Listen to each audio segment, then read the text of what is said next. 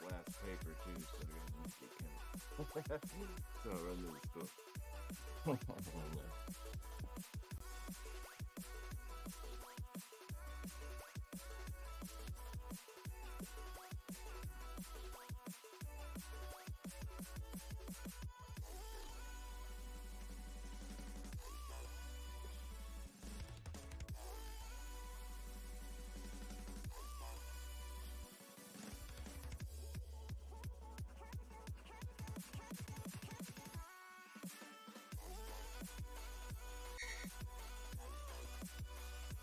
So sticky, no keep.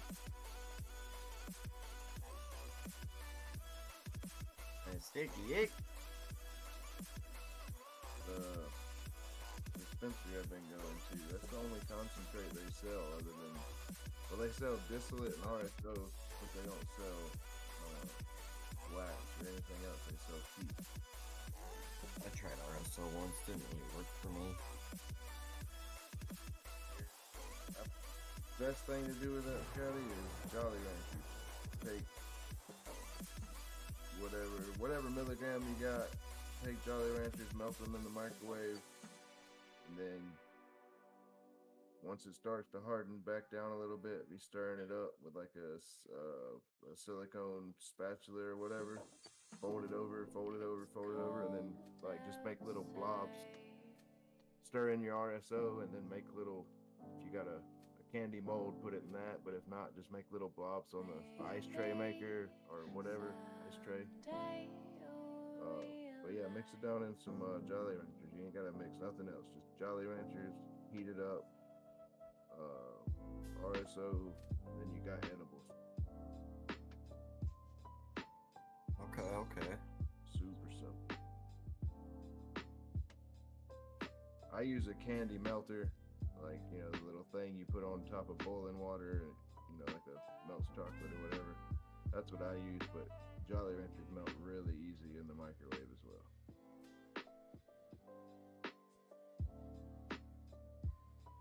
But you can make some pretty strong edibles. Usually the RSO comes in if you're getting the gram, it's usually about an 800 milligram. So you can do 4 or 5 candies, and then you're 200 milligrams each if you do 4. Yeah, I was putting it in empty capsules and then just filling the capsules up. Yeah. But the Jolly Rancher thing sounds way better. Yeah, it tastes fucking good too, bro. Like, it's a spicy. You remember that edible I gave you 2 weeks ago, bro? That shit was spicy, wasn't it?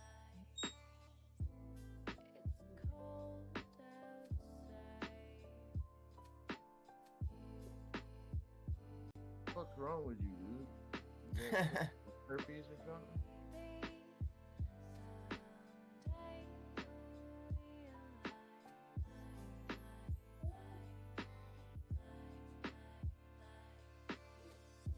You gotta go now.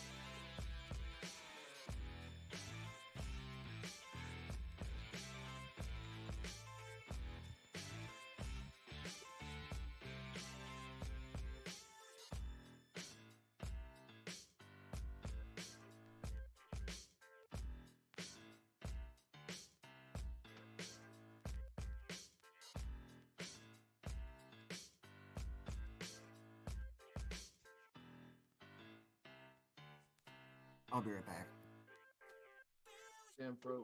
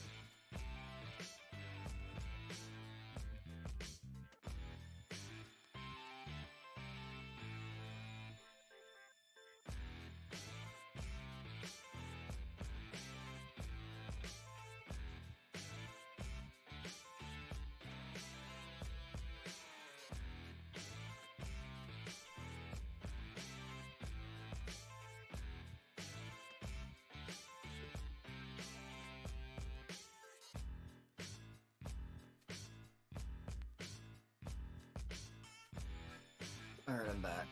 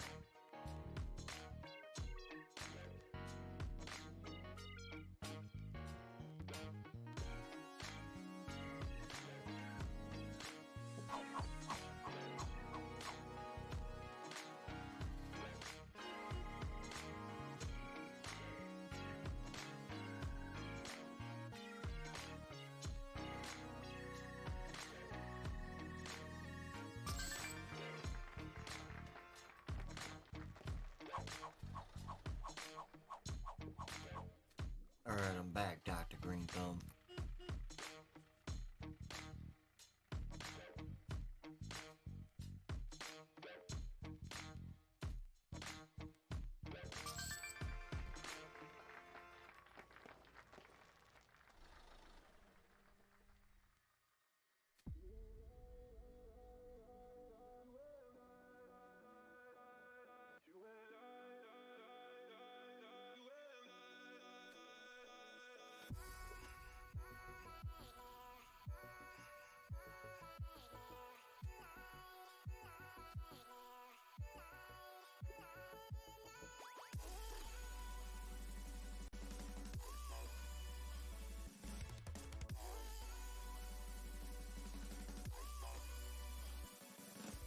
Good morning, good morning. Morning, D-Wave. Yo, Scotty. How you doing this morning, buddy? Pretty good. How's your arm feeling this morning, Daryl?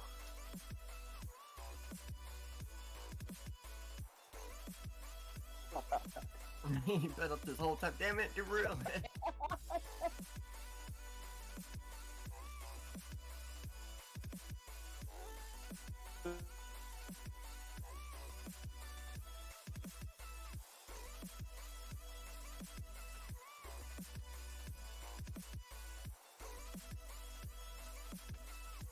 Just trying to get this little town going before the competition ends.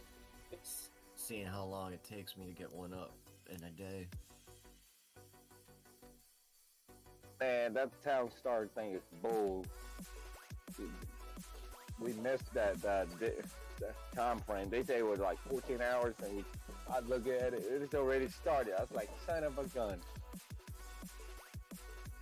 Well, they're pretty good with the time, but yeah, I just don't think it's long enough with the days. Like, I just think that it's, I think they just set it up to where, like, if someone is working or has something going on for the day, they can't really, play it.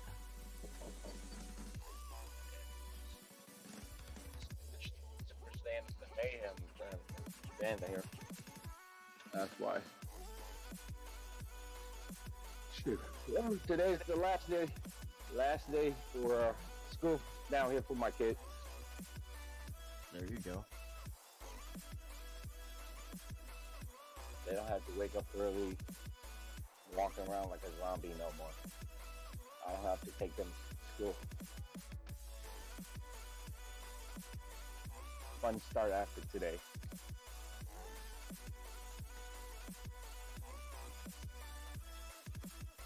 Oh man.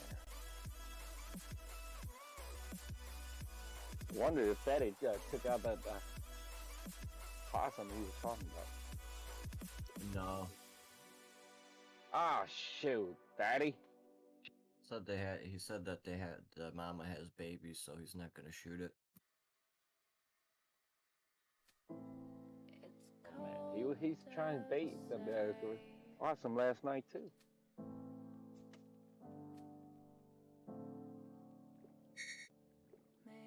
Man, it's 59 degrees. Thursday morning down here. Nice blue sky.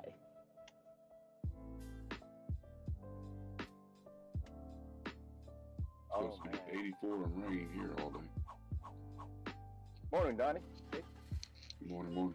It's supposed to be 75 with rain all day. You check what's our temperature for today. Got in the truck, taking kids to school. That's what my truck says. 59 degrees.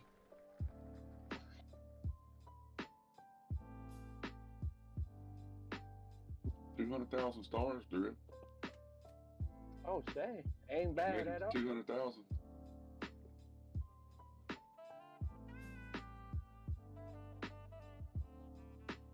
I now I understand how to do the candy canes.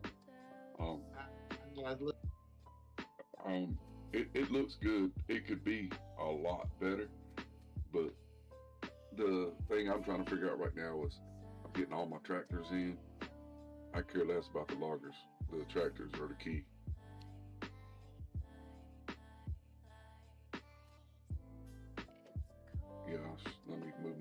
Discord us, and I'll share my screen.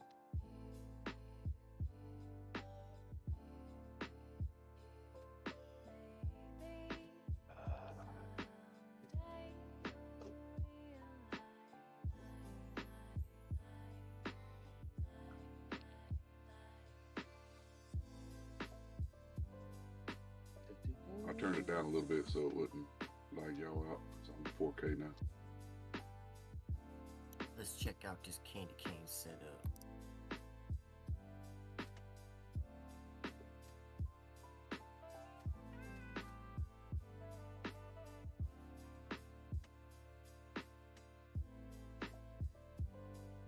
All right, look, here's the thing. You see this part right here?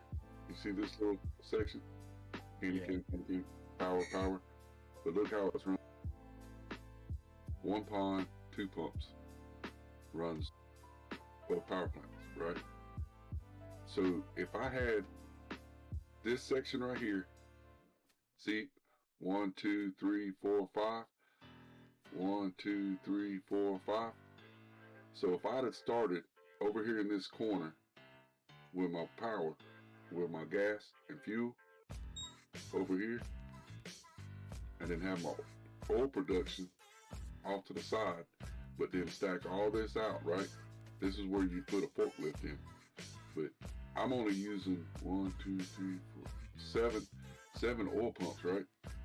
And I've only got one chick making batteries because she's got to have a couple of batteries, and then I need my batteries for building my tractor. But you can stack this up so that you're 9 wide right here. That'll be the road and everything, right? Both roads. You can go 9 wide, or 9 wide this way, and 7 wide this way. And you can stack everything right here. Fuel, candy canes. You'd have a total of 8 running candy canes and 2 for your fuel and your power for your sawmill. And then you could actually have room to do like I'm doing here, where I'm putting these extra ones in. And once I'm done with the sawmill, I'm gonna kill it, and I'm gonna put candy canes. I'm gonna put a candy store there and there. But see, this was all a mess up. This, what you're seeing right now, this was all messed up. But now I see how many numbers it takes to build everything, like this section. I'll be able to do 16 candy canes here, plus an extra 3 down here. So I'll be able to do a total of 19 candy cane shops. But the trick to it is getting your candy canes on the ground, or your peppermint on the ground. Having the lumber is one thing, but having the people to go put the lumber on it is the key to it. Yeah, if you don't have a bunch, like right now I've got 1, 2, 3, 4, 5, 6, 7, 8, 10. I need to put 3 or 4 more in. But see, my sugar, my sugar's good. I'm good with sugar. Watch this. I'll do. Let me get rid of this.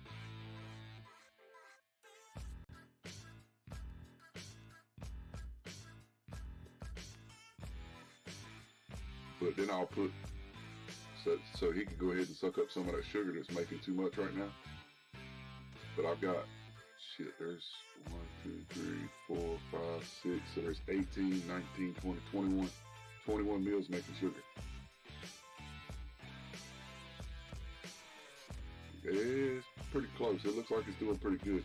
I didn't have these 3 in till this morning. So this is just starting to cycle good with these 3. Because I took 3 of the farmhouses that I had right here out. And it hurt me when I did that. Yeah, well, I put a couple extra canes. See, I'm up to 24 sugar canes.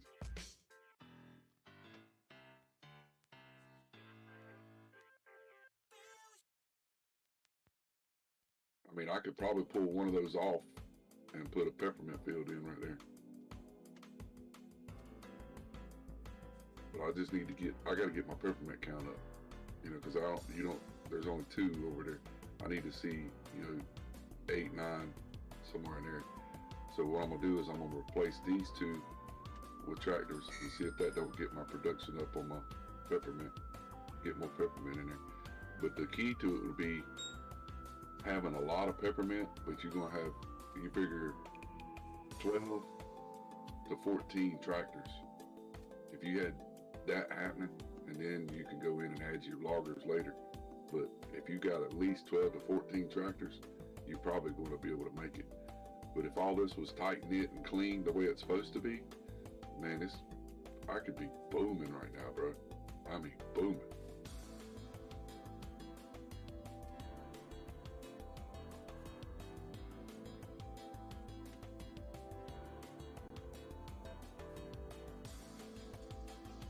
Yeah, I mean, now that I see how to stack it up, you know, I can stack it so that my, you know, this was set up like this, and then have my oil field right here, and my worker over here.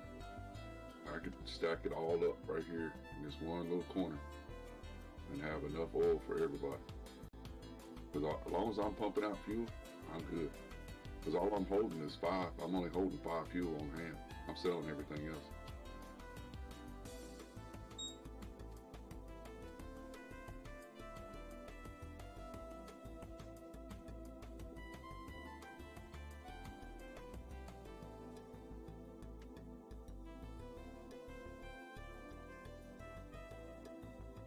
But I left a lot on the table by not being able to put those other 2 power plants in right there and add those extras. But now I know, because I wasn't sure how this was going to work, this section. Now that I see how good that works. Lots of fucking peppermint though.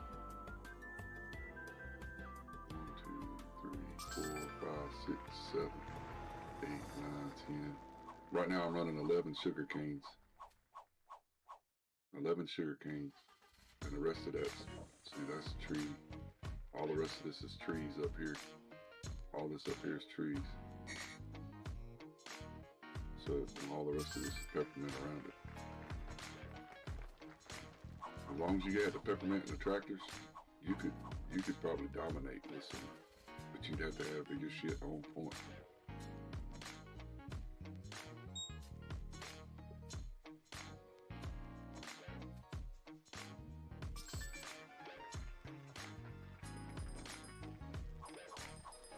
See how that peppermint count is starting to come up? 3, 4. There's a little peppermint now.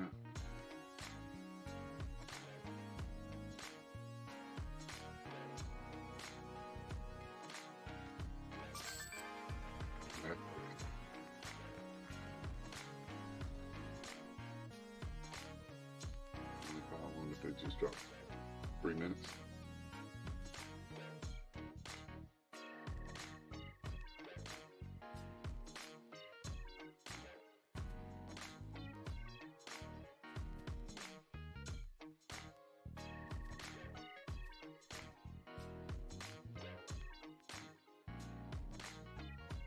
That is running, see, that's 6, 8, 9, 10.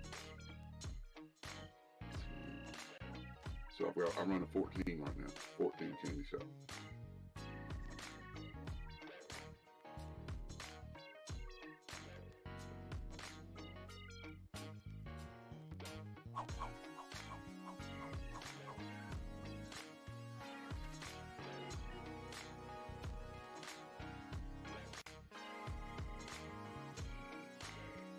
I got 30, and I got 30 peppermint and 11 sugar canes.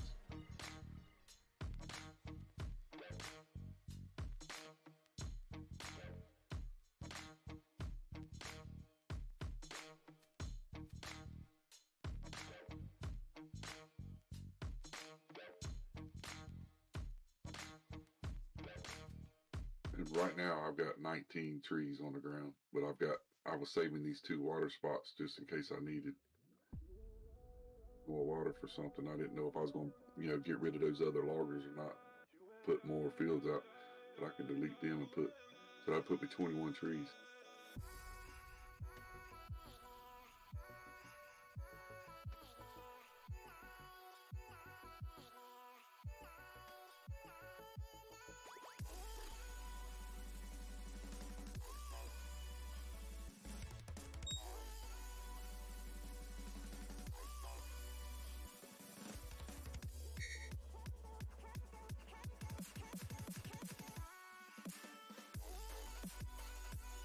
But see that corner, that one building right there in the corner, it wouldn't grow. You'd have to put water on it. And so I just deleted that one.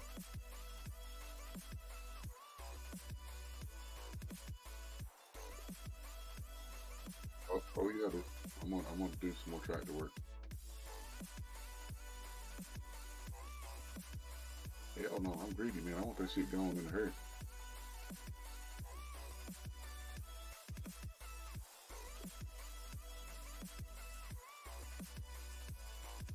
Oh, here's the other thing too. Keep your the little cheap wood sheds. Keep them around, and don't have your mill running. And they'll take all the wood over there and cram it in there, and then your tractors come and get it and go put it out on the field. You got your mill running, they won't take it to the woodshed.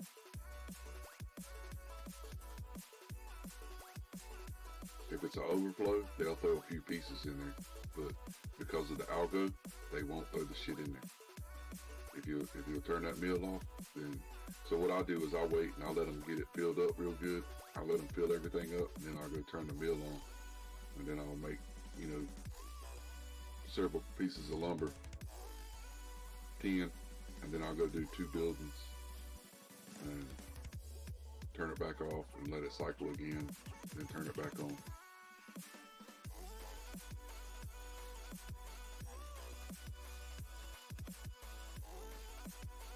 That mill, running that wood mill, that changes your whole algo. It's totally different than the milk farm. When you turn that mill on, you change the whole algo of this whole place.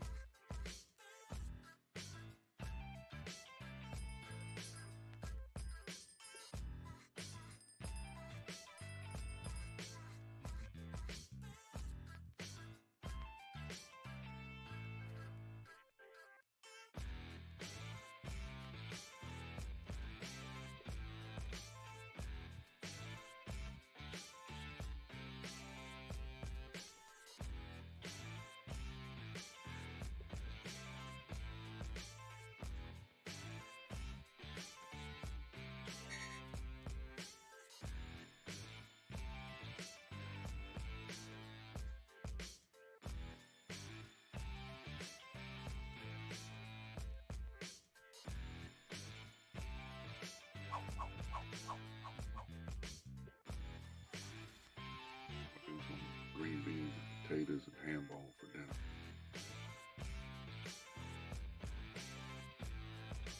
And some cornbread.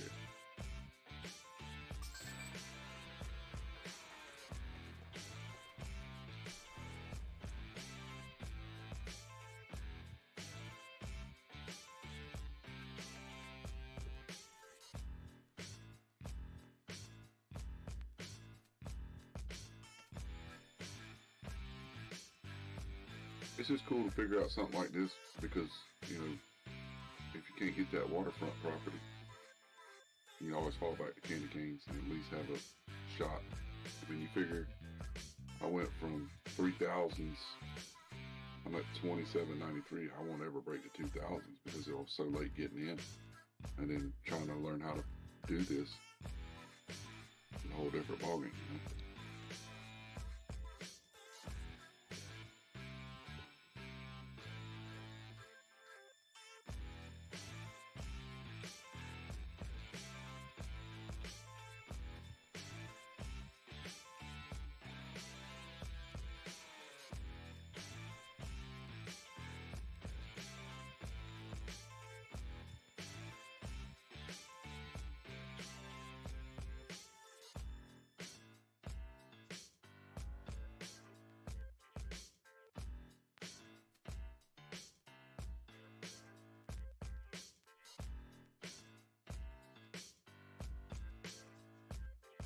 You bet I'm gonna print me off another sheet and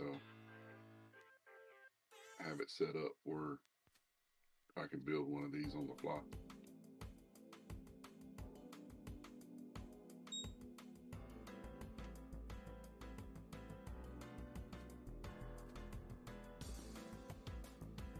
Definitely a lot easier than cakes though.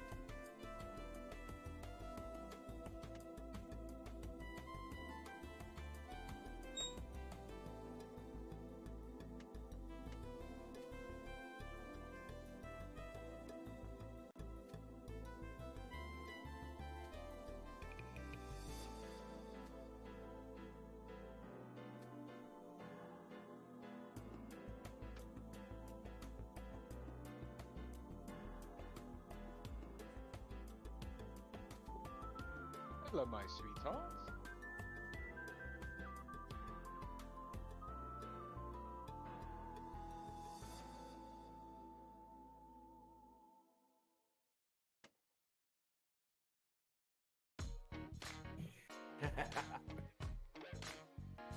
Oh, you know, if I come in, I see some price action on my direction.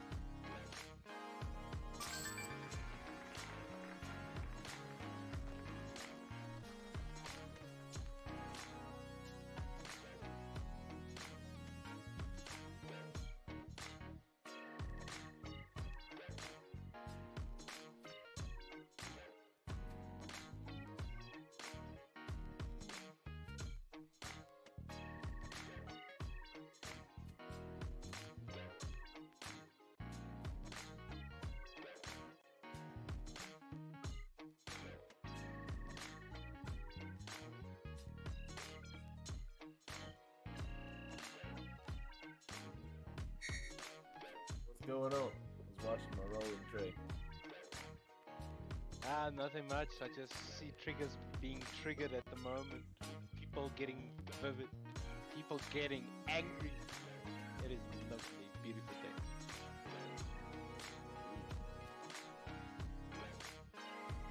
Yeah, I see my doji is following the path I says it on, down to 7.5 cents. I'm so glad I took my buys on. We had somebody come through last night that said their term was snapping. People are snapping. I saw this shit happening months ago.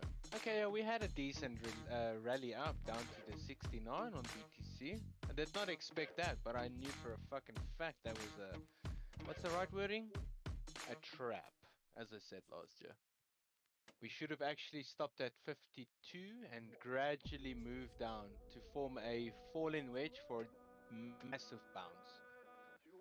But unfortunately, people wanted to make money one more time. Got a few more. You got a few trap stars in here. We'll be all right. Yeah, I know you guys will. You're not stupid. You're smart, the group.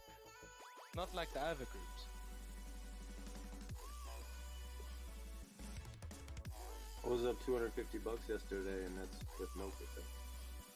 Lol, did you guys check Luna? I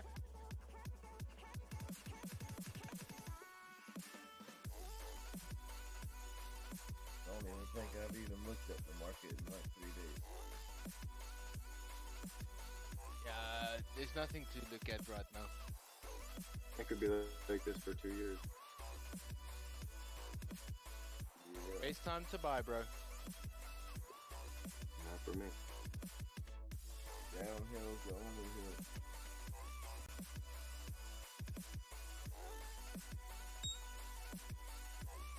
But yeah, I think we're gonna see some crazy shit happening in a few weeks down the line. If BTC follows the current trend, we are going to be at the 26, 24 level in a week, if it continues.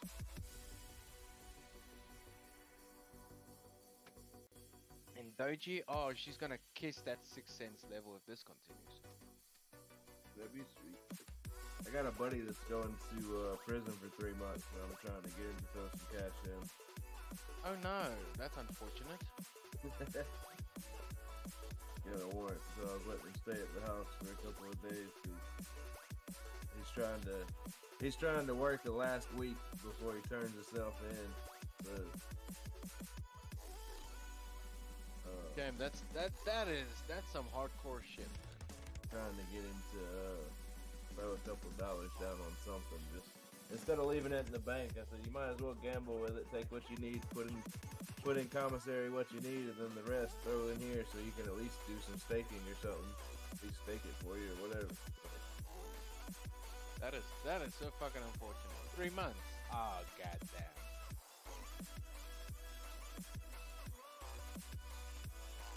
Better than sitting in the bank though. You know what I mean? Oh. Good luck with him though in that regard. Eesh.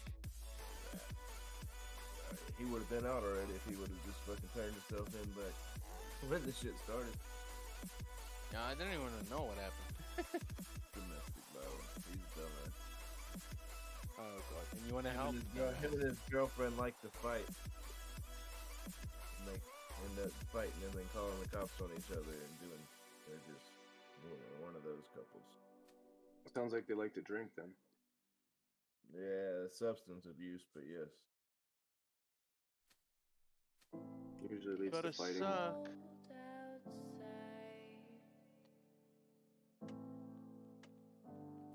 But yeah, let me get back to work. I can't sit there the whole day, but I'll check you guys tonight. This looks like a fun day. 10-4, brother. Have a good one. Hell yeah.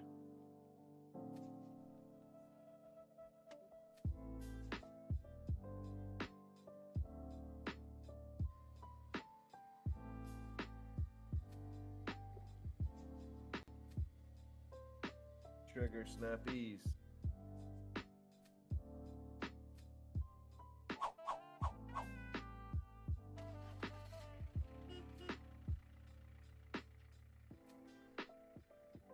Boy, it is raining again.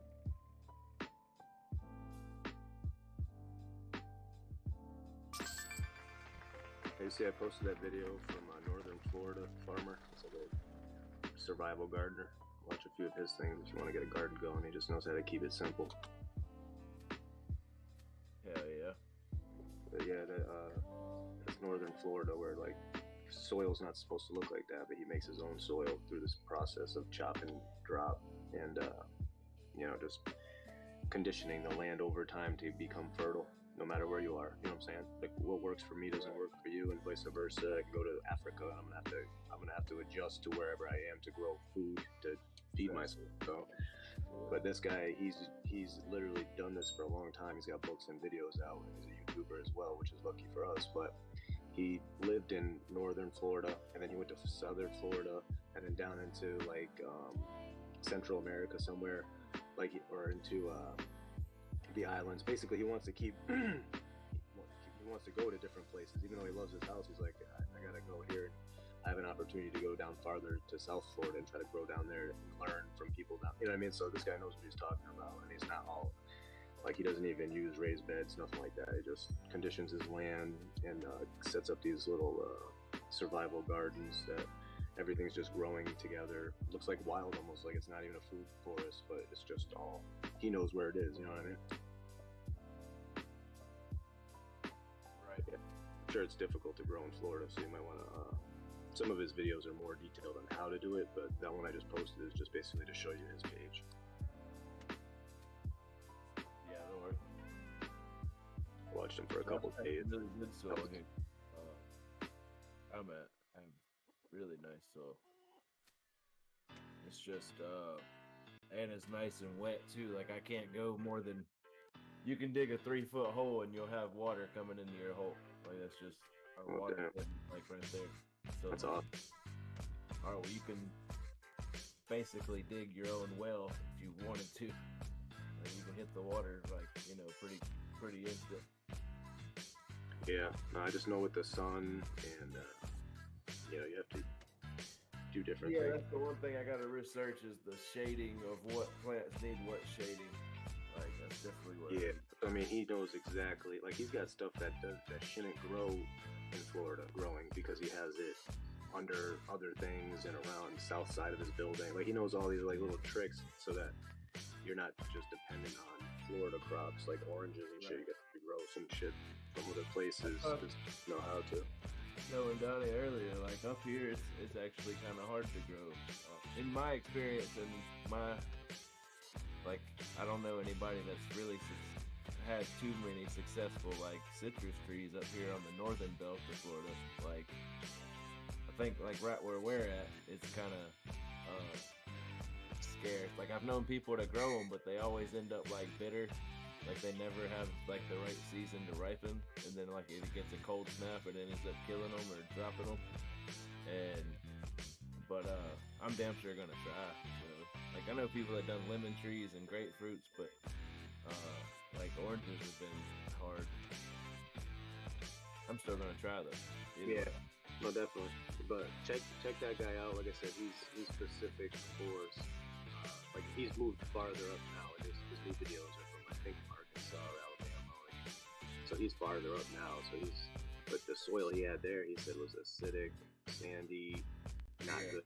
Video on there too that he showed you how he makes biochar where he just burns shit tons of woods from the forest and then hits it with cold water, takes that charred coal and puts it into like drums of nutrient soaked fluids that absorb into the biochar. Then he puts that down into his soil with wood chips and just other things. So he'll turn absolutely terrible soil. Within 11 months, he had a whole food forest just chilling. With a little bit of effort, he was growing food again. So he's good. Like he helped me understand the game as far as just survival gardening. Like, what do you need if shit breaks down to feed you easier?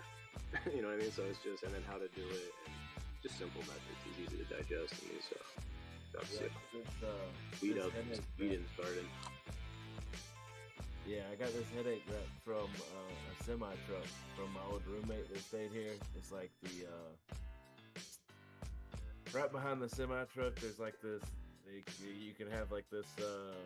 It's a aluminum like stand thing that holds like all his straps and all that shit. Well, it's got like 2 shelves on it, and then like a bottom tub. I'm gonna use that for a fucking planter to plant my. I think I'm gonna plant my some of the melons in it. Get them to kind of hang down from it. Oh yeah, mulberries. Yeah, try different. Yeah, I want to get some mulberries too. I did have a mulberry bush. He's like, these things just produce. He had 6 gallons of mulberries from a 2-year-old tree. And if you go to the store, you know how much berries are. They're like, he said there's no seeds in them too. So I'm gonna try to look for a mulberry tree too. Yeah, I got blackberries that grow wild right here in this corner. Got a big ass mountain growing through the fence right now already. I had some, but they kind of disappeared over the years from not being taken care of. So I've been planting around the yard now: raspberries, blackberries, blueberries. I want to get a mulberry. We had peach trees here too, but they were never taken care of from when we got the house. I didn't think about peach trees, but those things, they just get big. They got to get big before they produce, don't they? Kinda. I know. I've seen another gardener guy, and like when you plant them, you have to like prune them the right way. You know what I mean? So there's like 4 different directions and 90-degree angles or 45-degree angles, and so there's a way if you do it and then keep it pruned, everything's efficient. That's the one thing that I think most people fail is just the understanding to keep it under control is better than just letting it get big and out of control, because it's harder for it to feed itself when it's just a mess like that. So shorter, efficient, and pruned makes better fruits, vegetables, and even herbs, you know what I mean? Fruit-bearing bonsai peach tree. Oh, dude, that sounds good. There's cherry trees. There's so many fruit trees, dude. So, I mean, I want to have a whole fruit forest. You get 2 seeds for $8 off Amazon. This guy was even doing grafting. Like, you'll go to someone's house, and they'll be like, you know, some kind of a tree, and he'll just break a branch off, bring it to his house, and graft it to a tree of the similar nature in the same family, and it'll take, and then it'll just keep doing what it's doing, so you can eat some of that fruit too off of the other tree. He's just on a different level as far as how the show just kind of works together. So just from watching him, you pick up so many things, and it's not like all anal, you know, like it's just, it looks like a mess out there, but that's what I like. It's like, even if people came to steal your food and shit, they would look out in your yard and it just looks like a fucking mess. You're like, it doesn't look like food, but there's food everywhere under the ground and bushes and fruit, but it looks just wild. Kiwis too. Dude, these bonsai apple trees and peach trees, they look cool as fuck. I love the bonsai tree. It's one thing I've never Dude, heard the bonsai apple tree, check that out. That's fucking, look one up. Like, hold on, I'm on Last year, someone had some firewood on Craigslist I picked up cheap because they were clearing it out of the yard. But it was like a Japanese maple or something. It was like purple. It was really good wood too. It smelled nice. Yeah, those look like weed leaves. But yeah, look in general. The tree looks better. Yeah, see, that's how some trees can do it. You get full size fruits, but miniature trees. But yeah, if you keep shit pruned to it, you can get the same results. Like, you don't have to have a tree that's 20 feet tall making apples at the top you can't reach. You keep it managed, and it'll just make you more apples closer. You know what I mean? Yeah, that's what I mean. My garden's gonna be just absolutely sexy this year, just from what I've learned and from growing cannabis. I'm just expanding my knowledge into other plants, basically. Even the blue or the yellow watermelon, like the literal color is inside is fucking bright blue versus bright red. Well, I haven't seen that. That's crazy. They've got some seeds. I don't know what they would taste like, but it looks neat. Like everything. I don't want to over garden.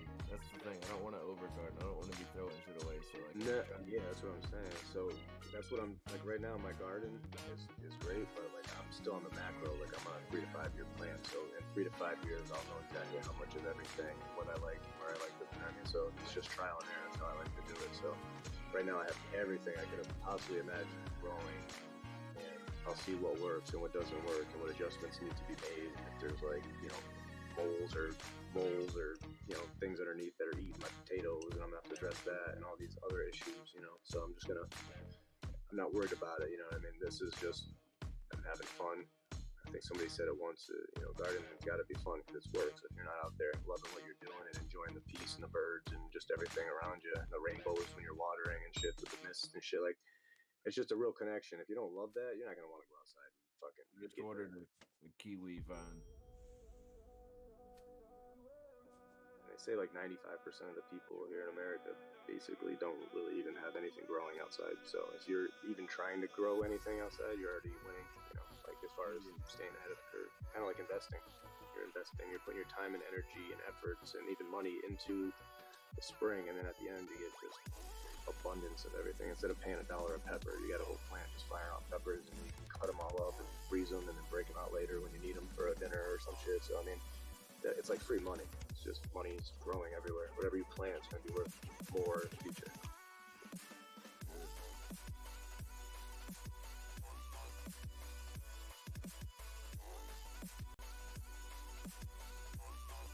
It's even more valuable if there's none on the shelves, you know what I mean? Yeah. Or if all you got's canned, like, processed garbage shit that there's, you know what I mean? If you go out to get some fresh fruit, potatoes, onions, peppers, shit from your garden, eggplants, turnips, sweet potatoes, whatever the hell you're growing out there, that shit's winning right there.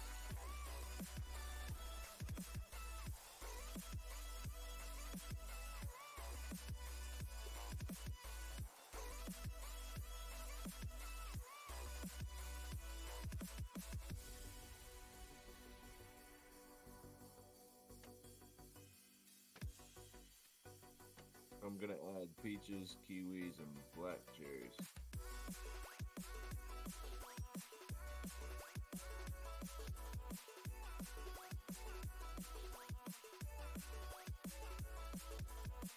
I remember my aunt in Key West, she had some key lime trees going outside in her backyard. That key lime pie. I use limes for my steak tacos. I do 2 limes per pound, and once the juice is evaporated, the meat's done. Oh yeah, yeah, I love the way fucking lime juice. A lot of my friends in the kitchen, chefs and shit, they be from different countries, and one of my friends from Mexico, he'd freaking always want steak, so I'd cook him a steak, and he would just do it up with lime juice, and of course we'd have Coronas underneath the lime, you know what I mean, cold after the rush, cooling off, have a little food, feed everybody in the town. Now it's time for us to have a kick back before we start cleaning and breaking down. Yeah, Coronas with lime and salt and fucking steak with salt and lime all over it. It's just good.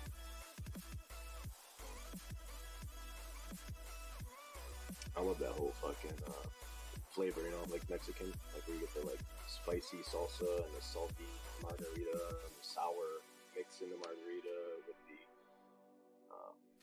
citrusy, you know, it's just, I like the palate play of that cuisine. It's cold outside. GameStop was up like 30% yesterday. It's already up 8-9% right now, climbing. So it's good to see a lot of these things starting to come back up. It was up like 4,000,000%. Yeah, it was like $80. It's $1.25 now. So if you bought that dip, you're fucking loving it. You're up 40% right now. You could sell right there. That's what I like to do. I like to buy low and sell it high. 10%, dude. That's fucking 40+% days since yesterday. I mean, I'm not saying it's gonna stay, but this is how it works. I've seen this before. I love it. I'm just waiting. Like I said, I don't have any of that shit. I have lower stuff. So I'll have a higher percentage of gains because I have more of it. It's only $1 a share instead of fucking, like the first time I got the money that I could live off of for this last year, basically, I was paying, I think I averaged down to like $9. So I had like 550 shares of AMC at like $9. You know what I mean? And I made good money.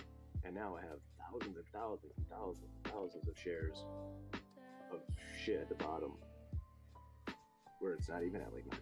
You know what I mean? I could have had AMC at 190 or $5 or $3. You know what I mean? But I missed that whole boat. I came in late like a newbie and bought the high peaks.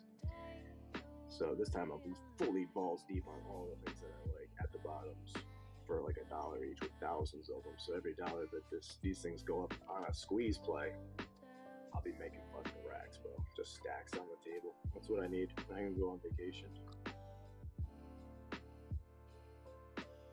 GameStop went up to fucking 400 or something like that, almost 500 when they took the buy button away. If anything like that happens again this time, this next presidential executive order takes hold, and even if it goes up to $100. You seen the new AMC commercials with Nicole Kidman? I think that's who's in it.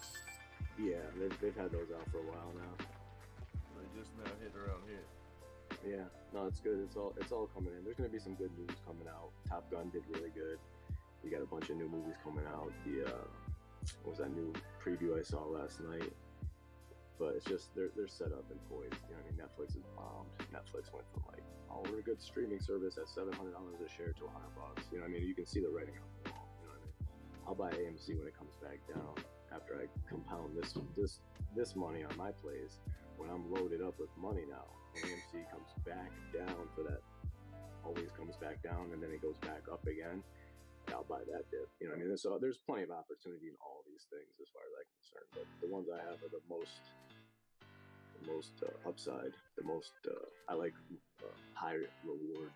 I don't mind the risk. I just sit outside and garden and smoke bongs, so I don't feel like the stress of it. I'm not staring at the charts. I don't mind it. I know what's coming, and I'll wait for it. Yep, I ain't fucking looked at shit. Had a couple good days. I ain't even fucking had a chance. Like I said, the charts for me, based on my algorithm, just don't have any money to be made in crypto for a long time. Like, at least until the new year, I'll come back to it in the new year. You know what I'm saying? Like 2023.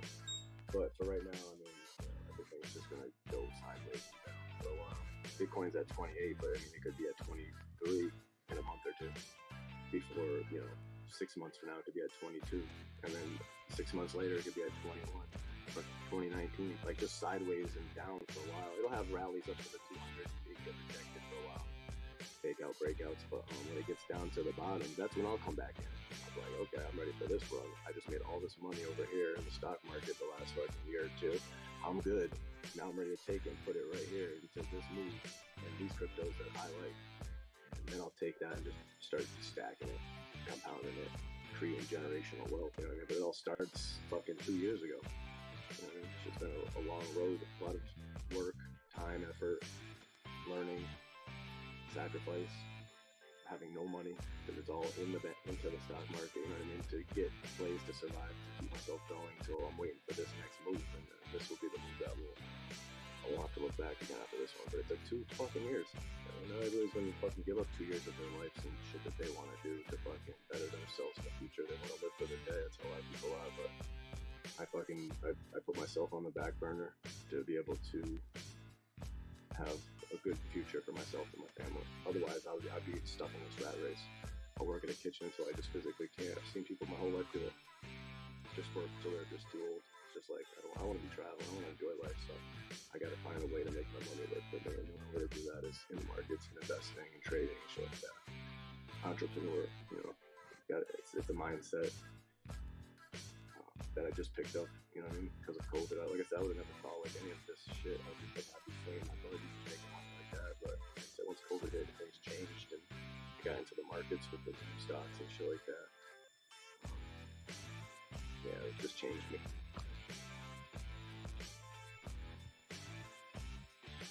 I had the same feeling though when I was like, before I started growing, you know what I mean?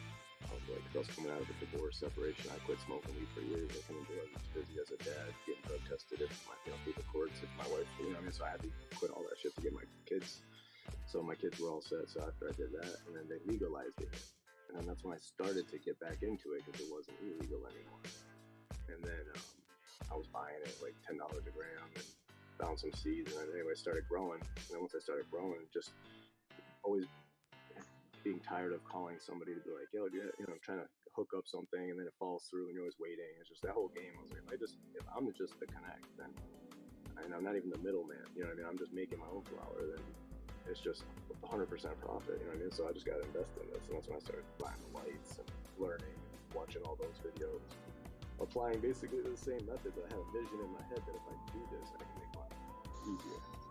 So when I did that, it took years, and you know what I mean? But same thing when I got into the stocks and shit, and the light went off in my head, like, oh shit, I get this. It's gonna take time though. It's not gonna happen overnight. It's gonna take time. But I know what I have to do now. If I can do this for a couple of years, I know I'll get to where I need to be. And that's where we're at right now. Just waiting for this crash to end. I was waiting for this crash, just sitting here waiting, just trying to be a good boy. I'm trying to stay busy, but I definitely need a vacation. Same here.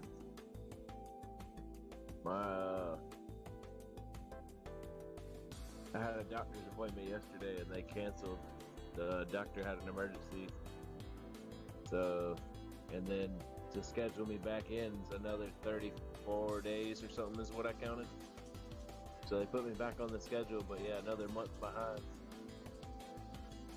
I'm sure everything's going to be starting to get much more behind nowadays. Like I said, you might not even have doctors to go to for a little while. If power starts breaking down and different kind of things, doctors won't even be there. That's why I was telling people up here, if you're gonna get COVID or whatever you want to do it now. Before, like, there's no doctors. You don't want to have no doctors, and then COVID hits you because you were so safe and you kept yourself safe until there was nobody to help you. You know what I mean? So get it now. Banks are gonna be closing. Like the whole system is getting reset. It's gonna take a little time, 6 months, maybe a year. You know what I mean? Things are gonna get better, but we have no option. We're not in control of these people, the 1%ers.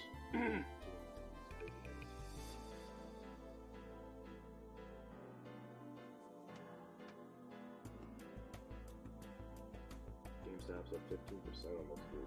Damn. AMC's up almost 5%. A lot of green in the meme stocks in general. We got Twitter up 4.5%, SPY's up 1%. Tesla's basically even. DWAT's up 1%. Frog's up 5%. I didn't even look at my thing, so that's good. I'm gonna make money. It was up yesterday too. It was up decent, nothing crazy.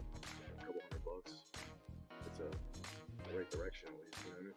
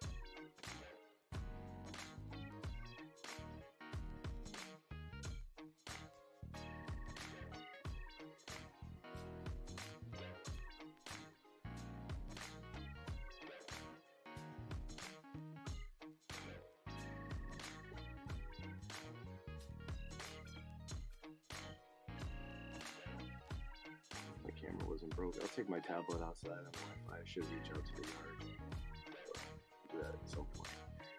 I just feel like if I show you all the garden and everything I've been doing, it's like too early. Like everything's still underground. It's just a fucking rectangle of dirt with fucking patches in it. You know? But it's cool. Yeah. Especially that hose over it, fucking raining it down like a natural rain system. But the new deck I built last year, so you guys got it pretty cool. So fucking all from AMC money. That's what I'm saying. I'm waiting for this next cycle coming up again. That's how they pay you in the markets. Like on the macro, it's yearly, 6 months to a year payday. So you have to hit it right, or else you fucking can't. In the back of a 9 to 5. So the whole system is just designed to bone you. So you have to like know every fucking thing that they bone you with and not do that until finally you got the path laid out. You're like, okay, don't do this, don't do this. I mean, I fucked up so many times for the last 2 years just to learn it. So that way I feel like there's no surprises anymore. The pattern is just something that came to me. You know what I mean? I didn't expect that. That's house money. You know what I mean? I didn't know. I mean, it makes sense now that my brain can put it together for me, but it organizes shit like that. But like, I just wanted to be a good trader. You know what I mean? Buy low, sell high. Like that's kind of like what I figured out how to do this. You know what I mean? Average into the bottoms and sell out at the top. Average into. The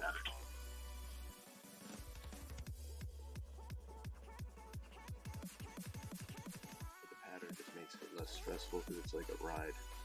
Like even when Ninja was just in here and he said that he didn't see the 69 push. You know what I mean? Well, 69 push is the frog guys. So he gets a good vision of what he's expecting, but it's a real, it's like driving at night. You know, you can only see as far as your headlights reach. You know what I'm saying? Or what's around the next curve. You know what I mean? So it's nice already knowing the chart Google lays out in front of you for the ride. It definitely helps.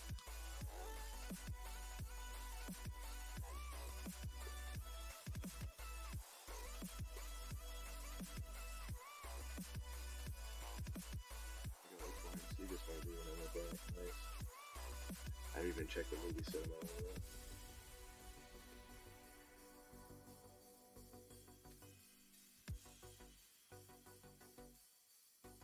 Alright, up $300. Let's go. Up 5% on the day. I just want to get this thing going, dude. Let's go. June 3rd is my day. So I remember the last year when I ran up to June 3rd, it started on the boy's birthday, 27. So it kind of leads up because what happens is all these nefarious fuckers, they know that June 3rd, and even if you look up Vanguard, BlackRock, right now, if you look up Executive Order 13959, whatever I said it was, Vanguard and BlackRock, the big boys that own like 34% of all the Chinese shit that's about to go away, are fully aware of it, put statements out about it, and said that they will be ready for that day on June 3rd. They'll make sure everything's necessary for all their clients and shit. But they didn't say that they've already addressed it. They didn't fix the issues of all those things that have to be done by June. They said they will be ready by June 3rd. So what I'm trying to say is that leading up into that, these smaller little hedge funds and the people who are short on this that are about to go under, just like Melvin Capital just did, they're all about to get liquidated. And they don't want to be late to that party. So once one starts, like right now, AMC GameStop's up 17% today. It was up 30% yesterday. Now, if you're late to covering, it's going to cost you more. So everybody starts jumping, like, I got to get out, I gotta. And that just causes more buying pressure. Because when they close those shorts, it's buying shares up, and that creates upward pressure, which is what you're seeing through all the meme stocks today and yesterday. And slowly since they hit the bottoms at like $9 for AMC, you know, things are working their way back up, but during a war and market crash all around it, and it's dragging it down, people don't know what's going up. But I know what's going up. Maybe someday you'll realize.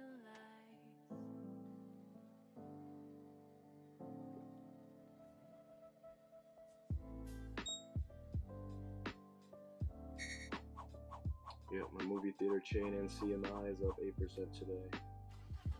Prog's up almost 5, and HYMC is about 1.5, but it just went green, so it's only 9:30 something. What time is it? 9:50. So the market's only been open 20 minutes, so we got some time. But early indications are that things are green. We got the stock market flashing green. Dow Jones is up 1.5. S&P 1.2, Nasdaq 1.3. So major markets are green. I don't know about crypto. You guys probably know more about that than I. But it looks like Bitcoin's down in the 28s, down almost 2.5%. Everything's just pretty much red. Yeah, everything's red. So looks like they're pulling more money out of that. So like I said, just be careful. If you're buying crypto, I would just be very patient. Unless you have money to burn. Like I said, if you got money, just throw it at it and do what you gotta do. But be patient, because I don't see any kind of a big spike or up thrust or any kind of major money to be made for months. So just be careful. And that's not financial advice. It's just my opinion. And I eat crayons, so grain of salt, man.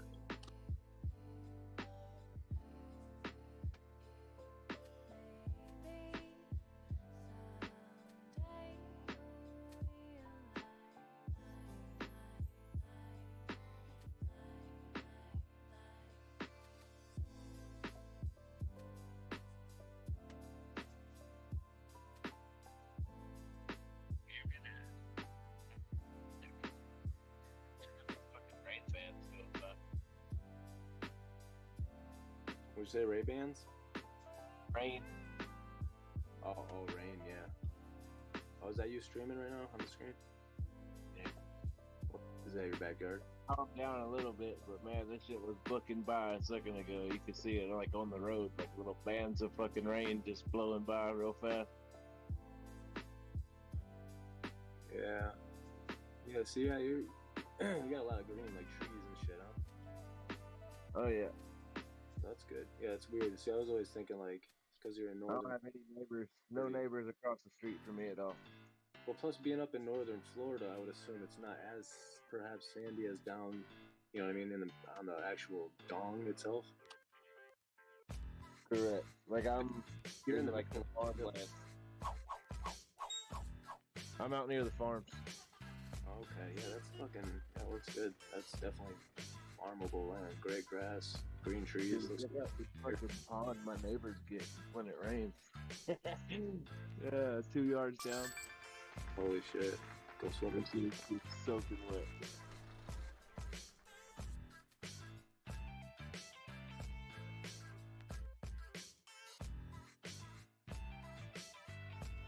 But yeah, we grow a lot of peanuts, cotton, soybeans,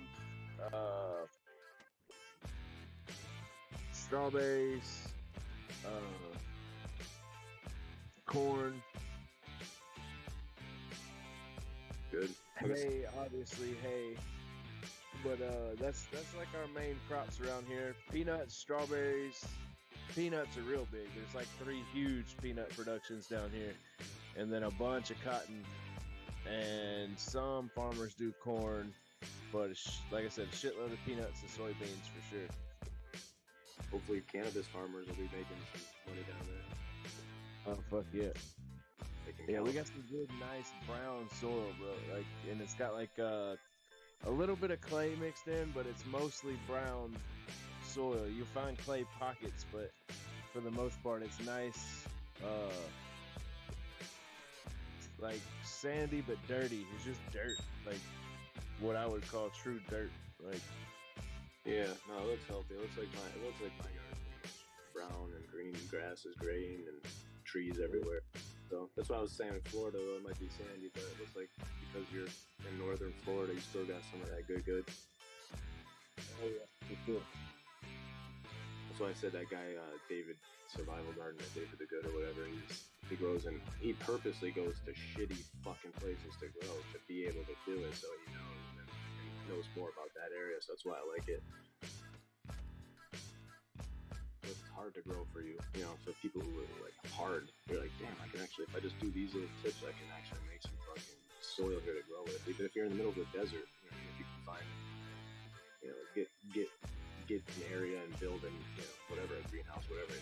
Learn these techniques, you can do it anywhere, but it's definitely harder in the desert, but you can do it.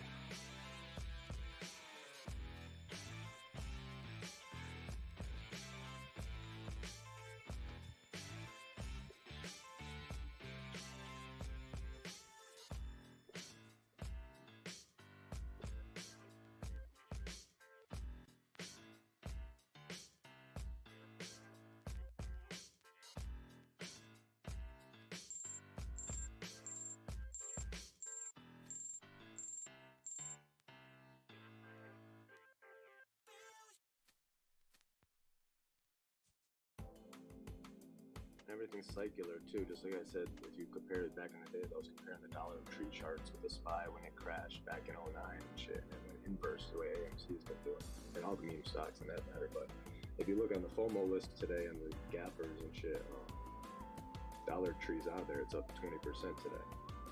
So it's going up as the SPY has been coming down. You know what I mean? As they're all corrected, just like it did, in 08, 09. So I mean, these are all cycles. So it's just good to see even that cycle repeating. It's all cycles within cycles within cycles. But people don't stare at charts and go back in time and identify any of these patterns on the macro sense. The best way to connect the dots is to go backwards, you know what I mean? So, but people live in the moment and they don't see it. So, like I said, it's like driving in the dark. You can only see as far ahead as your light shines. Sometimes you gotta brighten that bulb up a little bit, see farther out.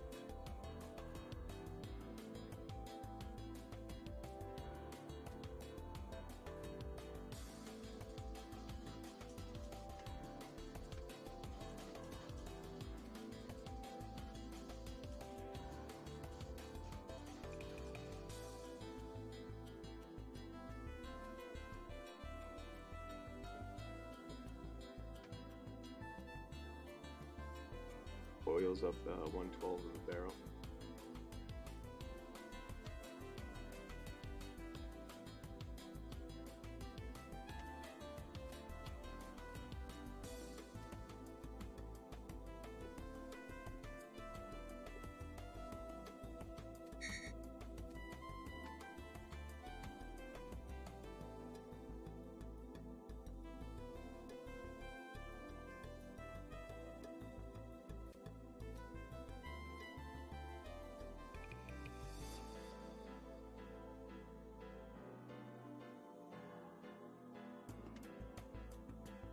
Still waiting to hear back about that motorcycle. Some guy hit me up. Like, my nephew flips cars and shit, so he's got it posted up for sale or for trade, because I'm gonna get a truck or something anyways when I get back from my vacation. So I don't need this car anymore. It's too small for me, and it's too small to pull, and it's too I don't need it, because like my daughter's about to start driving. I only have one kid that I have to bring places, and he's about to be 14, so you know what I mean? I can downsize now, where I used to need like SUVs and, you know, family vehicles for 5 when all my kids were small. Now it's just me and my little man. And a motorcycle could actually do that for the summer. And I could have a truck for the winter and for pulling. But definitely I used to have a motorcycle too. So I mean, it'd be good to get one back. I had to get rid of it when I was a single parent. So now that kids are grown, I can actually get one again. So, but to do the East Coast on one of those, I'll just load that bitch up. Get some rain gear and then just start heading down. I mean, I've gone to Laconia Bike Week up in New Hampshire, so I mean, I used to ride, you know what I mean, but, like, all the time. Like I hated being in a car, but you know, had to give it up. But now if I can get back into that sense and actually have a nice trip down the East Coast, stuff, fucking work for some shit. After sit you to trade, I could even just leave it. I don't need anything, and I'm glad because so many people. You listen to a lot of rich folks talk about, you know, like they'll get asked what's one thing you'd regret that you've wasted the most money and time on, and one thing would be women, and then the other thing would be things. Like, you don't need certain things, like to keep up with the next guy or to show the next guy you're just as successful as him. Like, you don't need to waste your time on that or women. Yeah, I don't. I'm very simple. Like I said, I have a backpack with everything I need in it, and then that's it. Ever since my divorce and separation years ago, I was like that. Like before that, when I was like, the family guy, as far as like, you got couches, you got houses. You know, I owned a house at 22, so I mean, it was like, you got stuff. But then after that, when she left, and we, you know, it was like, things were just, I was like, no, this shit, even, I don't even care about any of this stuff now, that my family is not the way it is, you know what I mean? So I could put things into perspective for me. So I packed a bag and got my odds for a couple weeks. Got my head straight. Yeah, I've worked in a furniture business since I was fucking 17, so I've had a fully furnished house since I was 17, so like, 3 bedrooms plus 2 living rooms have always been furnished by me. Like, didn't matter what house we lived in, whether it was me and my brother, me and some roommates or whatever. Like, ever since I moved out of mom's, I had a full house full of shit. And At least it's got out. yeah, when I moved to South Florida, I easily supplied furniture for my South Florida apartment, plus left all the furniture at my house for the 2 guys that rented the bedrooms here. And then I moved to Georgia, same shit. Took all my shit to Georgia. Still had a house here full. Yeah, so I mean, that's too much for me. I used that definitely wasted like fucking 15 years on fucking women. Like not taking the job out of town 20 years ago. You know what I'm saying? Like, because I was in so and so relationship. Yeah. I think a lot of it comes in that age, you know. Like, I look at my sons now, and they know the game. You know, they've seen what happened and how life is. So they're not. But at the same time, you know, it's like when you're young at that age, that's when kind of like everything happens. You know what I mean? Like, as far as in your biology and your, you know, it's all part of the game that keeps life, you know, recreating itself. So, but then we grow and we learn, and then we come up to a level where we're like, things just make sense. It's just kind of like, I think, where we're at now. It's like, you know, it doesn't make sense to spend a lot of money and be broke because you got a girlfriend. You know what I mean? It just doesn't. Like, it just leads to shit and other things. So unless you're looking for kids, families, and that, then you might not. You might want to go try to find a relationship. Because I got 4 kids. I don't want a relationship. It took me 16 years to get out of it and over it, and then even longer. So I mean, you know, it's a commitment that right now I'm right now, I have no commitments right now. It's just weird. It took a long time, but like right now, I could get on a bike, just go anywhere. It would be mind blowing to me. But at the same time, it's like exactly what I need. So it's like weird. Yeah, ever since me and my daughter's mother split up, I wouldn't consider myself have had a relationship since then. So it's been shit. It's been like 9 years, something like that, 10 years. But it's been damn good to not be nailed down or tied down. Like, once I moved to South Florida, it made it real fucking, made it hard. Obviously, financially hard, but like mentally, I was perfectly fine. As far as like, you know, relationship wise or whatever. But it did suck to make fucking 75 grand a year and fucking not be able to fucking and still be strapped, because like I was like fucking stretched myself to live in 2 states to be able to fucking, you know, make that money and still be able to see my kid every weekend and all that shit. So it cost more to make more, and it was almost didn't make sense because I could have just made half the money here and been perfectly happy. Yeah, I've been working hard for a long time to alleviate stress. You know, I cut things out of my life that stress me out on any level. So it's just how I keep myself going where I need to be is when I find stress or resistance or negativity and it doesn't go away, then I know that it's time for me to go. See what I'm saying? That's how I keep my peace always. So it took a long time, but, you know, because I've been through hell, you know what I mean? Points where I didn't care if I lived or died, you know, when your wife is leaving you or whatever, you're doing drugs or drinking and blah, blah, blah, but you get over it. And then just now it's just like, I'm 44, I'm about to be 45. So, I mean, I'm looking at it right now, like, you know, the first half of my life is coming to a close, but the whole second half is whatever I want it to be, you know, and I did a lot for everybody the first half of my life and sacrificed, but now this whole second half, which is a good half and half, is like a balance, so I guess that works, is going to be for me. I'm just going to be able to do shit for myself now and help others, obviously, but, you know, I have time to kind of create that balance that I haven't had in my life.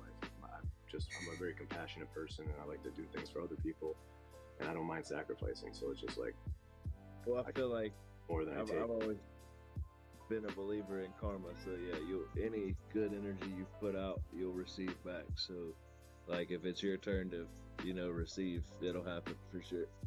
Yeah, that's what I feel like right now. I feel like I'm about to be promoted and I'm going to be paid. Like, I've had this feeling in my heart working in restaurants as a chef, and I would stay at a restaurant for like a year or two, and then I would transfer to go open a new one for the corporate, and go do openings. And so I was always moving and stuff and getting changes. So when I would leave one store, I'd do a cake and thank us or whoever would be leaving at that time. So I did that for a long time, but you get that feeling like when you're closing that restaurant, or you're doing that floor, or you're doing your steak counts, or like you do it for years in that building, and then now it's like the last 2 weeks and you're there, and then you have to go do it again to somewhere else. So it's like the end of one cycle and the start of a new cycle. So I'm aware of this feeling that I've had, where there's something happening, there's a promote, like but I don't have a fucking job. You know what I'm saying? So I'm being promoted by something higher than a boss. This next level of promotion comes from above, like above the clouds type shit. You know what I'm saying? Because I did everything I was told to do inside my heart and inside my head for the last few years, and for fucking my whole life, basically. I'm gonna get compensated for things that monetarily I never got compensated for. You know what I mean? So it's gonna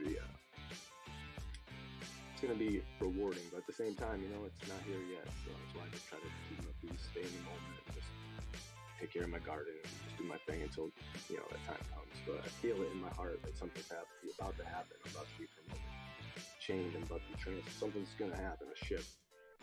And usually when I feel this, it's dead on. So I'm just sitting back waiting.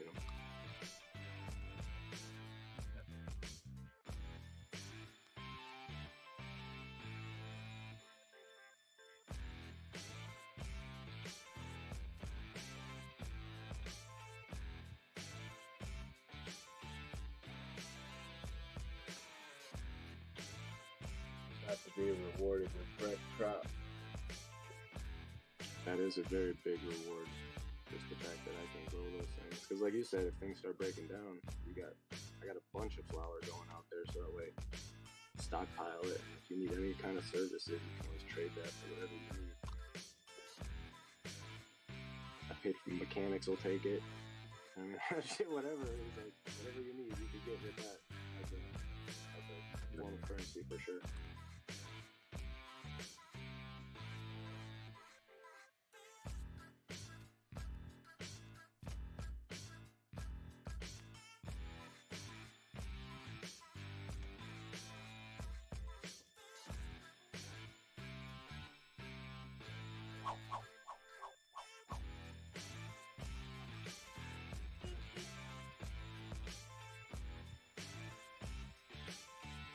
Got weed plants growing everywhere right now. Like, I just started putting them in.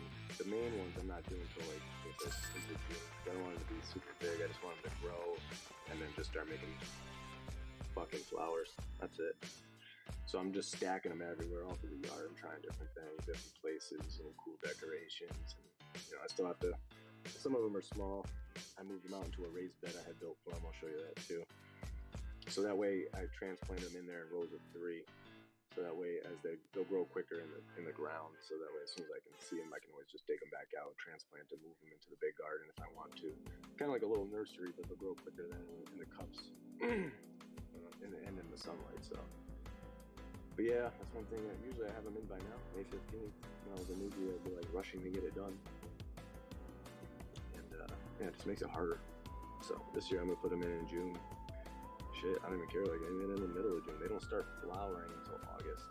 So I want them just to go out there and grow for months, like a month and a half, 2 months, just be perfect, and then just start flowering. If I put it in too soon, the shit just gets so fucking big compared to like manage, and I would have to chop them now, you know what I mean? So I'm just gonna avoid all that extra stress and just put them out there a little later in the season, because they're gonna stop growing as they start flowering. Those 6 inch pots I used instead of the small cups, they grew a really good fucking stem and everything from the beginning, like compared to the 3-inch cups I was using, which is more similar to like a solo, maybe a little bigger. But man, the 6-inch was shit. In 6 weeks, they were what the other ones were in 10 weeks. Oh yeah. Yeah, so they did damn good. Yeah, that's what I mean. I just moved them into a bigger spot now, so because they'll grow faster. I just want to find out which ones are the girls and the boys. That's all I'm waiting for. And I'm just gonna, but last year I didn't do that. I fucking just seeded weed everywhere. I still have it, but I'm still smoking it. Fucking tons of it. I grew up on seeded weed, mids and shit like that, so it doesn't bother me. But my kids, for a while, they're like, what are these? I'm like, oh, son, these are seeds. They come inside the flower, man. Not familiar with my day. Kids don't know what swag is, you know what I mean? It's like, always got the dankest fucking dabs and weed around my house. They don't know what it's like back in the days.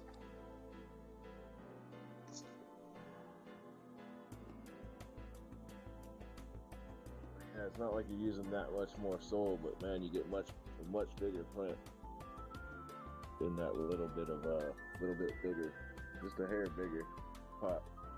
Yeah, like I said, I used old pots in the yard for, and mix it with moss and other. I use that old Happy Frog, from the roots. I take the roots out and then keep using that soil.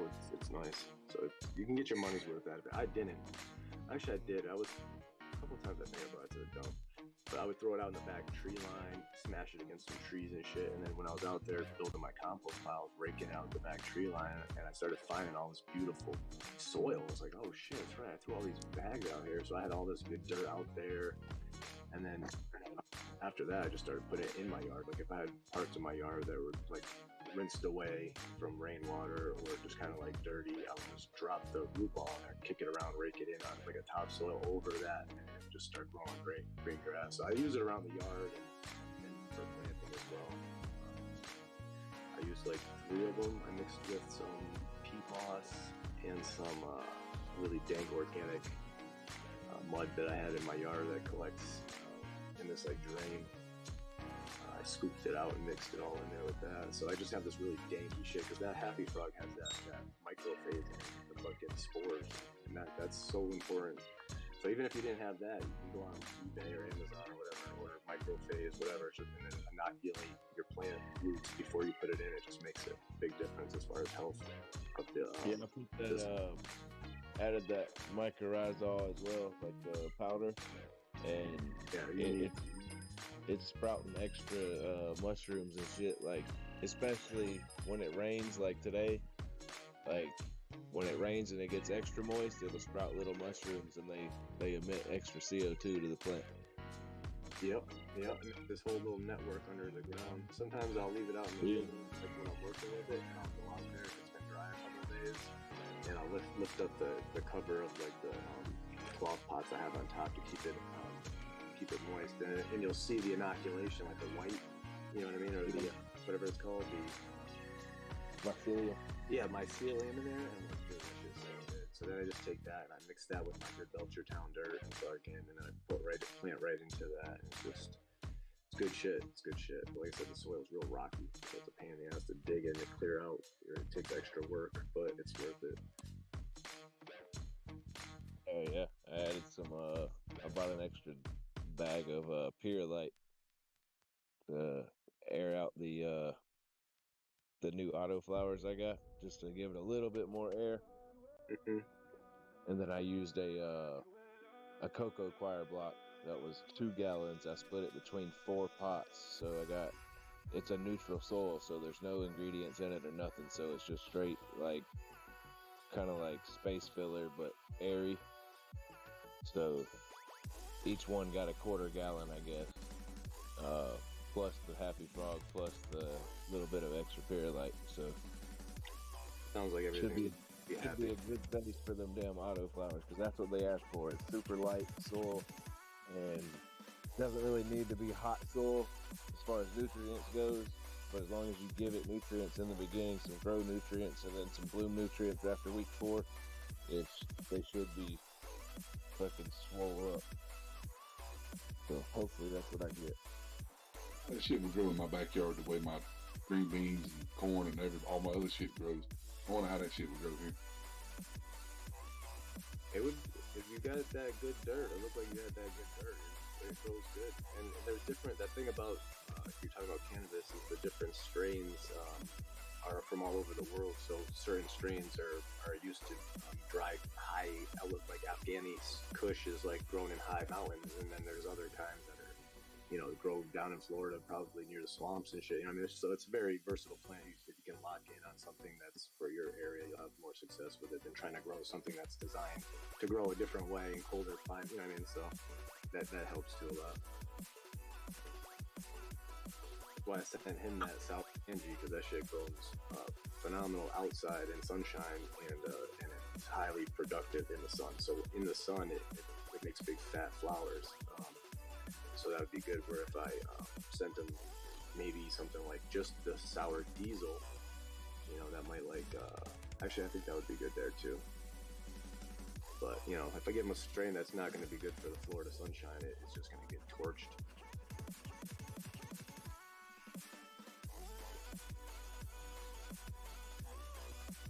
Is it legal there? You got legal green state yet? No. Well, I'm gonna do one Northern Light outside and one inside after week 4. See what the deal is. Yeah, try different. Northern Lights was originally a hydro plant. Yeah. I think it was from up in Canada. We used to get it from up in Michigan. Canada. Come out of Michigan. Yeah, I mean, up here in the Northeast, though, that was pretty popular back in the day. It come down from British Columbia. $40 a fucking gram back in the day. This shit was stupid.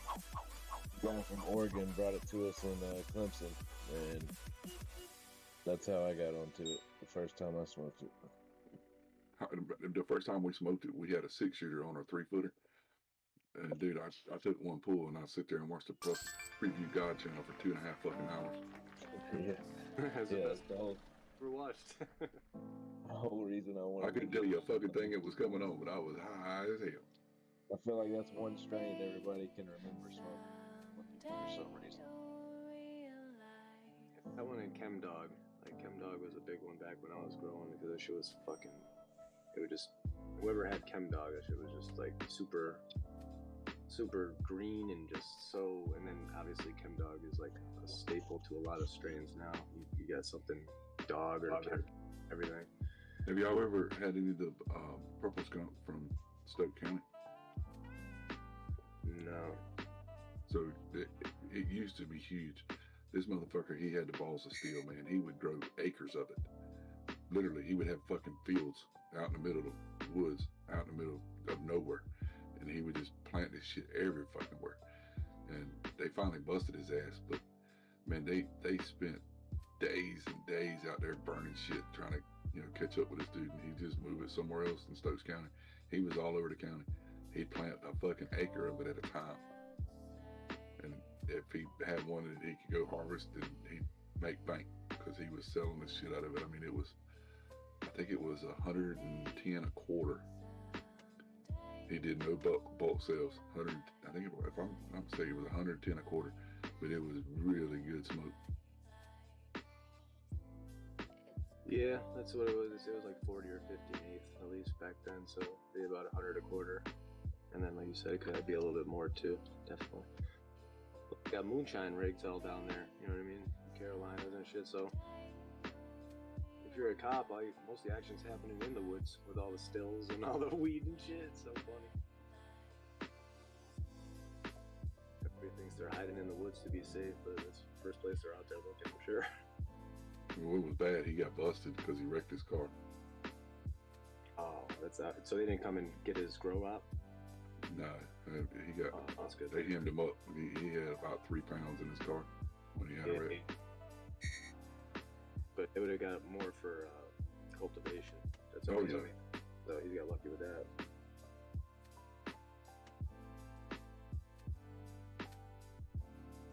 Patty, I got to go out in a little bit. How much do you want? What? Enough to 3 or 4 plants? You don't need many seeds, do you? No, just a few. It'll be good. I'll get you some. I gotta go out here in a little bit anyway. I'm gonna have to go. I think I gotta go out. I'm not sure. But if I go out today, I'll go get a little envelope. I don't think I got shit here. Come up with something. Send me some seeds. That'll work. Appreciate it. These are runners though, so make sure you got them planted on the edge somewhere where they can run across. Okay, yeah, cool. I got this deer net shit that I hung up. That's pretty good. It's pretty strong too. Hell, it caught that snake the other day. The thing with that, these melons are heavy. Smoke sound melons are really heavy. They're heavy melons. Yeah, I got it tacked up. But yeah, I got another little run I'm gonna do of it. I want to plant some shit inside of it. Try to keep these varmints out somewhere. The damn possum. I didn't tell you I finished the story on the possum. I tried to kill the one possum last night, but then come to find out that there's a whole fucking bunch of babies back there. You need to get a trap. If you're not going to shoot it, then just get a damn trap. Because if you shoot the mama, the babies will run off somewhere else. That's what I'm saying. I need to go down the road to get my neighbor might have some sort of animal trap. I might be able to trap them. They're pretty cheap at the hardware store, bro. They're real cheap at the hardware store. Look up on you. And I seen a little tiny baby fucking possum. I was like, yeah, this ain't the one that was on my porch. Yeah, if you're having that problem now, when you start planting vegetables and stuff, you're gonna need your own trap. So you might as well go on and get you one. Yeah, that's probably right. Because they're just coming through foraging for damn worms right now. They're digging holes every week. Yeah, they're gonna tear your yard up. I was wondering how so many holes were getting around. Like, how's one animal digging 20 holes a damn night? And then there it is. There's probably 3-4 babies.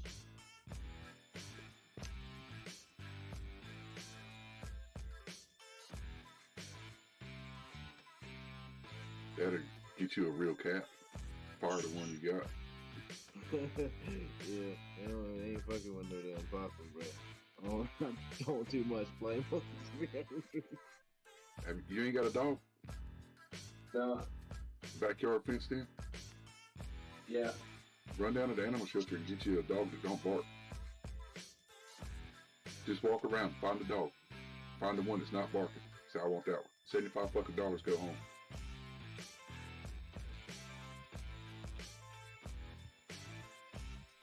GameStop's down 5% today again. That's crazy.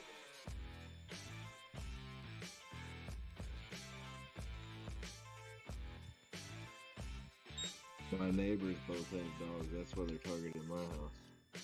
Yeah, go get you a dog. Get you something, a little terrier of some sort. Yeah, keep them motherfuckers chased out of there.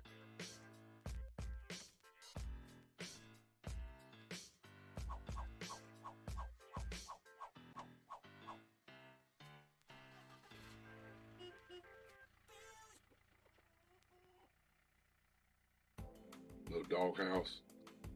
Stop by Dollar General, get you a couple stainless steel bowls. Get you one of those water bucket things that you hook a water hose to so it auto fills.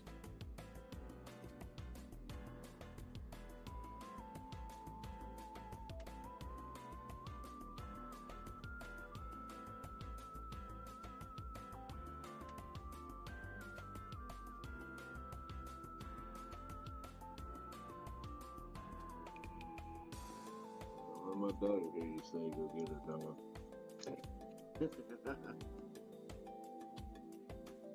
Do it while she ain't around. And then when she shows up, like, hey, can you go water the dog, feed the dog? I had to adopt our last 2 dogs out because I lived in 2 different states and I couldn't travel with them no more. I couldn't trust my roommates to take care of them, so because there was times I couldn't come home for a few weeks at a time, and then they got tired of taking care of them, so I started traveling with the dogs, and then I couldn't hold up with it, and I had to adopt them out. So, whole sad story with dogs here, but I do want one. But I had Well, there you go. There's your possum problem solved. I had a Jack Russell and a chocolate lab, and Ooh, a lab would be a good one. That'll keep that possum out of there. the dog I had before that was a Welsh Corgi. That was my favorite dog. I had a yellow lab one time. A yellow lab. She was a great dog, man. I could shoot that Welsh Corgi and he'd roll over and lay on his back and start growling and shit. Play dead. That's cool. you say commando, and he would do like level 10 fucking patrol around the house. Like barking and growling and fucking sounding like a damn 8-foot dog, but he's only foot tall, but short ass legs, heavy as hell. They say they're a 5-star guard dog, but they're just short, but they'll bite the shit out of you. They got a big ass snout. I had him for 12 years.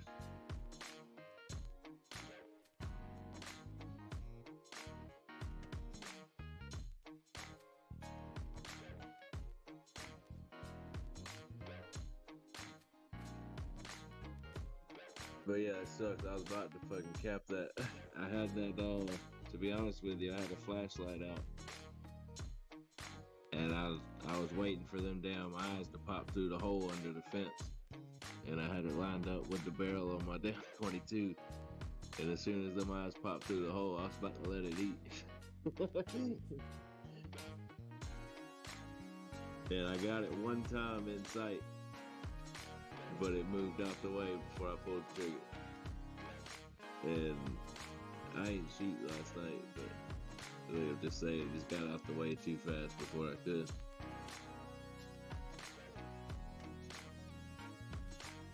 I loaded up 2 little hollow points, and then 2 rat shots, and then 2 hollow points and 2 rat shots.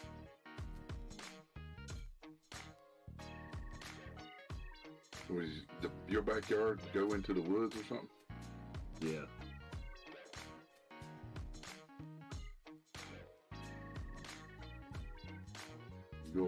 Go against that fence. Go to the store and get you a bunch of powder lime and pellet lime and put it all along the edge of the fence. And it'll help keep snakes out too.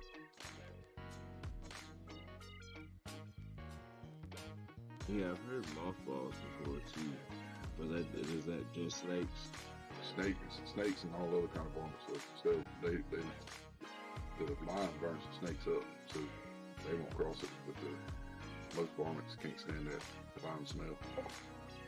Boy, that damn black snake I caught the other day was happy as shit. I got his ass undone. He was suffocating up in that net. Because he was like half dead. Because I was over there having to cut that damn net off of him and having to get real close to his skin, and his ass wasn't even moving. But as soon as I got him free, he started spazzing out. I tossed his ass over in the damn water trap hole back there, whatever that is, water reservoir hole. The fence back there for that. Most time black snakes won't even try to bite you. Nah, he wasn't trying to fuck with me, but he seen me and got scared and went right inside that damn black net and got caught. So he just made a fucking mistake. But obviously that net's pretty good because it caught a damn snake. It's hard to do. But nah, he didn't really try to snap at me, but like he was not moving at all, like not even wiggling when I was cutting that thing off of him. I thought he was dead, and then had just enough light to see his damn skinny ass tail, and I grabbed it, picked him up, and he started wiggling around. I gave him a good old fling though. He might have got knocked out when he hit the ground. Yeah, piss on them too. They stink. I don't like any animals but dogs, cats, horses. You know what I'm saying? The normal fucking mammals that people have, I can handle. But when it comes to reptiles and bugs and bullshit, I ain't too much for them, bro. Me either.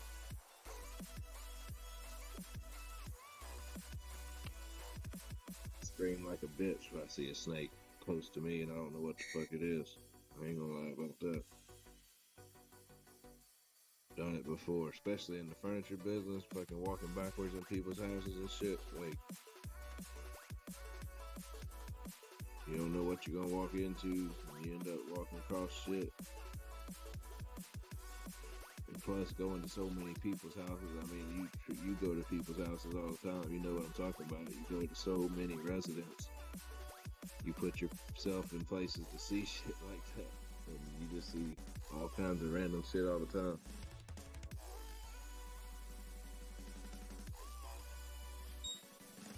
Shit, I was going to 10 houses a day out here in the fucking boonies and shit. You damn sure gonna see some shit.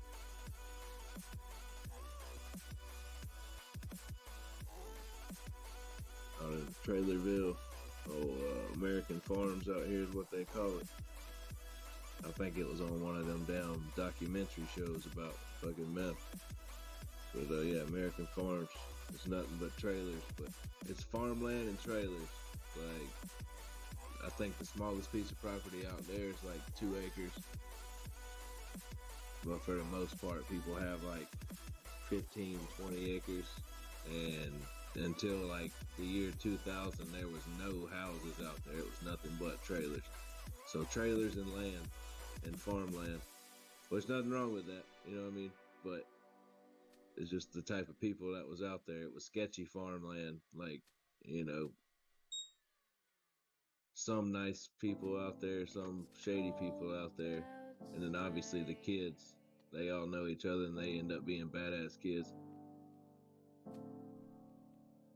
But it just started blowing up recently, and people started building houses through there and shit, but still big pieces of property.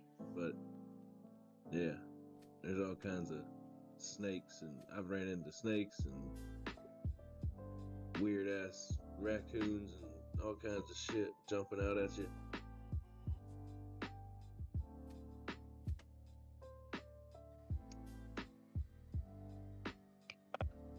Stepping in dog shit. Hate that. That guy get mad because I stepped in poop in his front yard and put it on his new rug.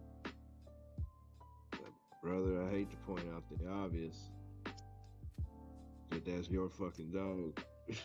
Yeah, some people are so stupid, man. You told me to come in this way. I'm kind of holding the fucking couch walking backwards, man. You understand that, right? Like, you know, just point that out for you. I don't mind cleaning it up, but you know, let's split the fucking difference here. We're both fucked up.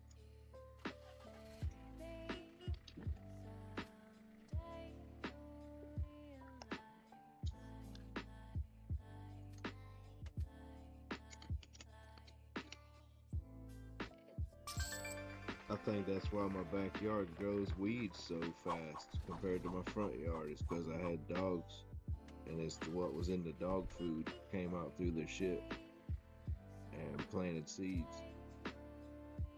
Because my front yard and backyard were sodded at the same time by the same company, or not same company, from the same place, because I sodded it myself.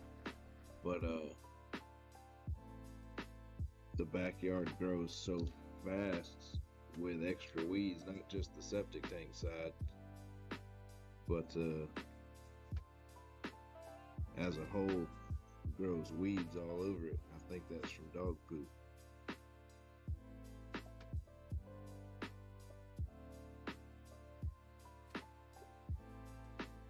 It's been my theory anyways.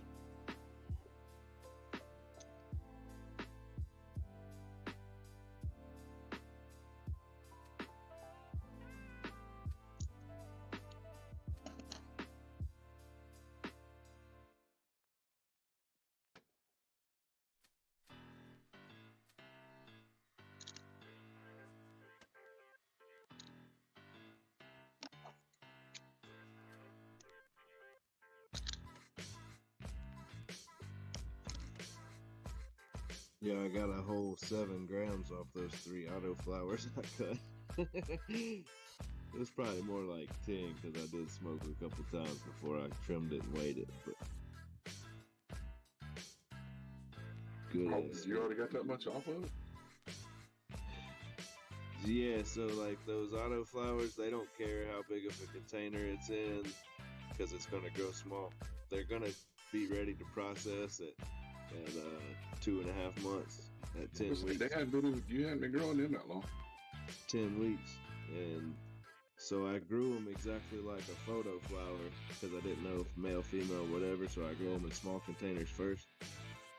And if you do that with an autoflower, you fuck it up by making it a super small plant, and they don't care. It's ready to be picked at 10 weeks, no matter what, 10, 11 weeks. And yeah, I got about 10 grams off a three whole plant. It's good though. The quality was good. Just the yield wasn't. Like it's a nice clean. It smelled good, huh? Oh yeah. Yeah. Is that sticky you was posting this morning? Yep. That last spud I posted you. That was it. She good. She damn good. But that's why I had to order that Northern Light, because I got to redeem myself on the whole pot size and all that shit.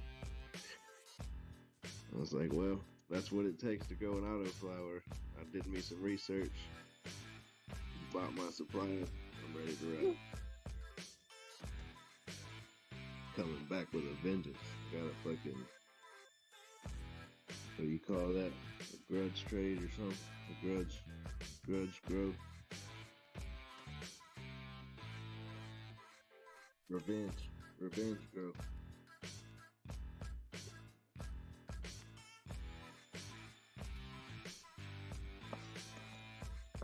And just like the damn caps, the damn mushrooms, I only got fucking same thing out of it, 6.5 grams.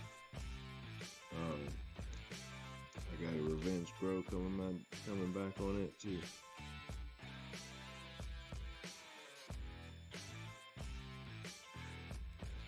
I'm gonna use a whole different, same sort of ingredients, but a whole different soil this time, and a whole different sterilization process.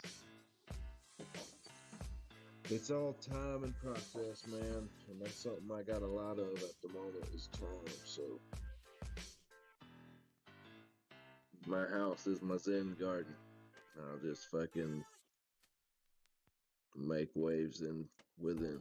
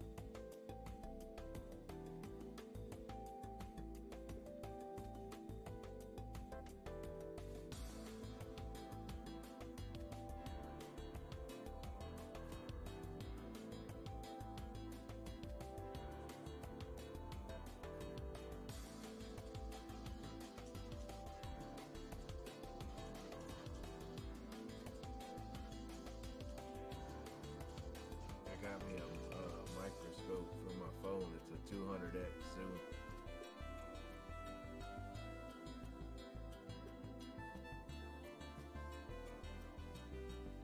So I go by trichomes.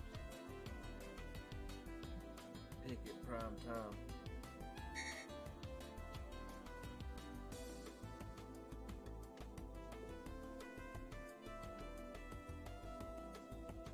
I thought I ordered that damn bonsai apple tree for some fucking reason, but I can't find it in my Amazon shit, so I guess it is.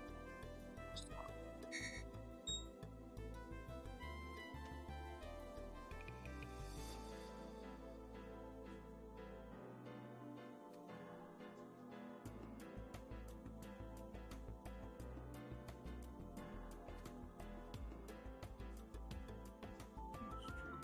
Got a bonsai peach tree.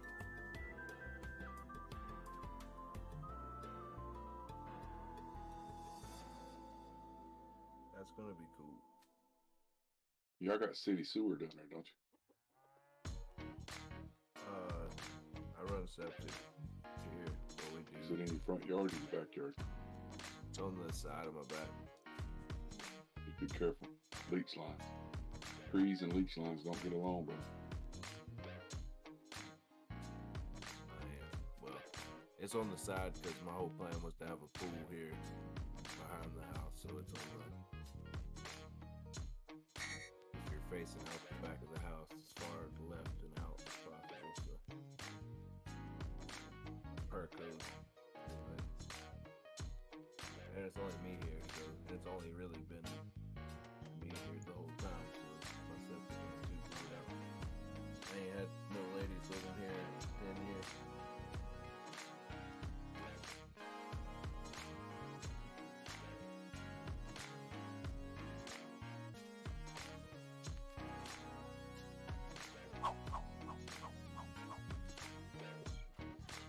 I'm gonna plant them in a pot at first and get them substantial, get them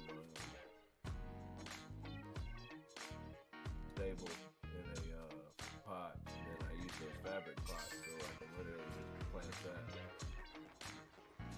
Just dig a hole and plant that pot. It'll grow out the bottom of it.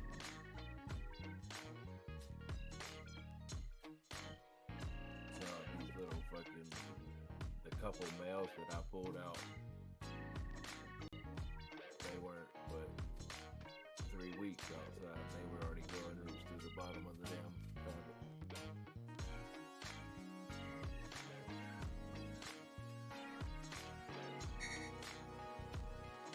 Look sick fucking outside before I fucking knew they were male or female.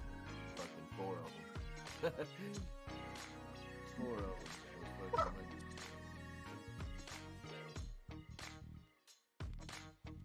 unfortunate, but shit happens. But those are the pots I'm using for vegetables and shit. I got 2 rosebuds coming up that are 2 desert rosebuds. Those are kind of cool. They're just green right now. There's nothing Oh, I meant to show y'all the pineapple. going on with them. I'll go show you my pineapple. Let me get my phone.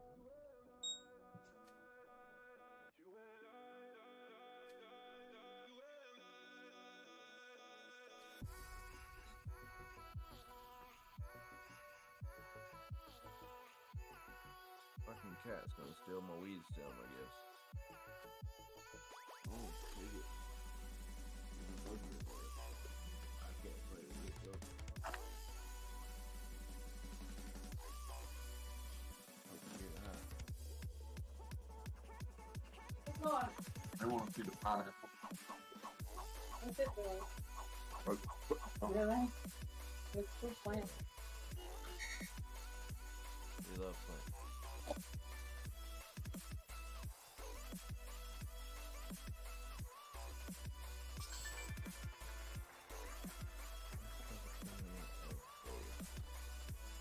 Oh shit. I would have never imagined. Never imagined it would look like that.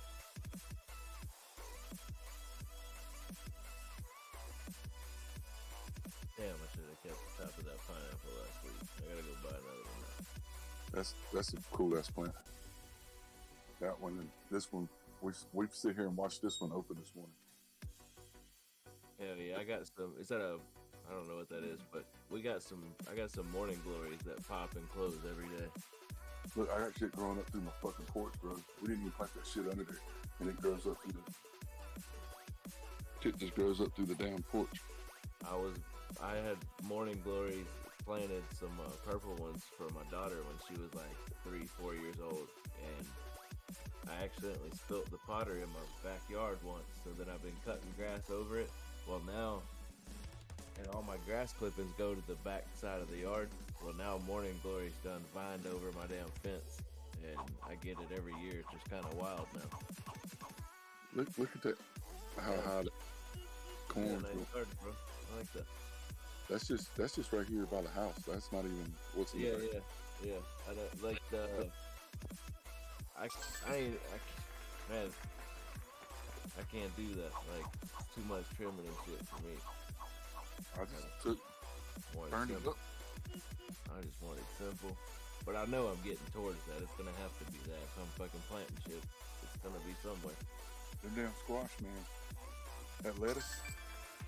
See, y'all got the devil lettuce. I just got the lettuce you fucking eat. Yeah, I hadn't thought about lettuce yet. But all these squash, man. Should do grape tomatoes. My daughter likes those. All my little squash. You do pumpkin squash too? Yeah. Tomatoes. You see all my tomatoes? You do fried green tomatoes? I don't much care for them. The wife likes them, but I like red tomatoes. See my tomatoes just coming on. By this weekend, I should be able to have some red tomatoes. Yeah. These green beans that I planted right there, they've been in the ground a week. That's a week, and they already took off like that. I'm gonna have to get something up here so there's something to grow on. One thing I used to see around here, and I guess it's because they sold it in the damn Dollar General, was people always had them damn hangers on their porch to grow them tomatoes upside down. Yeah. I've hit my head on so many of them fucking things in the trailer park, man. Look how pretty that lettuce is. Man, hell yeah. Yeah, I need to look into that. Because my daughter Good. really eats lettuce. Good too. Better when it's cold. Right. Hell yeah. That's cool. Come out here and grab something to eat. Yeah, that's what I was kind of thinking. I'm getting that Publix is supposed to open soon, bro. Like, I think it's opening like next week or next week. It's like 2 miles from my, it may be 3. Hell, the next fucking red light past this neighborhood. What's crazy, this little area right here, we could never decide what we were going to plant in there, and the damn onions took over, and it was all onion. And when I say all onion, I've never seen that many onions in one area in all my life. So we went in there, I went in there with the hoe and the rake, and I just started chopping everything up, and I just kept raking the dirt, and Olivia and Hannah helped me, and we just picked all the little onion bulbs out of it. And I'll come back out here and I raked it again, and we done that for like 3 days, and then I went and bought some. I use the Daddy Pete's, but whatever soil that you can buy at your hardware store that's like a box for box planting. And I mixed 4 bags in it out here, and I run the hoe through it again and chopped it all up, and then got my rake and maybe a few hills, 3 hills out here, and it's all bunched together. But that's all I done for this little area. I ain't fertilized it. I hadn't done any kind of special chemicals. Yeah, it looks good. It's just straight up growth from that black ass sandy soil with that mixed with that other soil that I bought, and it worked. I mean, my corn's already 4 inches tall that we planted a week ago. About 10 days now. Need to probably make some sort of barrier for the little area I got over there.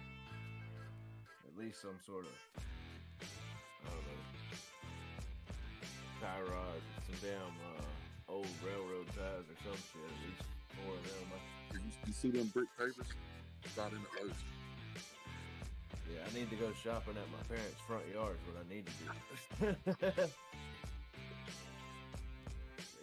He got plenty of fucking shit there.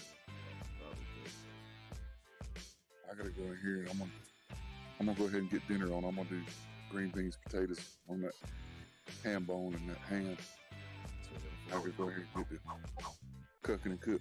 I'll be back in a little while. Sit. No.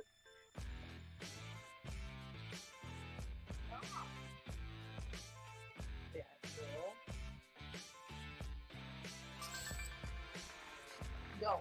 No. I'm gonna grow a dwarf bonsai apple tree. Fucking thing looks cool as shit. I don't care if the apples taste like turds, I'm gonna grow one.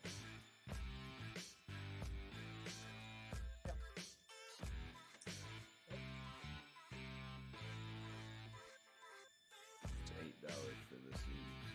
So, Hey. Stop. Stop. Nope. hey, Stan. Sorry. She's sorry to me. She's sorry to your dog. No, I'm trying to cut her little toe. My cats ain't having that shit.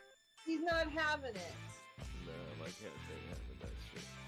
But so is my chair though. They fucking claw the fuck out my chair. There's a point you just say hell with it and let them claw the shit. I reupholstered a damn ottoman with fucking red leather and they done fucking stripped the damn four sides of it. Never a dull moment. Yeah, that's the second time I've reupholstered the damn thing, so I gotta do it again. And my back doesn't like doing that shit no more. Literally blood, sweat, and tears going into those things. Do you have a post? Like, What's that? like a post that they cloth? Yeah. In their bedroom, they got one.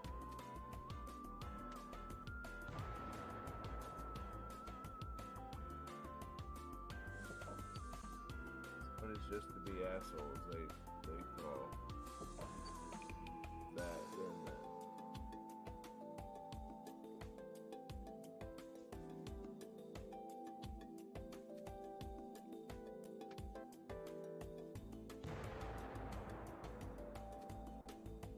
Literally.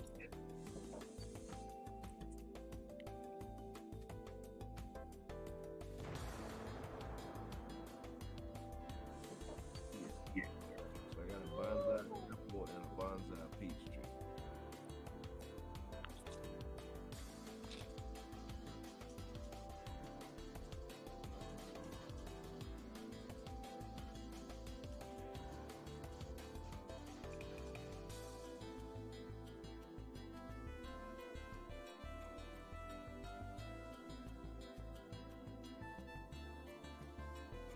Coolest tree in the neighborhood.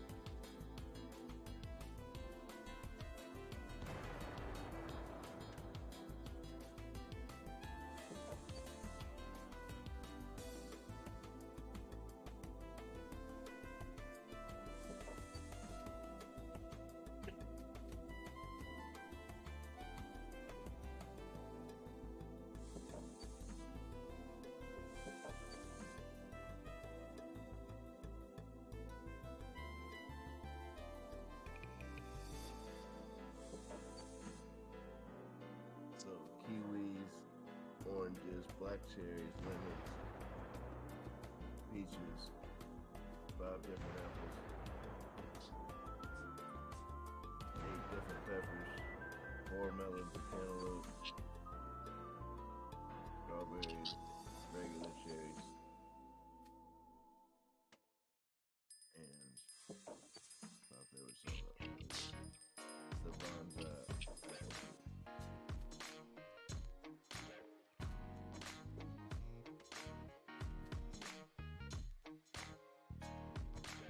Should be enough.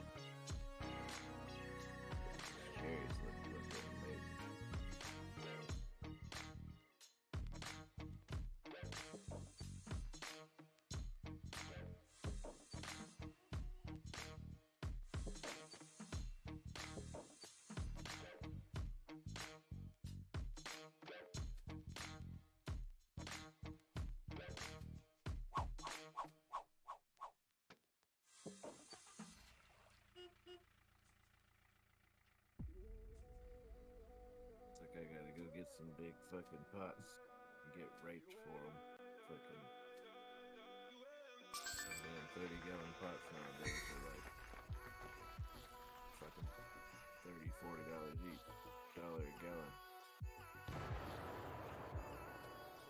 Worse than gas.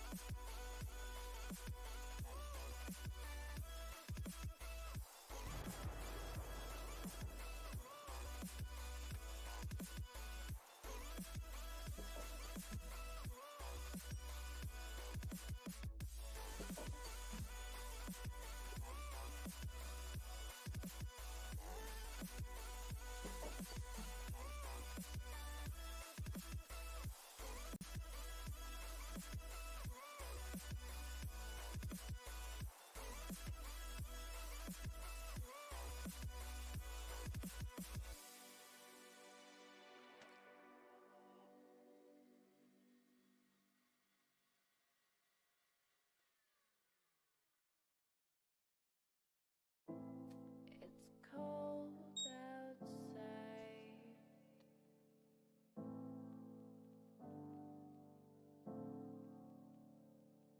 Maybe someday you'll realize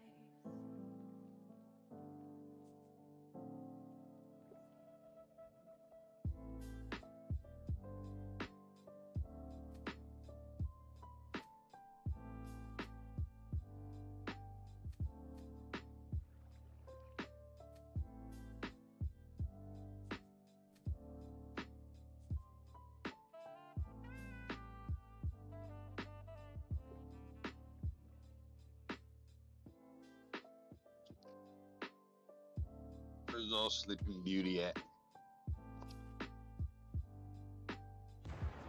He has his mic and his headset out, so he must be working today.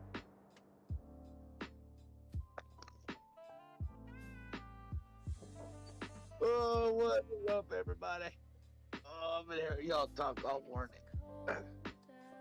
Oh. Yeah.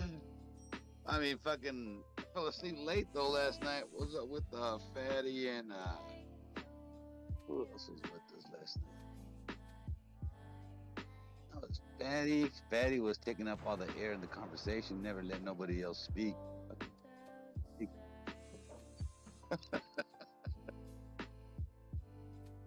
Who else was in here? It was me, Fatty. Oh, Ugly.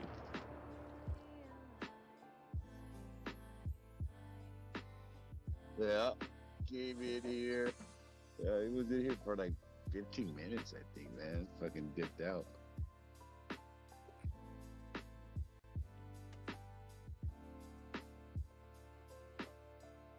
Mm-hmm. Talking about that's what they were talking about over there at B's channel. Yeah, Who yeah, talked yeah. Don? Expect this. So who bet on that one? I don't think it was part of the bet. I think the bet was between Ninja, uh, Scorn. Oh, was it? Oh. Mm.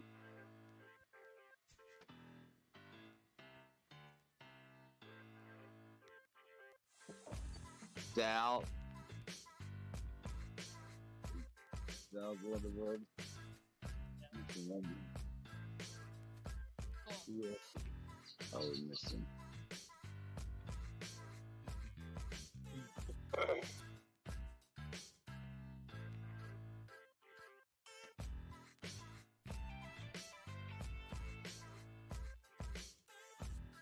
We were chit-chatting, and I don't know if he ran out of fucking service or what, but he got out of nowhere.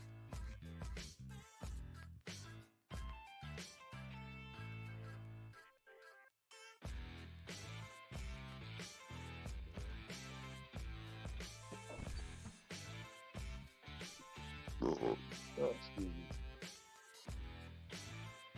There's a whole different message today. On? The market. What do you mean? It changes minute to minute, you know? They're just... Never mind. Yeah, if it's lower time frames, then yeah, I could see then going in and out of channels to try to figure what people are thinking about the market.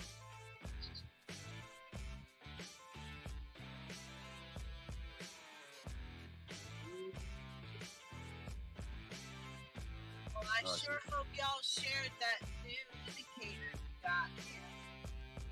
Some badass shit. Oh, it's an indicator. Yeah. Yeah. Thing's a lifesaver. Yeah, but you gotta pick and choose when to pop that sucker out. You know, it got to be at the right conversation. That way, they're like, what? Like, if you just throw it out there willy-nilly, like, you know, they're not gonna grasp it. They need a minute to absorb. See fatties posting over their little apple bonsai trees.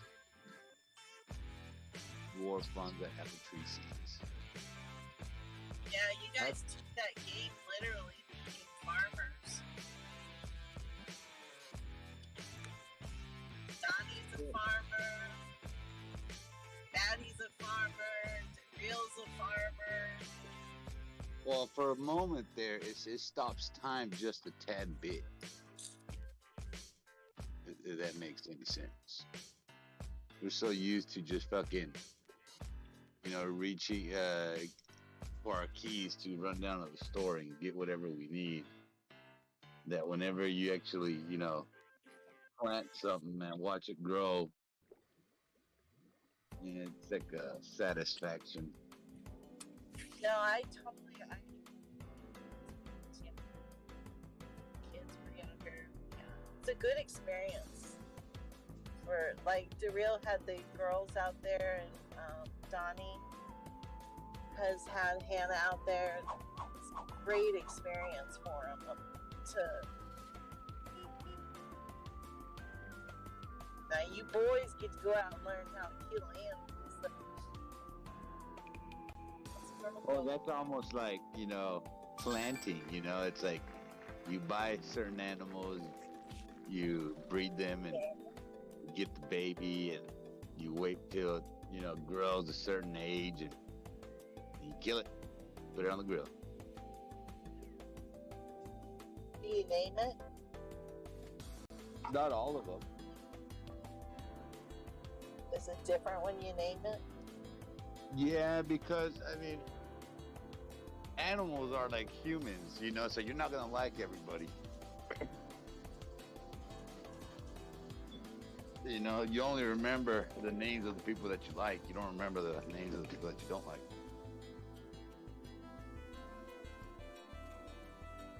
No, not necessarily. Well, You remember that asshole that you really don't like.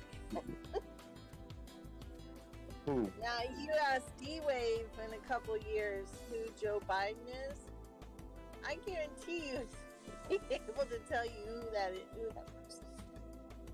Yeah, but those are like, they're figure that's, or people that made, a certain impact on you. For the majority, if you go out like, to a bar or something and the waiter comes up, you ask for her name, it's like you might know her name right there and then, but next week you'll forget her name. So you have to see her repetitive to well, I do. I have to, see them repetitive or talk to them to know their names. Yeah, there's people who've seen people their whole lives, Doc, and they don't know it's their husband or their wife or sad, man. It's some tough shit to watch. Especially like the couples that were so close, like just gut-wrenching close. And then one can't remember the other.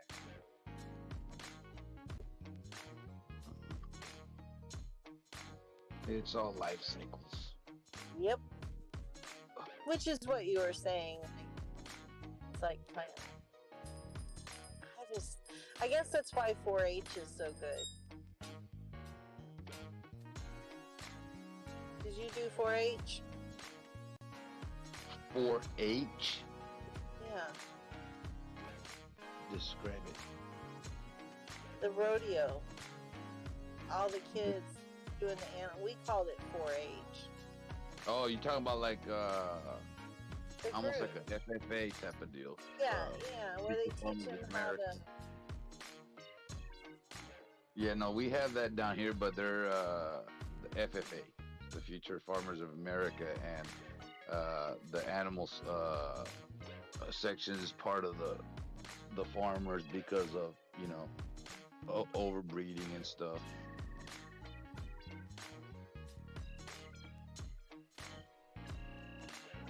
You go to the fairs, you put your animals in there. Even in school, that's what they teach you. You go to school, you go into shop, and they have like wood shop.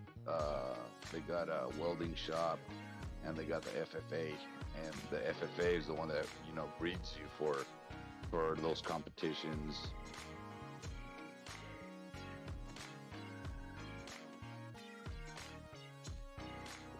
But no, I wasn't never into that, like where there's farmers and then there's your heavy ranchers, and we're just a tad bit in between, I guess, because we just have so much stuff going on that it's not just animals that we have there. Which is good diversity. We like, plus we don't even have the land to be considered like farmers or any of that, because the land down here is where the ranch is at. It's not that of like if you were to go up north where they got like green pastures and shit.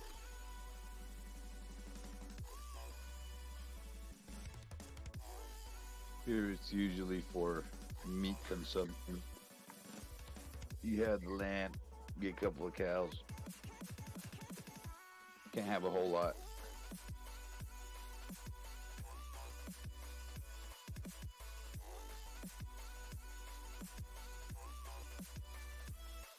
Don't they even say you have to have so many acres per like cow or horse or?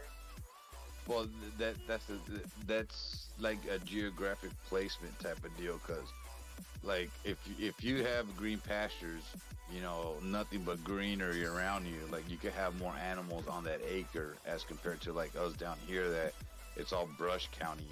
You know, it's like you would need like fucking like, you know, like 2 acres per fucking cow type of deal. When as like if you were to be in a green area, you could have like 3 cows per acre. You know, it's just depending on the terrain that you have. Like we don't have that good of a terrain at the ranch. It's mostly mesquite, brush, cactus, gravel. You know, so it's not really your ideal place to raise like to have a business of like cows per se. You know, you gotta have the right terrain.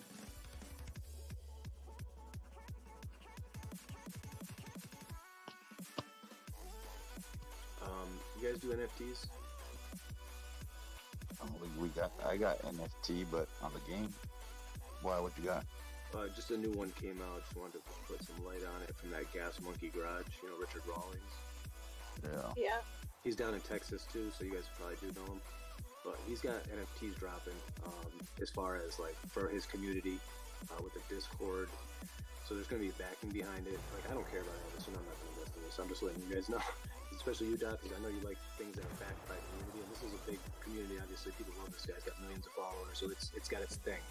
The NFTs are going to be all those fucking devastating cars he has inside of his garage. He's going to make each one of the cars he owns into an NFT to be bought or tradable. And if you do buy it or whatever, you get special rewards to go.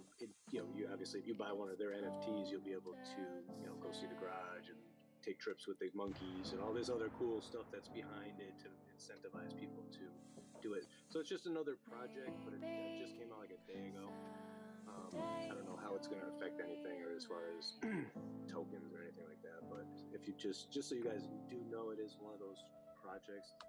But to me, it would have a community behind it, a large one, of people who like cars and like the Gas Monkeys.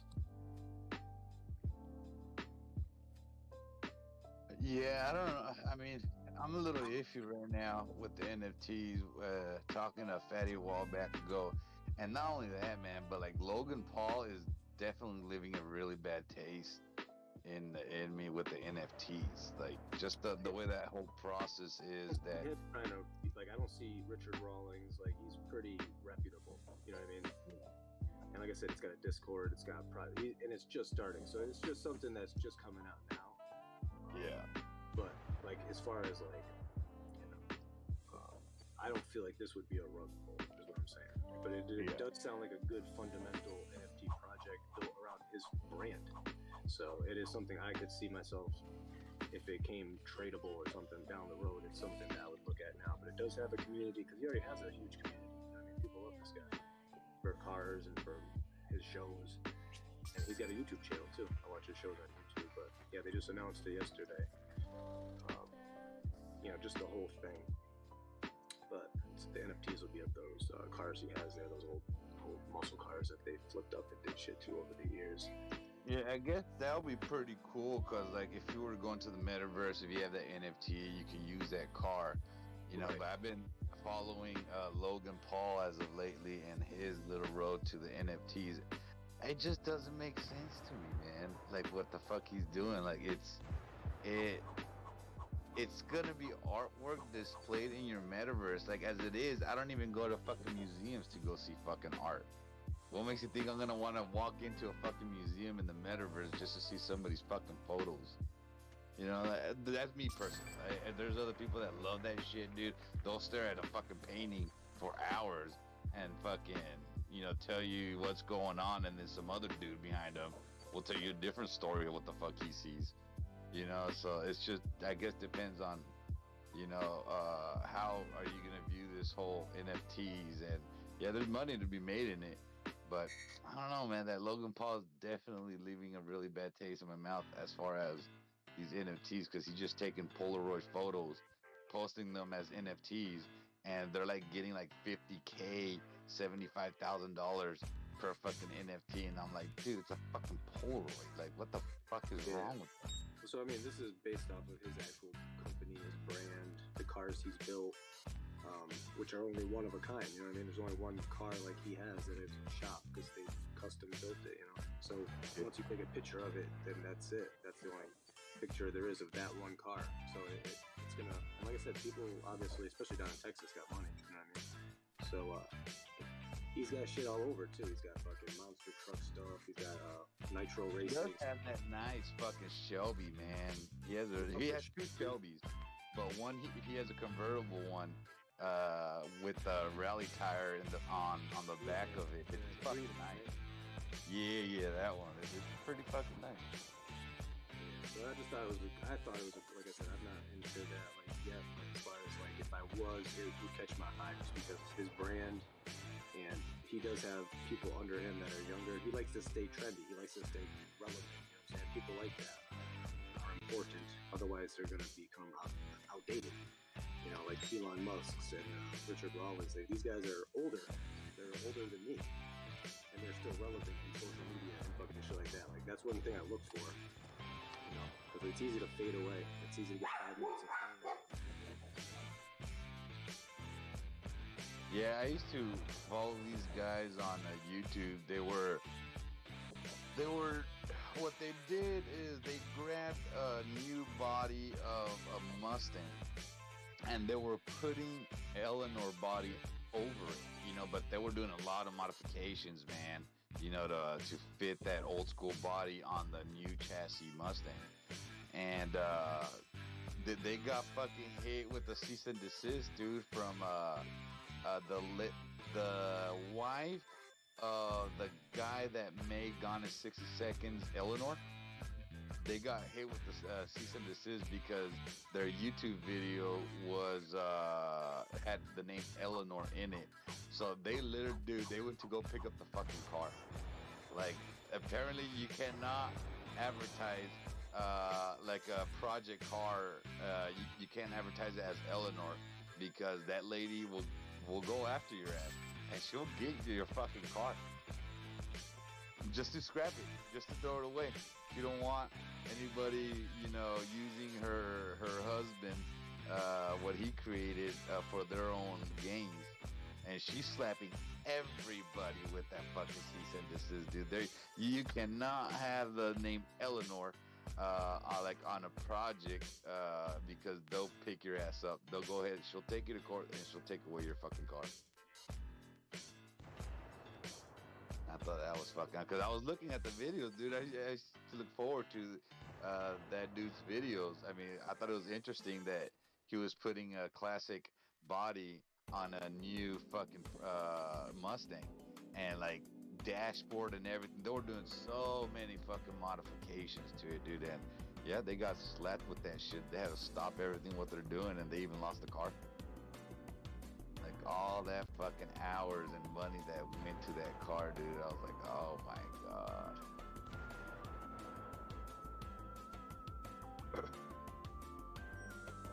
Richard Rawlings. I used to like his show. Kind of over it now, but he still does some pretty good stuff. He had a truck, Chevy, where they were building it for, I think, SEMA, and they were done with the fucking build. They were gonna test drive it, dude. On the test drive, the first test drive, fucking a semi runs into their asses, dude. Fucks up the truck, man. I think that easily that truck was worth over like $100K, and it just fucked it up, dude. You know what I mean? But there's been a few cars that, like, as soon as they sell them, they did a show once of all the cars that they made that got out of the shop that just get totaled and shit, you know what I mean, over the years or whatever. So sometimes they buy them back years later even. Well, this one other YouTube bought that truck at an auction, the Gas Monkey's Garage's truck, and he was gonna finish up the project, dude. So he had to straighten out. I think he ended up getting a new frame because he tried to straighten out the frame, but couldn't. So he ended up getting a new frame. And he was doing all the work, and out of nowhere, dude, like from one day to another, he just stopped making fucking videos, and like fucking 4 months later, he comes out, he's all, yeah, guys, I sold my channel to these other people. They're gonna be taking over the channel, and it kind of like went fucking sideways after that. It's like, oh man, like I used to like watching you, bro.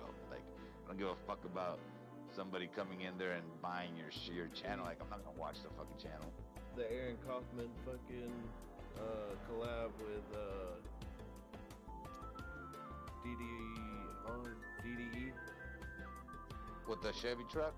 No, with the Ferrari with the twin turbos coming out the hood. I didn't see that one, but I should actually check him out. But that's where the Gas Monkey has a YouTube channel. They put out videos like all the time. They're not on Discovery or anything like that, so they have like more YouTube influence. But as far as their show, it's still going on. So I watched it. Some would be a half hour, 20 minutes, 45 minutes, different like length depending on the different projects they still do. But it's YouTube too, so they can swear and shit, so it's more funny. Yeah, Aaron Kaufman, the badass mechanic that Rich He's a bearded dude that used to be with him. So Daily Driven Exotics, you know, the ones that they're from Canada, but they frequent LA. They drive a bunch of exotics, obviously, because the name of their channel is Daily Driven Exotics. But they have that Ferrari that Aaron Kaufman built, and he totally like tore a Ferrari engine apart and like remanufactured like where the heads went and all that kind of shit, and like made this finicky fucking twin turbo V12 fit under the hood, and it throws flames out the fucking hood on both fucking sides symmetrically, like fucking a badass motherfucking V12 fucking Ferrari twin turbo. It's like Well, he was the brains, I think. Rawlings has the it factor when it comes to like selling and reselling. He has that salesman fucking character, dude. But Kaufman was the brain. He's the mind. It's yeah. It is the mechanic. It is a good one. Doc, you want a tank top that shirt that you fucking got for your damn Discord picture? It's 3 for $60. I'm about to buy 2 of them. If you want the third one, I'll get it. I mean, fuck, send him out. Your Discord picture, that damn which one are you getting or what? The astronaut that you have in your Discord picture. Yeah, but that I gave you yesterday. Yeah, but which one are you getting? Oh, I'm getting 2 of them, obviously. The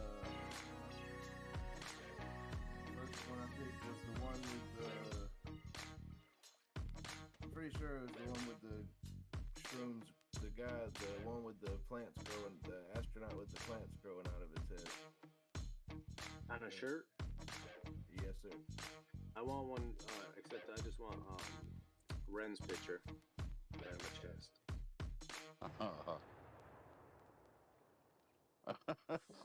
It was a cool one with the fucking astronaut in a damn mason jar. That's kind of cool. Mason jar? Go to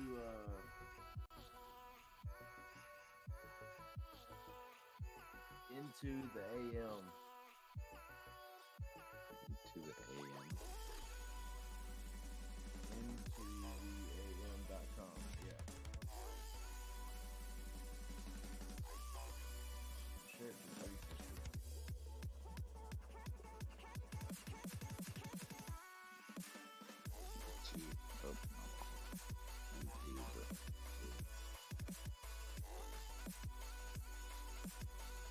Oh, those are dope, dude. Holy shit. That skull one is pretty fucking sweet. Been into graphic t-shirts in a long time. Like most 90% of my shit is plain colors. Like I don't really spend money on t-shirts anymore. I spend money on shoes. And like I just wear like a plain colored t-shirt, some Dickie shorts, and some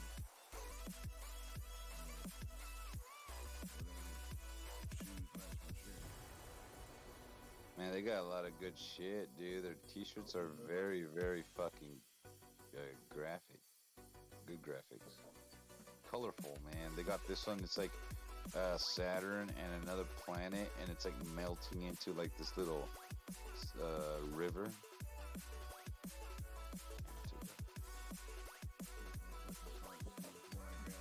I grabbed the one, alright, the tank top where the guy's holding the lava.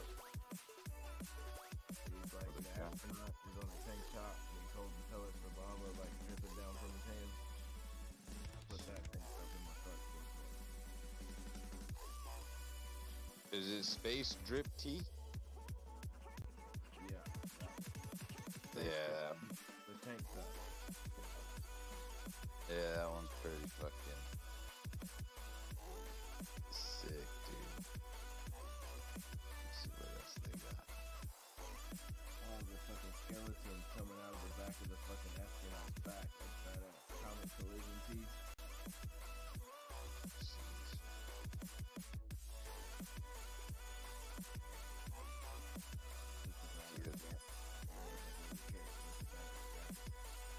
Yeah, they got a lot of good shit, dude.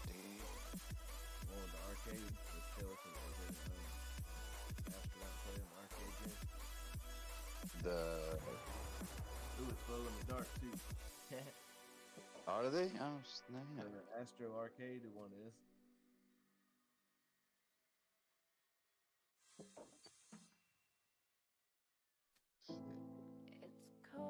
Dude, they got shit.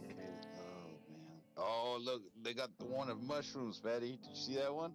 Yeah. The psychedelic nights? Oh, that one's sweet. They got a wave racer too, a fucking astronaut riding a fucking jet ski through the cosmos. Oh, yeah, I'm looking at that one. Oh, That you was seen the dope death tea? the dope. It's a reaper with a purple cloak on with he's pulling his cloak open with weed leaves under it. Oh, yeah, that was pretty sweet. Yeah. About Dude, time they he got... showed up to work, D-Wave. What's that? About time he showed up to work, D-Wave. Man, I just got off a meeting. What are you talking about? I've been working since 6:30. What I'm talking about? Talking about you, fool. Oh, I've been working. What you guys been doing? Fucking absolutely nothing. Shit, go to the beach, walk, get some fresh air. Tell that person with half a leg to walk. Man, before you know. Dude, D-Wave, you know his condition is that, oh, you're an asshole. Hey, Now, bro. Like, no, it's. you know, I'm trying to motivate him now. Nah, Shit. it's literally fucking tornadoes outside right now. Oh yeah. Oh. Got some shitty weather then down there right now. Probably the one that we got up here. Finally made it down there.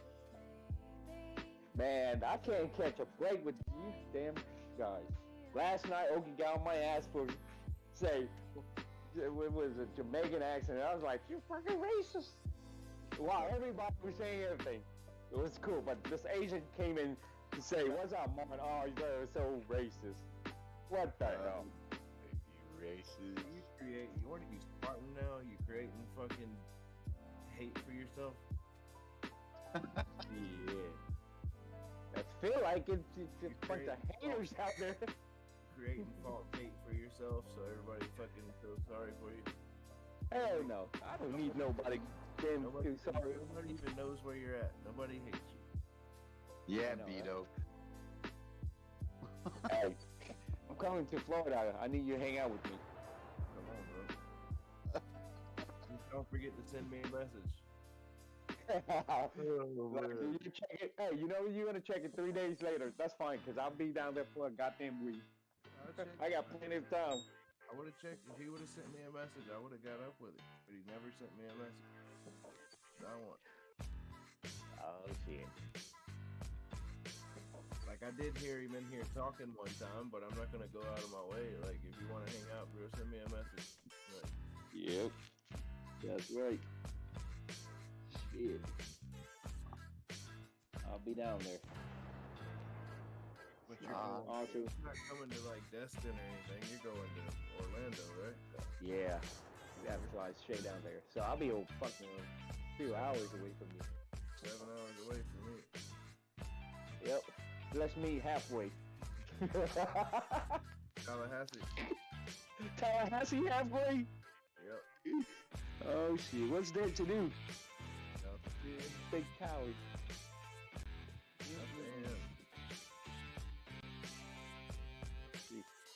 The state capital. Shit, ain't nothing there. I want to go see some old ass building.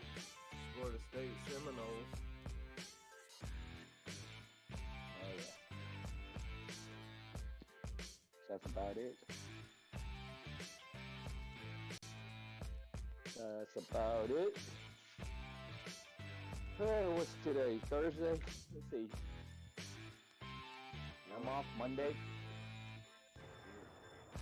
3-day weekend. That's a good one.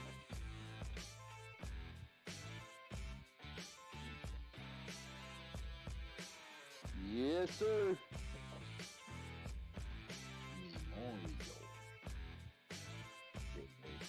Oh, snappers rip.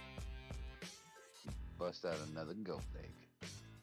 Yeah, me too, but not the one you're talking No, you didn't keep your leg, fatty. Bad enough, you got one bad leg already. Good. Taking out a hog leg. There you go. Do not go to the beach in Northwest Florida on Memorial Day. Unless Be a you are boat show. homosexual. Ooh, okay. It's gay weekend. It's like the nationwide fucking hangout for fucking hobos. If you're into that, no offense, but the beach is yours this weekend. Nah. Everybody That is loves, right. freshwater. You gotta go to freshwater if you want. If you don't want your kids to see real, unfiltered nastiness. What do you say, gangs and hoes?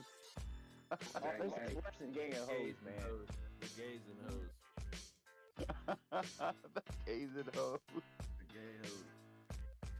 They fuck our beaches up too. As much as you would think that group of community wouldn't trash, leave litter around, like they'd be more proactive and more like self-aware to the fucking world. This group is like really green. They totally trash fucking probably about 10,000 yards of our beach, from all the way from Portofino all the way to downtown or to the boardwalk. They'll leave tents. It's a huge event, but they'll leave their fucking pop-up tents, their umbrellas, their lawn chairs. It's like they come down here from up north. They come down, they buy a whole fucking beach load of shit so they can have fun, coolers and styrofoam coolers, and they just leave it all on the fucking beach, bro. God damn. When they do, I guarantee you, I promise you, they'll do a news clip of it, and I will fucking videotape it and I'll show you. So wait until after this weekend, and I'll show you the news clip of the trash they leave behind. It happens every year. But they can have the beach. It's all good. Like, I have nothing against them. It's just clean up after yourself. It should be, yeah. That Plenty should be. of room around for me to have fun elsewhere. That's why I'm not flying down there this weekend. We can go to the fresh. There's plenty of freshwater shit there.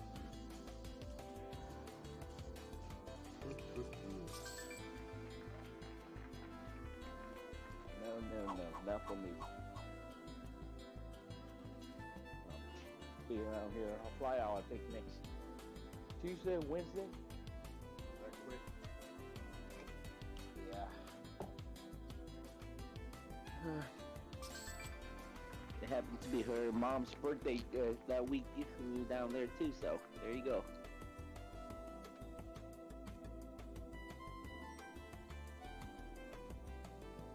I'll be down there. Don't know what the hell I'm gonna do, but find out when I get down there. Don't know what I'm gonna do. Oh, fucking D-Wave. Spontaneous D-Wave. I like that shit. Nah, I mean, shit. My wife, she come up with all this plan, right? We flew in and like, I asked her, you know what you want to do when you get there, this and that. She give me a whole list, and next thing you know, we just take it as we go. I just pack my bed luggage. That's all I did. It's been doing this too long. I know. I mean, I've You gotta been with her pack too that long. to I a know. science, eh? Shit. You give a rat where it's going. As long as you feed me, I'm good.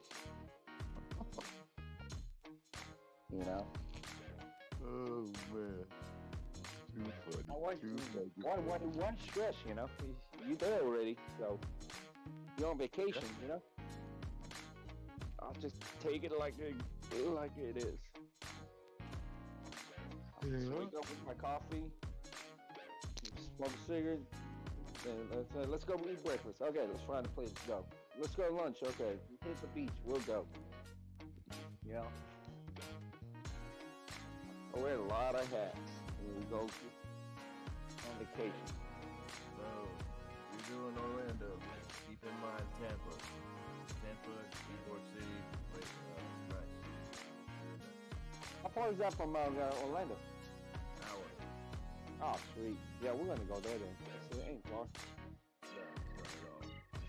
Nah, we're definitely gonna do that. You can do Daytona Beach or Tampa, but trust me, I think you would like Tampa more. Yeah. It's We'll be in Orlando for a couple of days. You know, so Daytona more to me likely. is like fucking, it's stuck in 1984, bro. You know what I want to look for when I get there? If I can find some places by the beach with food trucks near Orlando. I want to hit that one. I'm going to look, see if they have anything like that. You know.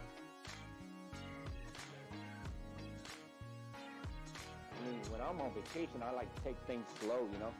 Slow pace. I don't want to go fucking jumping from bar to bar, drink my ass off and all this stuff. Nah. You don't want to be hanging out with gangs and hoes, right? Damn, I'm too old for that. Shit, I'm too old for that shit. That's why you bring me as your family security. I'll take care of the gangs and hoes, and then you want me to meet you down there? Look, my buddy's married, but you set me up. Yeah, I'll be your fucking private security, bro. And I got one good leg. Nah, you ain't gotta worry about that. I'll bring my cane. I can walk just as fast as anybody.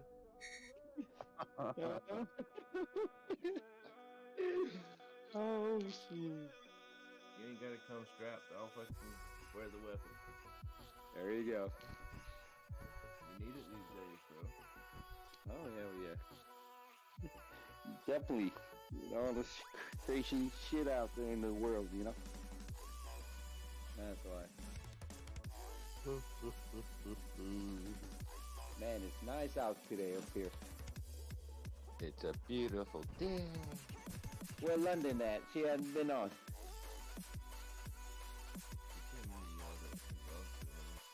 Oh, I thought she came and yelled at you. You know, I swear to God, I was like, you know, when you talking about the possum you about to take it out, and I thought she came in, I was like, oh my God. I'm gonna say, let me see. I thought she was gonna yell over you, at you because you're about to take the possum out. Yeah, fucking baby, so I can't Yeah, can't do it. That's right. Right, Mochi? Wait till they get in your vehicle and they fucking you tear that motherfucker up with babies and all. You're gonna be like, man, I should have shot that motherfucker. I gotta trap it. I wanna trap it and fucking send it somewhere. Yeah. People, start your engines. Oh, look who's here. Hi, London. Haven't heard your voice all morning. Start my engine. How is your morning going? Fantastic. It's absolutely beautiful. And you should listen to Fatty, because Fatty does speak their language. If anyone knows how to talk to... Which one are we talking about? The guns and hoe or the possum language? Guns and hoe. I know what that was at. You know, he's the local one. I mean, because he knows how you talk stripper talk too, right? Fatty? Yeah, I can handle that. Oh. And he's the man to go to when it comes to those. He's talking, you know. That's why I told when I interviewed for the job in South Atlanta, I said no offense, but neither one of you guys can talk to the people that are applying here. Like you're from Coleman, Alabama. You're a grown redneck, which is Coleman, Alabama is still known to have fucking KKK active. And I said, you're from the military. There ain't no damn way they're gonna listen to you. So like, you need someone like me that is within their age group that can talk to ex-gang members and so on from South Atlanta. And I got Yep. There you go.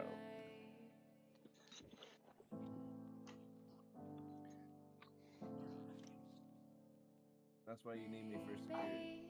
How much does it pay? All right, that'll work.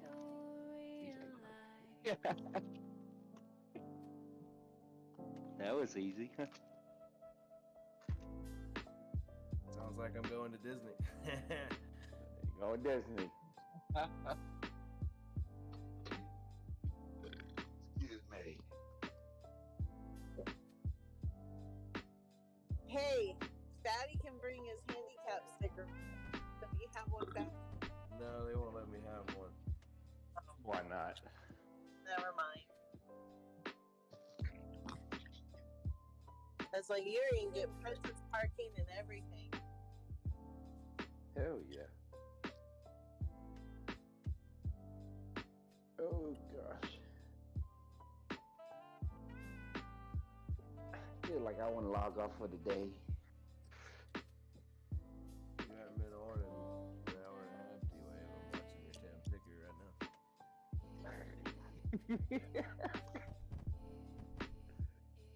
Oh man.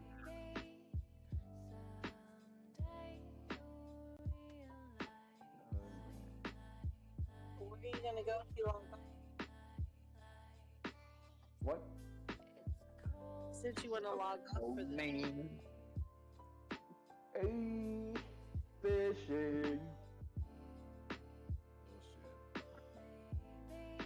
All right, I'll take a nap first, then I'll go fishing. D-Wave, you're taking too much naps, sir. No, sir. You're conditioning your body to tell itself that it needs to shut down every fucking 4 or 5 hours. On the double, man. On the double. Chingale. Chingale, güey. Chingale. Chingale. Tanto feo. Take fucking naps every goddamn day. What the fuck? It's your birthday. Too many. Tell him, Donnie. Yeah, not even my grandpa, when he was alive, was taking that many damn naps. Man. Well, you know, D-Wave is pretty old for a Chinese dude.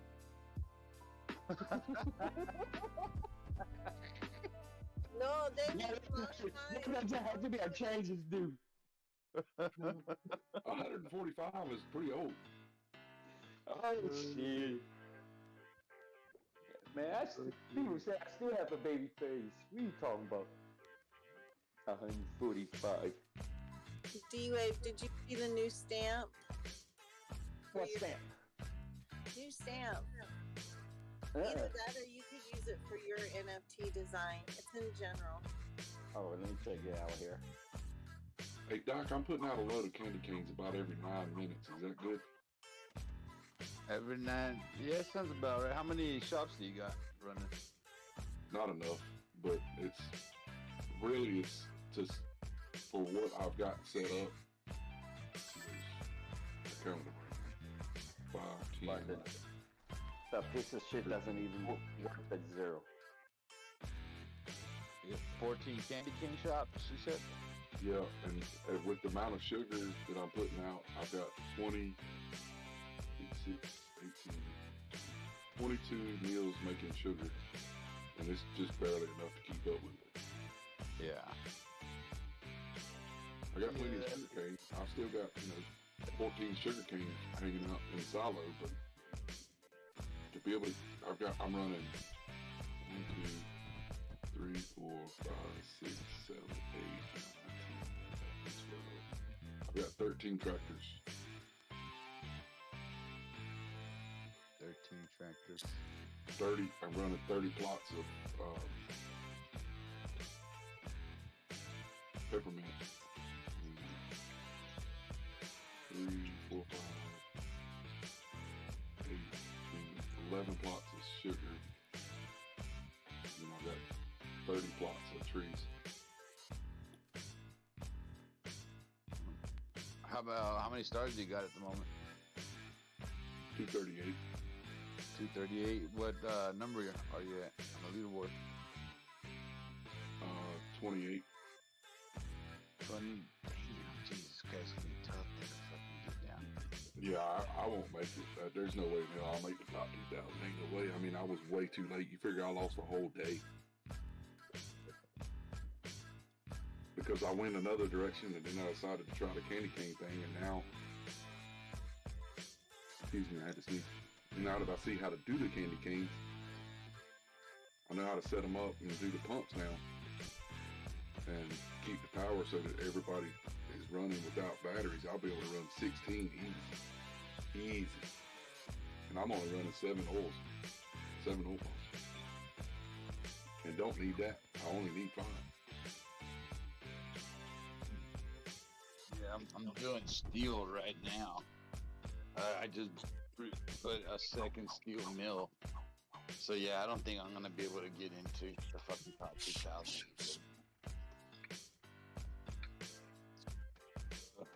We got fucked on the day of when it was supposed to come out.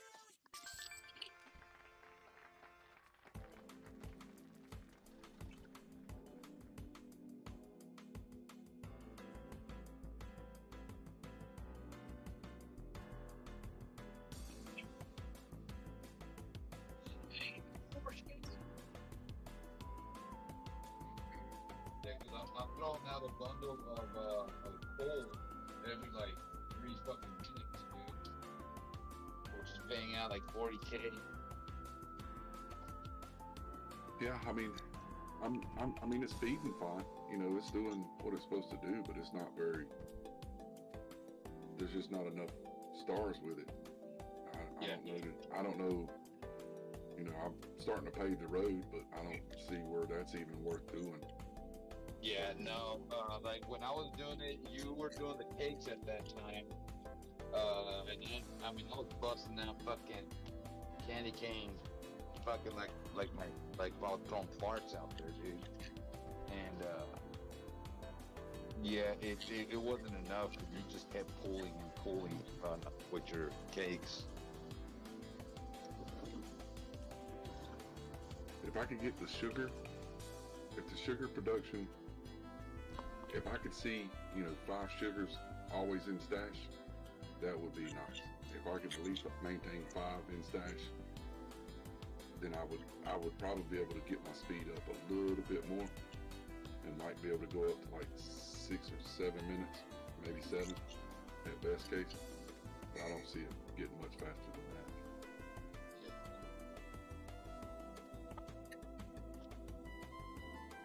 But I mean, the tractors are doing their thing. I mean, it's with that many. I think the real done the math earlier. 15 tractors would probably be ideal. Yeah, when I was doing the candy canes, I think I had like, or the 2, 4, 6, 8, 10, 12, 14, 16. I think I had like 18 or 20 tractors, and they were fucking firing on all cylinders. But it just becomes after a while you start noticing that, yeah, you're coming out with candy canes, but the star count is not all that great, dude. You're like, man, it worked for if you're starting late, it's like that's what you got to work with, fucking.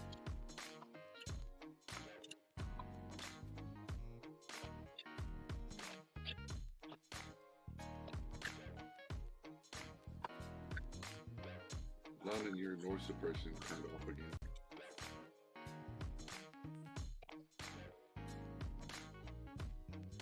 I hate this update they done on the app, man. It's awful. What they do? Well, it's like the noise suppression. Even on my computer, I had to turn my noise suppression back on my computer. My noise suppression was off, and I had to on my phone when I had my phone on earlier, showing the guys the pineapple tree, the little plant. I had to turn my noise suppression back on it too. Okay, mine says mine's on.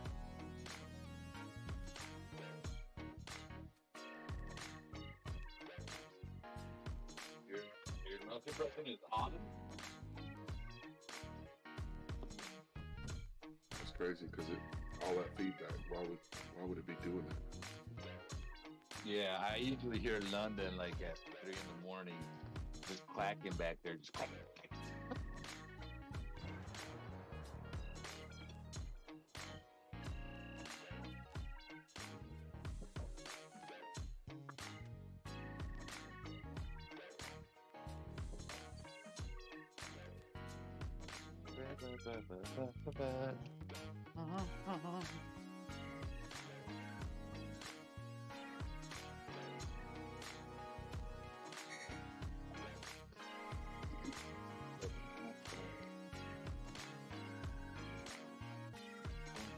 Oh, I gotta go. I'll be back.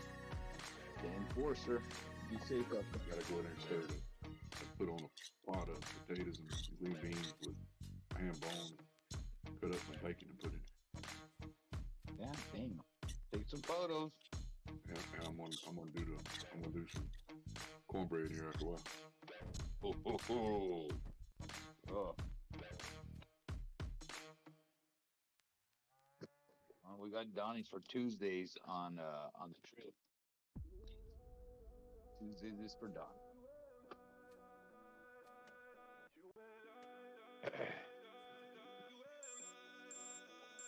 Dun, dun, dun, dun, dun, dun, dun.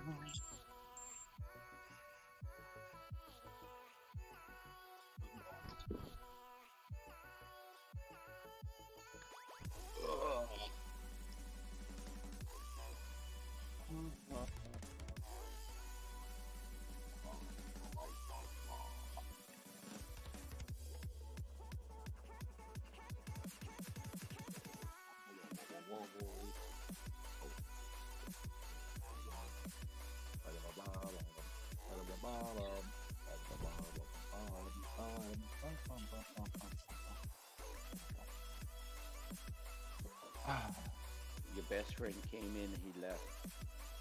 Who was that? Ninja. He was in here? When was he in here?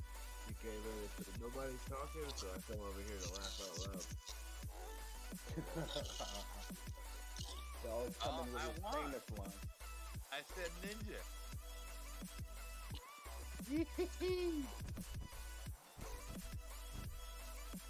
Always coming in with the same old line. What time did he come in? BTC is doing the blah blah blah. I think around 7:30, 8:30, between that time frame. Yeah. Nobody talked back to him? Bunch of assholes.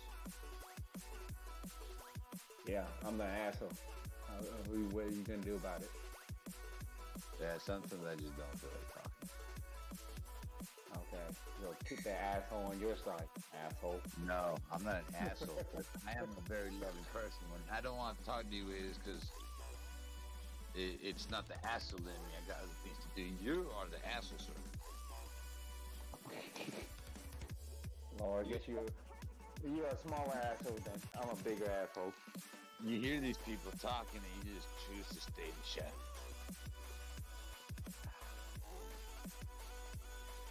Freedom of speech, asshole.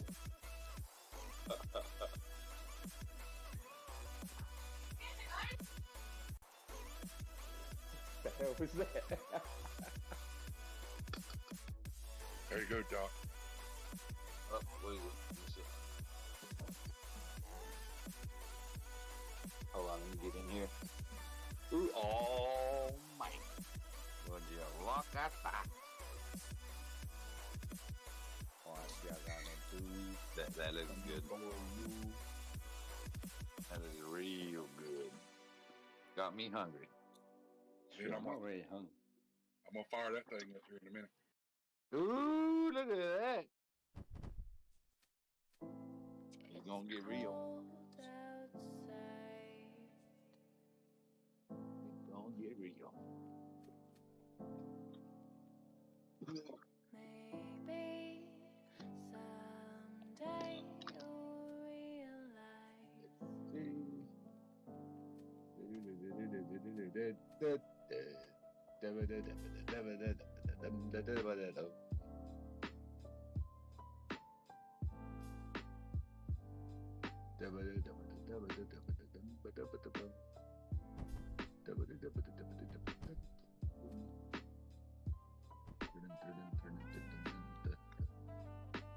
Maybe someday you'll realize.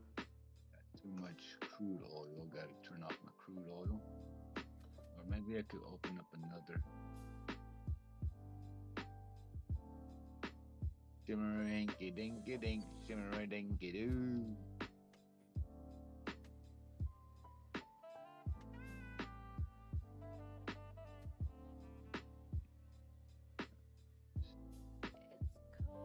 Love you in the morning and in the afternoon.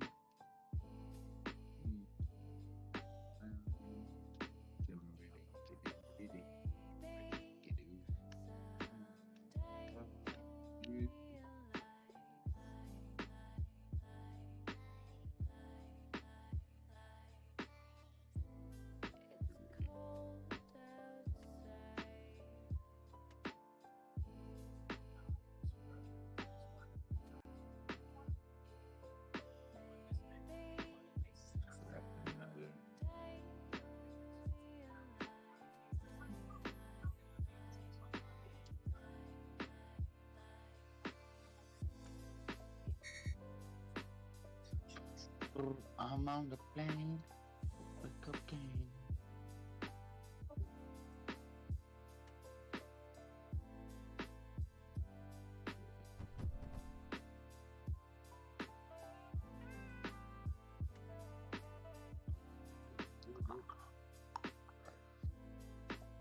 Do do do do do. Let me see what's the news. What's the news out there? What's the news, D-Wave? What's the news? Da-da-da, da-da-da. Tonight on D-Wave's news. Go, D-Wave.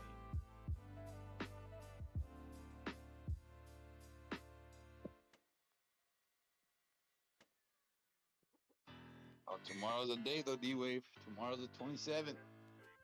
Yep. Yep.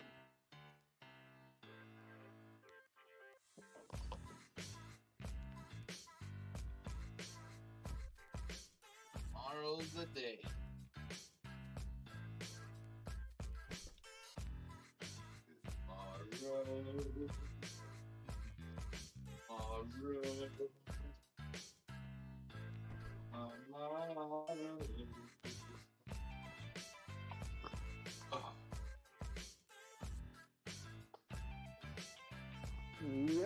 Yep. Dun, dun, dun, dun. Well. I mean, I got drunk last night. yeah, you were drunk. Yeah, I was drinking that fucking Grey Goose and cranberry. I probably had like fucking 4 cups, dude. And then I went outside. I went to space. Man, I didn't go to space. I went to like another fucking dimension. I was.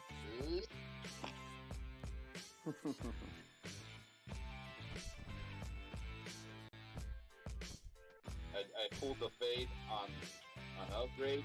Fuck you, upgrade.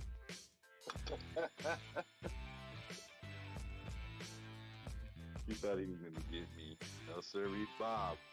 Not today, upgrade. Not today. Let me see where Luna at here.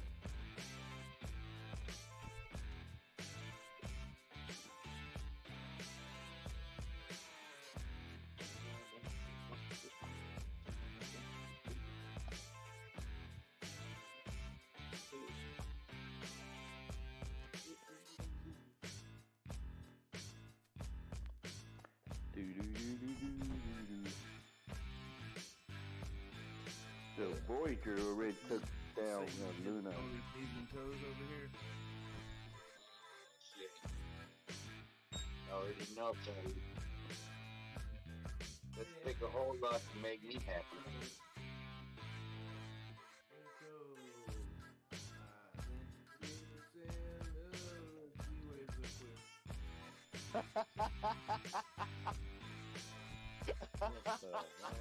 Remix.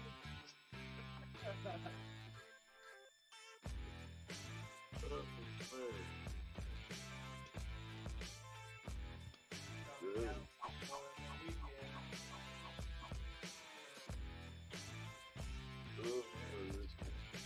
For the naked sand building contest, sandcastle building contest. They got a naked Sam cancel building contest? What the fuck? Listen, I got a story about that, and it's not because I went.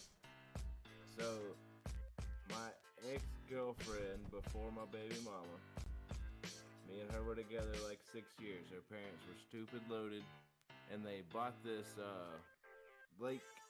I told you about the lake house they bought in Lake Gunnersville. Super big house.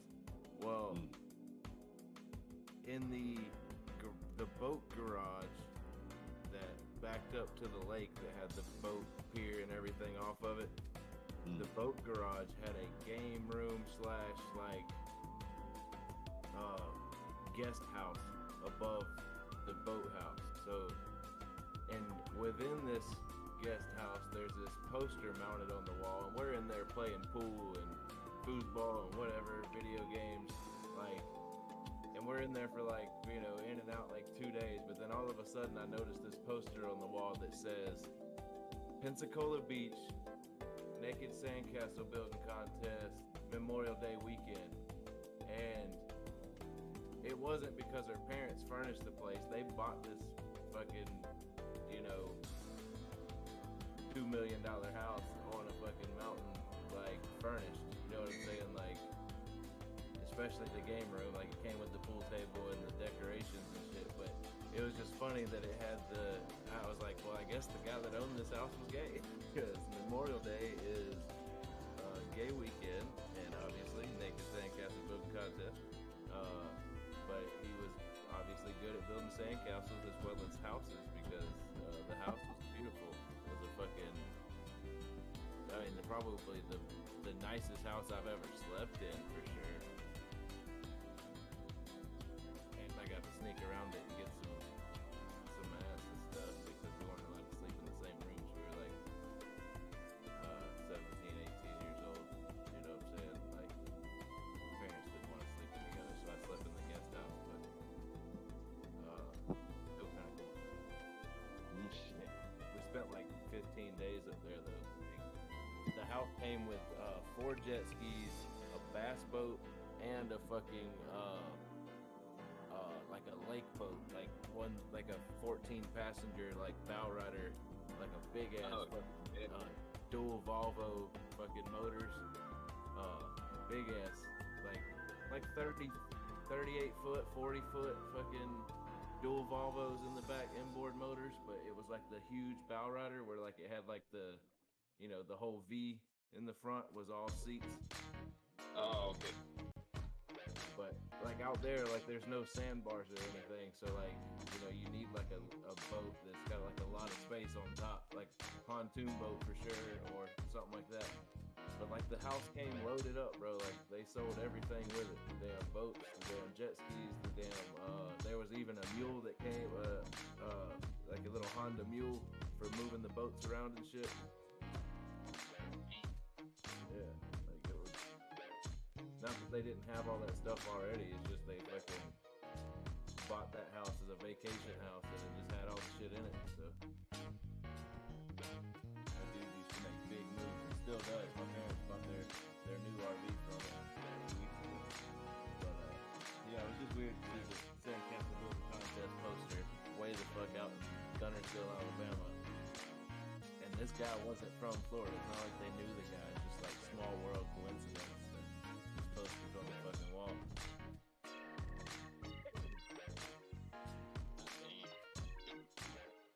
He was bundling balls and making sandcastles at the same time.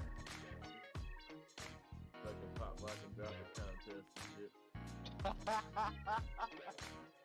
Don't let your ego down. Oh, shit.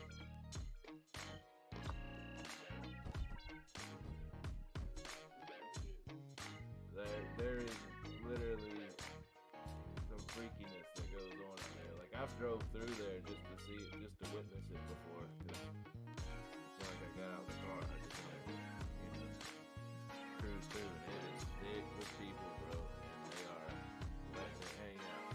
They ain't like all naked like all the time, but it's like men in fucking G-strings and like they're flamboyant this weekend. Like this is the weekend they can let it all out, and that's the place. Like it's an island, you know what I'm saying? Like it's Pensacola Beach is a fucking island, so like they just let it hang out on that island. Like no shirts, short shorts, like not my I find that sad though, man.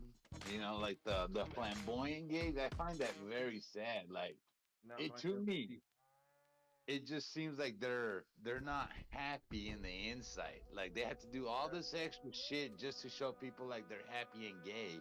It's like, is that necessary? I got an uncle that's gay, dude, and nowhere near that type of gay. You know, he's a little bit more conservative. You know, he no holding hands in public, kissing each other. You know, and we're all fine with it. You know, but he's just not that way. You know, it's like your regular couple. Like, yeah, you'll see a couple out there holding hands, whatever. But the ones that are like excessively kissing one another in public, it's like, okay, A, they're either barely dating, or B, someone fucked up in the relationship, or C, it's just they're just doing it for fucking public attention.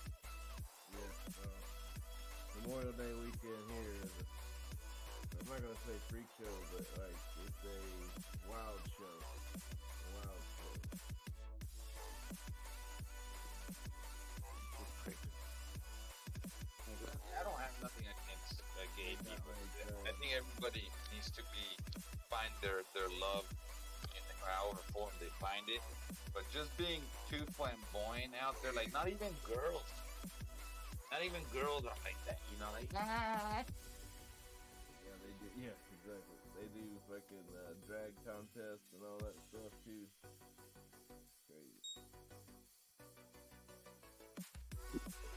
I went to a drag show with one of my lady friends, and I got hit on so many times in that place. So I just had to say no.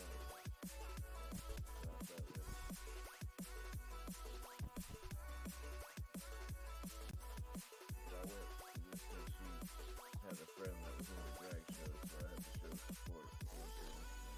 Yeah. I don't have anything against anybody. Yeah, if you're comfortable with your own sexuality and skin, I mean, you could pretty much go anywhere. Just don't sexually assault me, and we're all good. You know what I'm saying? Excuse me. Like, I don't even get offended when a gay person, finds me attractive. Like, I take it as a compliment. Thanks, man. Just don't act on it. If you act on it, then motherfucker, we got problems. I'm gonna beat your ass. Pop a girl. I had to grab her. I didn't want to do not like punch her or nothing, but like poke her forehead or something. I don't know. Give her a little bop. I'm taller than most girls, so like I can look down on them and I can just top them on, like do a little finger slap on top of the head, like.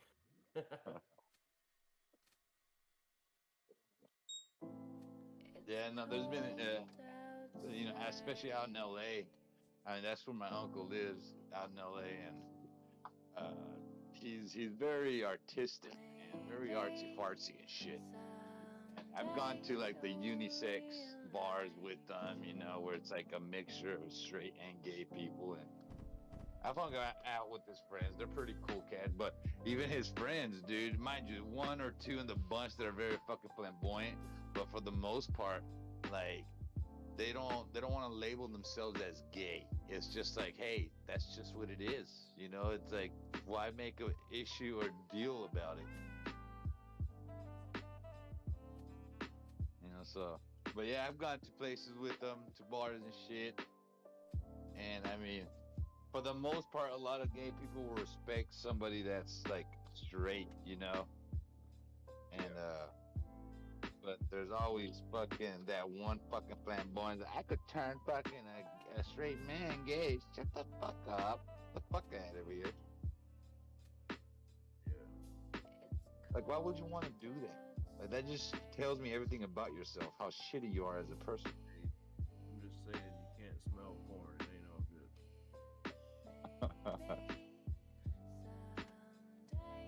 Why people do the butt play anyway.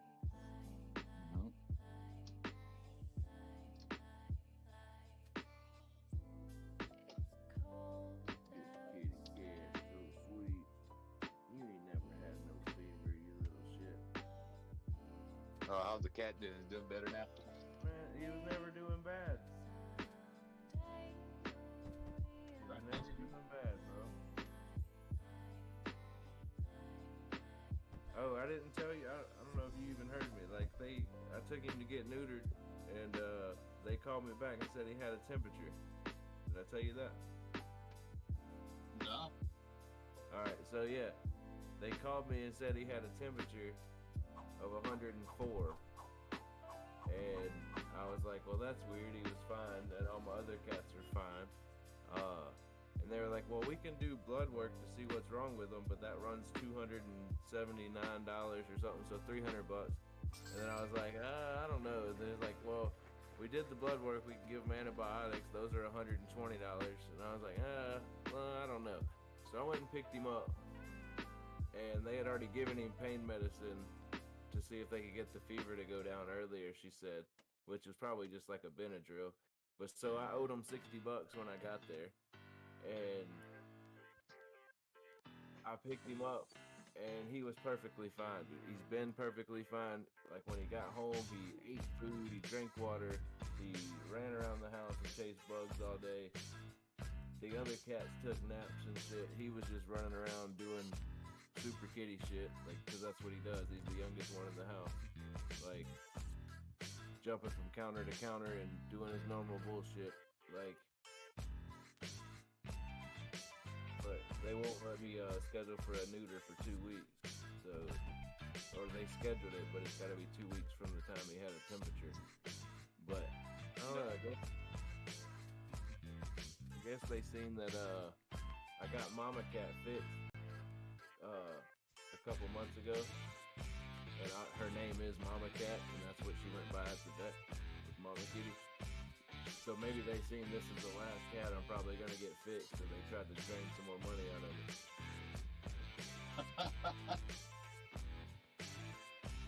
We gotta get him. We ain't never gonna see him, or we ain't gonna see him for a good while.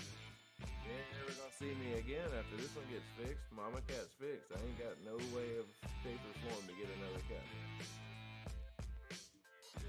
You can't get pregnant no more, or all my other cats are fixed. Like, we're good.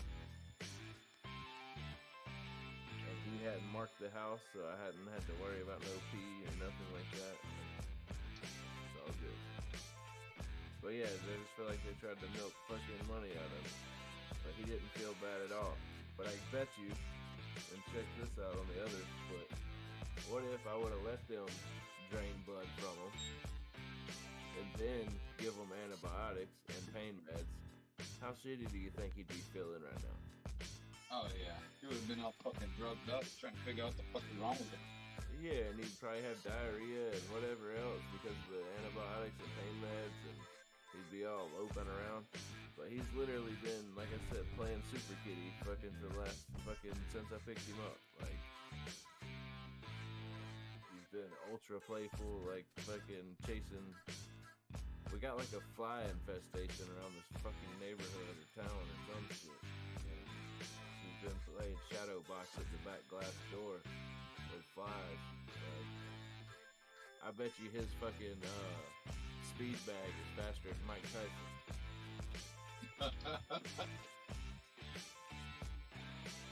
Texas fucking- fuck, boy.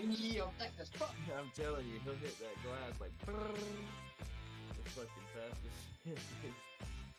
He's got these little furry white paws that just fucking glide off the glass, and he's just like barrel rolling them motherfuckers.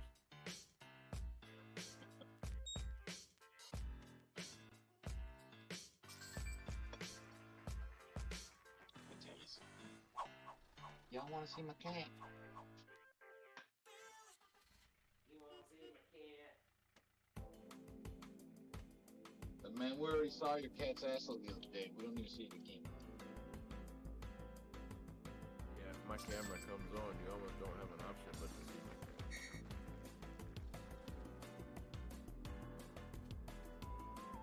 Yeah, but I mean, he just said that several times already when he's on here. I'm like, that's fine.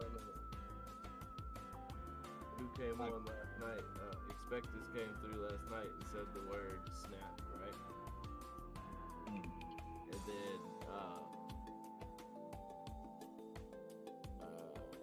then Ninja come through here and said the word triggered. People are getting triggered. I was like, oh, there's. Last night we had snap, now we have triggered. Huh. So what's next? Well, that's what I was trying to tell Expectus, that there's something more to just saying snap. You know, it's like psychologically, you know, it's something more. You can't just say, oh, you snap and just call it day. No. Like either A, he was paid, A 19-year-old kid, there's no substance behind this shit, bro. Yeah, no. That's what. I'm 38. I don't have enough substance in my life to fucking go kill people like that. There's not enough time to piss me off that bad. Do stuff like that. Holy fuck. Yeah. Insane. Supposedly this motherfucker got past a cop somehow in the parking lot that pulled a gun out and shot at him, but the cop got shot once and cowered down. That's what I heard. I don't care if I could see only out one piece of my eye. I'm emptying my fucking magazine out that motherfucker. If I was fucking a cop, this bitch shot at me on the way into a school. I don't care if I couldn't fucking see, couldn't breathe, dead. I'm shooting the rest of my fucking mag out. That's what I'm saying. We need to give people that have been through combat, you know, and definitely training under that type of stress, for them to actually react and counter attack. Dude. Not like your average Joe that has a gun and wants to become a security guard, a police officer, or just a security guard in itself. You know, it's like, no, like we got to have people in there that have seen some of combat to really, you know, think straight in situations like that and not fucking shut down.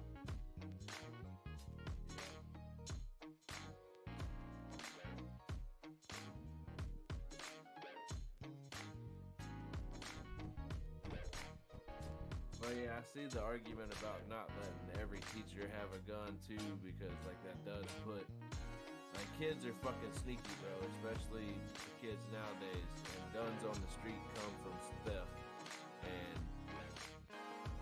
like that's just putting guns in the way of kids to get, but like how else would you do it though? You know what I'm saying? So there has to be a select few that have something that nobody knows about that's like on the slide, but like it couldn't be like, oh, our teachers are armed, but because like I feel like the kids would go on an active fucking theft to steal the guns somehow, because that's what kids do, bro. Like I was a kid, I know I would, if I was in, you know what I'm saying? Like I think I can handle that. So yeah, that's why you leave it to the trained professional. You know, like you leave it to the teachers, yeah, an exterior, yeah. Like my buddy Tim, he runs surveillance security, which is, I mean, it's nationwide, but it's out of Orange Beach, Alabama. name's Tim Harry. He runs high-tech, high-op fucking security, private security and biometric security for like high-tech clients like Britney Spears or fucking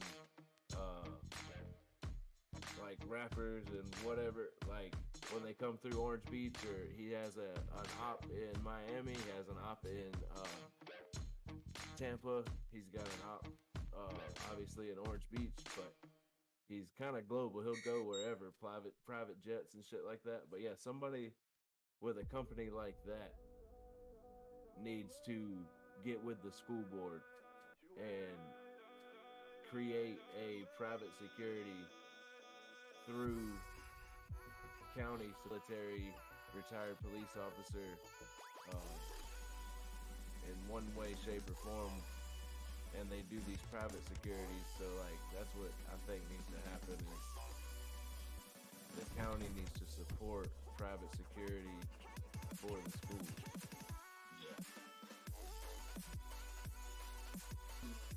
It wouldn't be cheap, but it would be worth it. Sure, they got to worry about, having the gun there on the near the desk and then teaching. When you should just have one person solely being responsible, for any situation that goes down. Or something like that. 3 to 4 men. Yeah. Even because there's some schools that are small that you could get away with 2. Definitely gotta cover all the areas, the back and the front, man. You just have somebody on post, one entrance, you know what I'm saying? Like multiple exits, but one main entrance for like public and parking lot and all that shit. But like, also have like, obviously if it's a new school, you need to fucking put tunnels and shit like that. But that's above and beyond what we're talking about. But like, yeah, a 3-man team, one entrance exit where somebody's on it at all times with a double lockdown door, triple lockdown door, like a triple layer across there. Yeah. Yeah, have it to the point where when shit hits the fan, I mean, the doors of the school automatically, shut from the outside. You can't open them, but you can't open them from the inside. Just in case some people need to get out and whatnot. But should have it now, but like you shouldn't be able to get in from that way. Like it should be a flat door on the outside. It should be no handles, no nothing, just a flat. Yeah, there you go. Have an emergency exit push to get out, but bulletproof too. Like bulletproof's not hard to do. Like hell, you seen one of the pictures I posted last night? That little piece of steel, that thing's bulletproof. I've shot it fucking 20 times with hollow point 9s and fucking not in one spot, but like I've only pierced it once.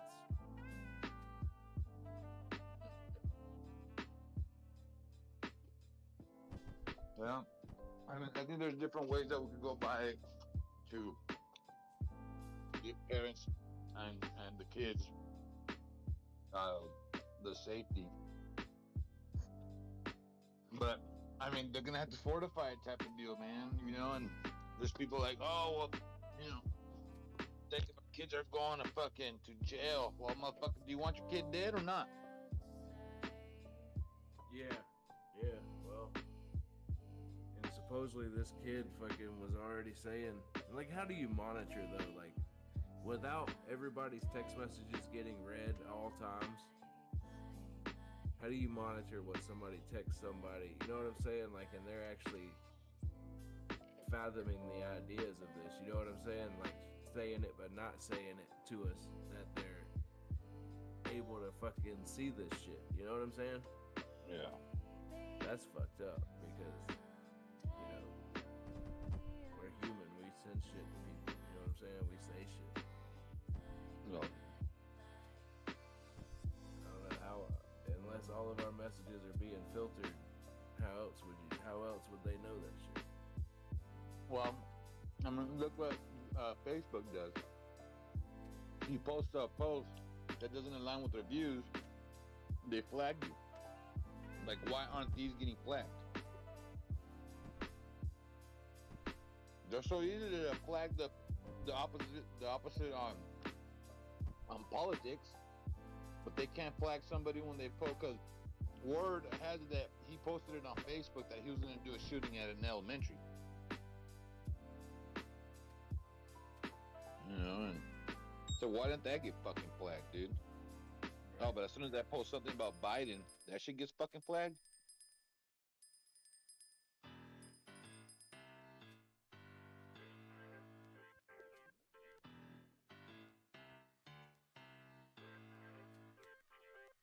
Yeah, they need to have a system in place where if they put anything like that on social media, it triggers and notifies the police. They do a checkup on them, not write them off, keeping tabs on them, and have like a memo sent out to all the schools with the photo ID of the person. If you see this person, you know, pretty much fucking kill and destroy type of deal.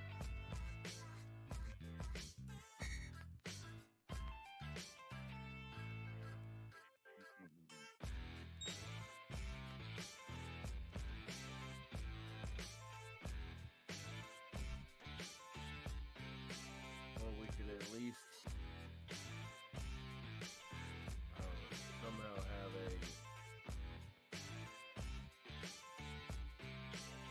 security system, like video security around schools that's fed to a certain place to crack down on some of these habits. Like maybe somebody that's like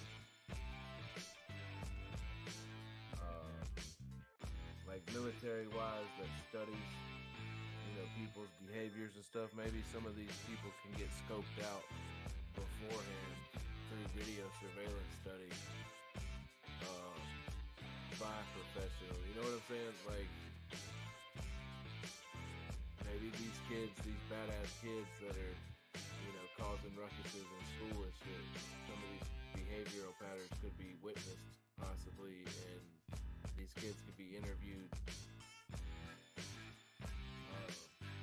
other than like school personnel, because school personnel, I feel like they're scared of their students at times. Yeah. Especially the rowdy kids, like they're just scared, and like nowadays it's way worse. Like you have to tiptoe around your words so bad, so like you're almost letting these kids go, and without pressing structure when it should be applied.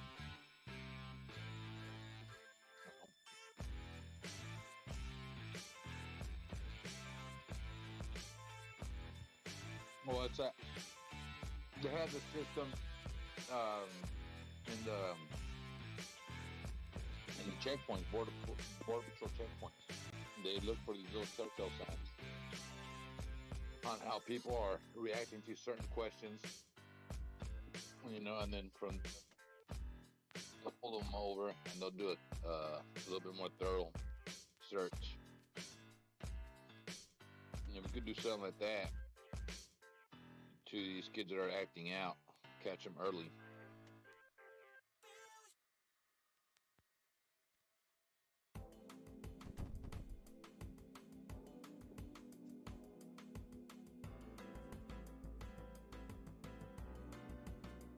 It's that whole fucking human rights shit, dude. Like, yeah, there's been people that have been wrongly convicted. I understand that. No, but I mean, sometimes you gotta be harsh, man.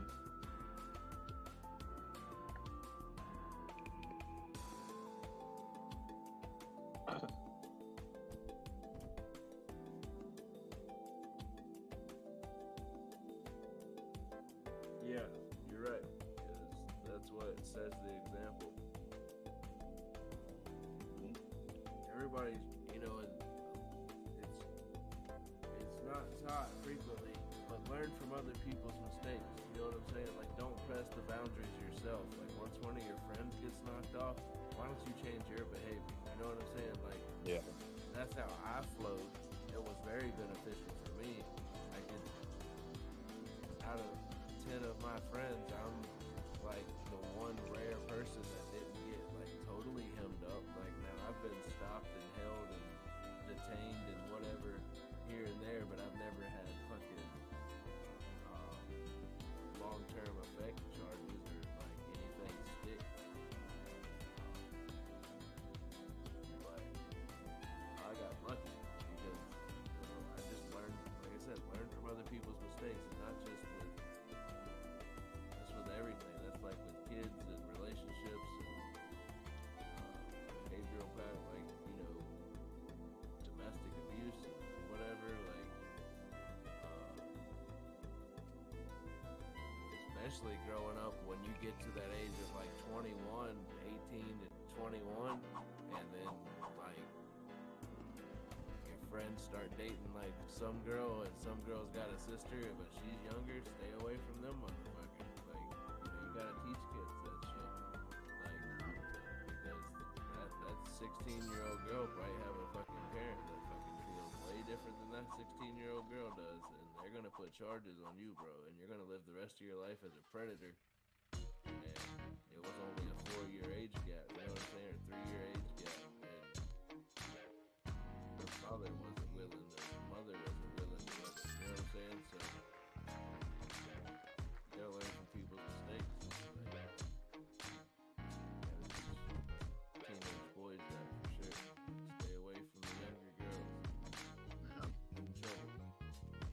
But for everything, learn from other people's mistakes, and then the punishments wouldn't have to be that bad. You know what I'm saying? Like, it's just like everybody tries to one up the next person instead of getting better and like applying yourself in a different way and succeeding where that other person didn't.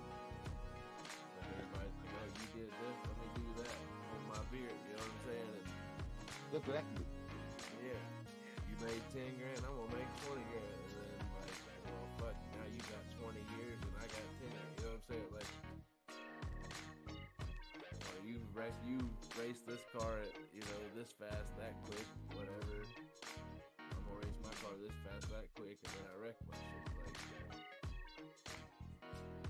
instead of, oh, he wrecked his shit, or whatever, you drove that fast, let me do this and that, and we'll do it safer next time. Whatever. Like, we just gotta trust the limits.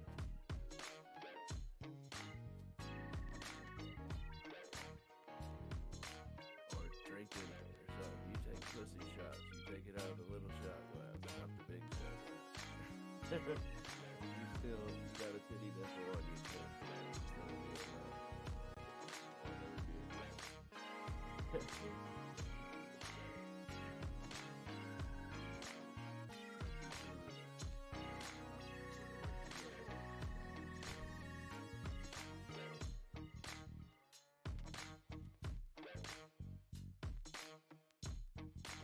I'm watching these young golf videos on my TV. He's got some really cool fucking graphics. Dirty Mongo.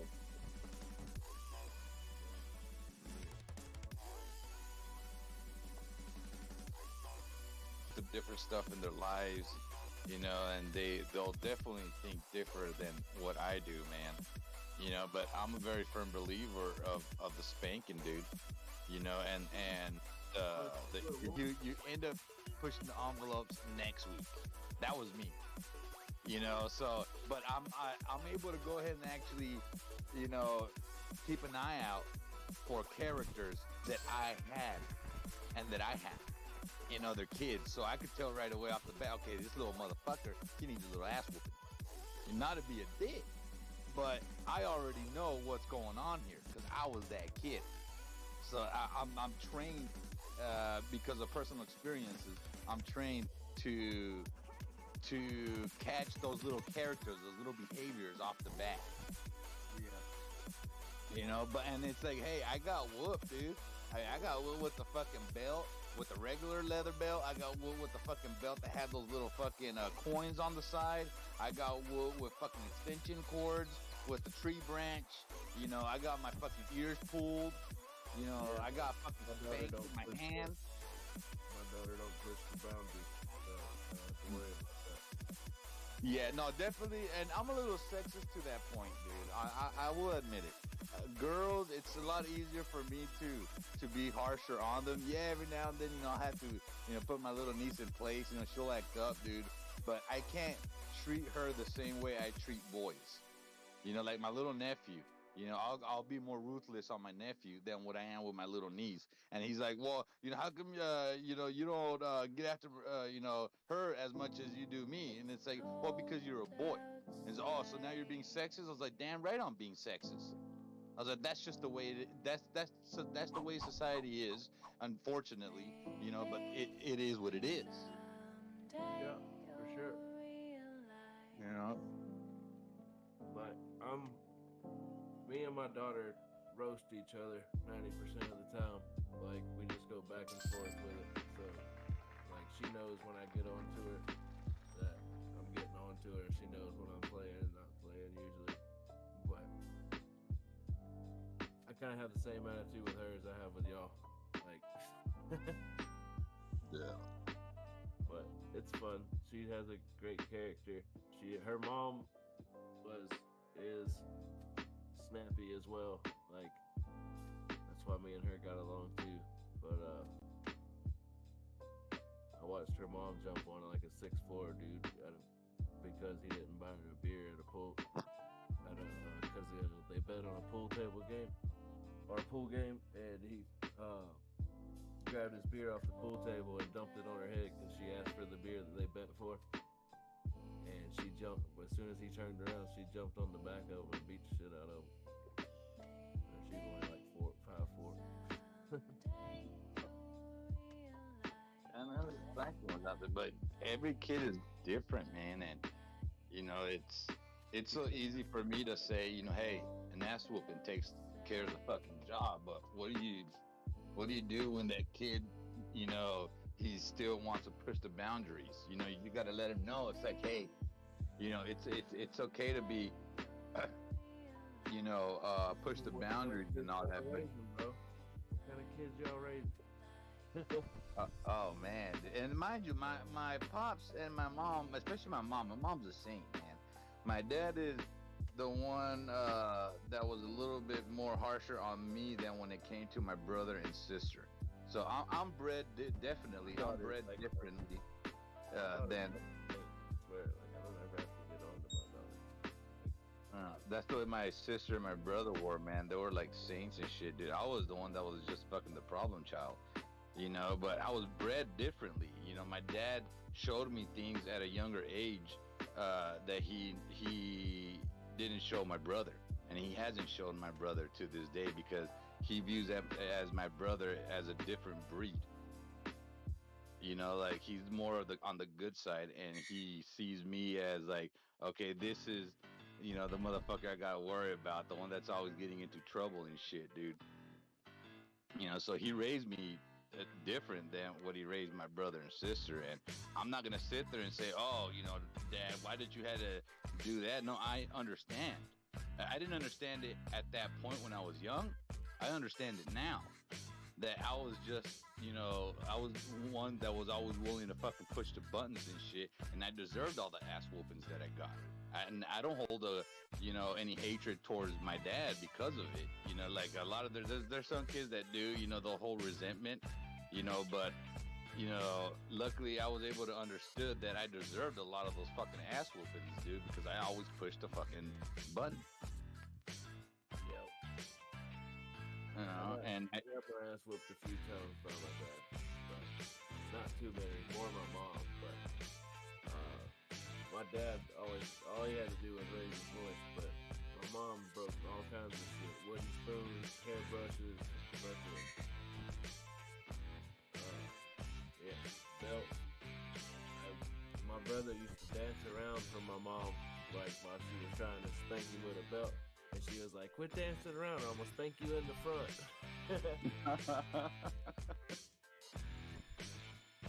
Oh, yeah. That ain't shit if you ain't getting your ass whooped with a stench to it. There you go. I was just talking about that. I had to take my clothes off, so I know what it's like. Yeah, I ain't never had to really, like I said, I spanked my daughter once when she was shit. She probably don't even remember it. She was like fucking 2 or 3 years old. I ain't even really spanked her. I just patted her butt, and it hurt her feelings so bad. She, you know, she damn sure don't want to do shit like that again. But all I gotta do is raise my voice at her, and she straightens right the fuck up. She don't, I don't know. I got lucky. So far, she was left.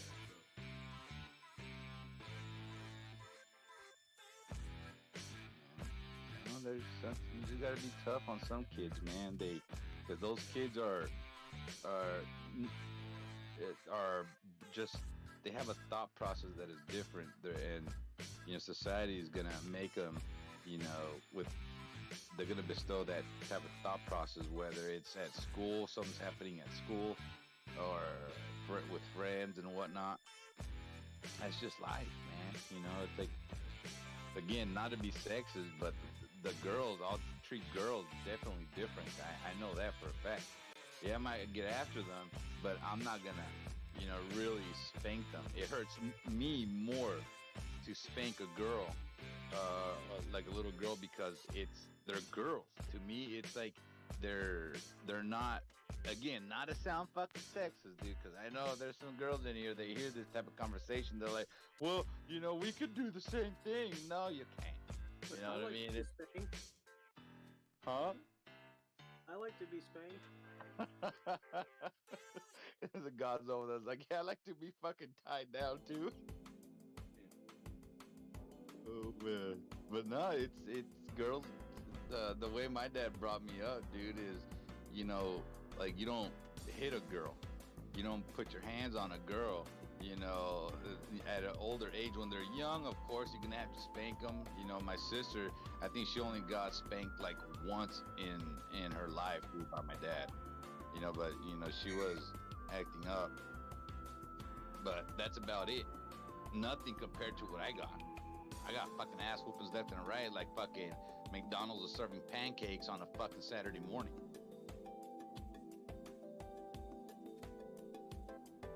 But I don't hate my dad up because of it. You know, I understood that I was just that fucking child, dude, and I catch these kids. Like, I got a little cousin of mine. His kid, dude, is just terrible, and my cousin doesn't do shit about it. Like, he lets him fucking like be, and I'm like, nah, motherfucker, not fucking when he comes over here. He ain't gonna do that shit.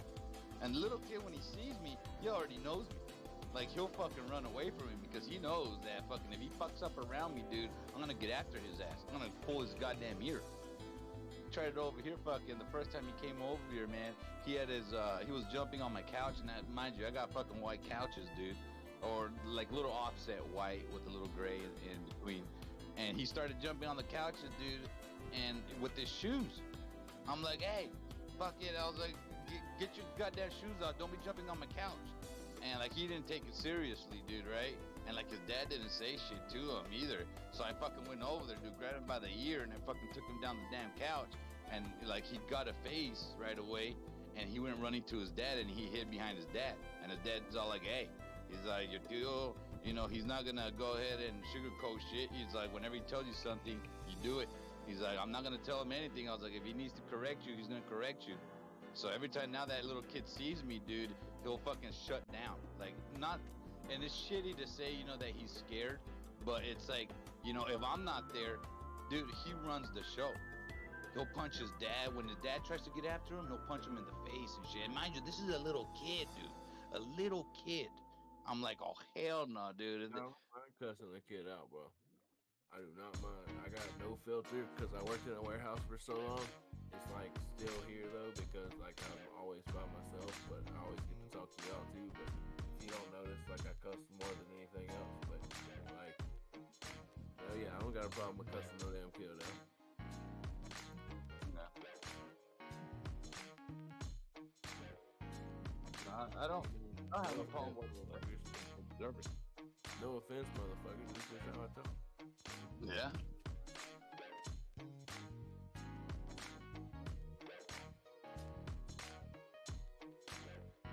But damn sure a kid knows you're serious when you start fucking straight cussing their ass. They can't cuss you back either. Most, you know what I'm saying? At a certain age, they can't. They probably will, but like, they still can't. They can't roast you the way you can roast them with fucking, you know what I'm saying? With that language. Yeah. No, but this kid, dude, man, I'm just like, I was shocked the first time. Like,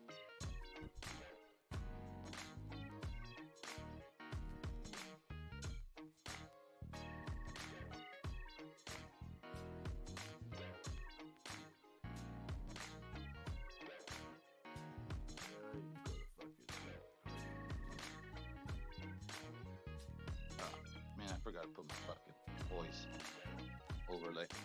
But yeah, when I saw that shit, dude, when he was getting after his son, he picked him up, right? Because he was doing some stupid shit. He picked up his son, and his son started punching him in the face, and he didn't do shit about it. And I'm looking this whole entire time, and I'm looking at the whole thing played out in front of me, and that's what made me tell myself, okay, this is that little fucker. Not to be a dick, but it's like whenever he fucks up around me, I gotta let him know that he's fucking up and that I'm not his dad. He can't fucking punch me in the face because I'll spank the shit out of him. Again, not to sound like a dick, but dude, whenever your kid is punching you in the face in public, and you're not doing anything about it, like, bro, you cannot bring up that kid in society like that because he's gonna get his ass whooped fucking 9 times out of 10 every goddamn time.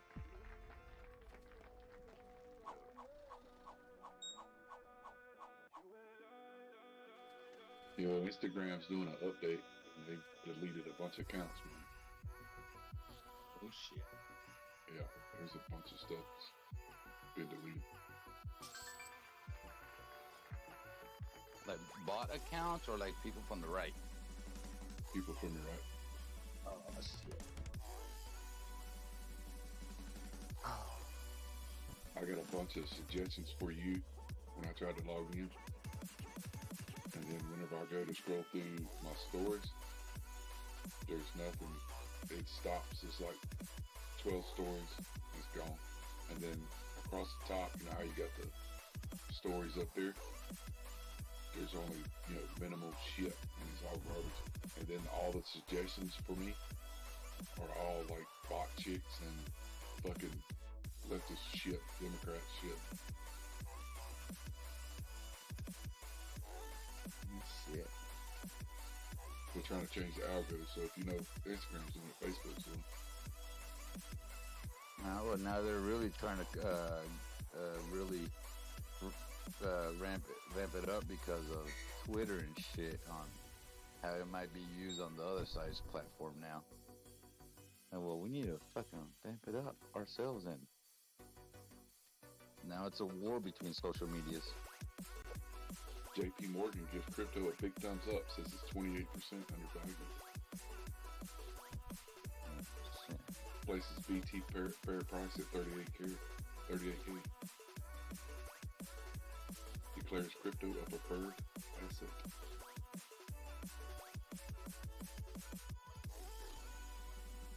That's sexy. Fake investors place note Bitcoin's fair value at the same level in February. Should be trending around $43,000.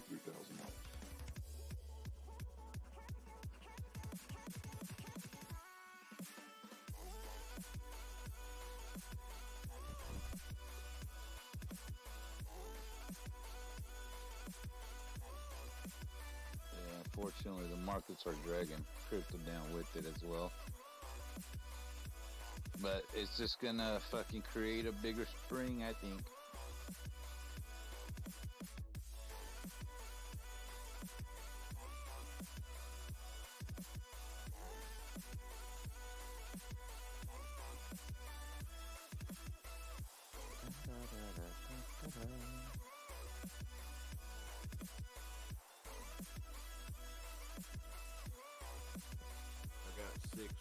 big cups for $3.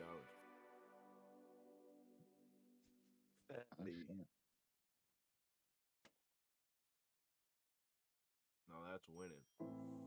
It's cold outside. That's a steal. I bought 2 of them. The guy was like, "Go get another one. It's free." Sweet. Maybe Well, alrighty then. someday you'll realize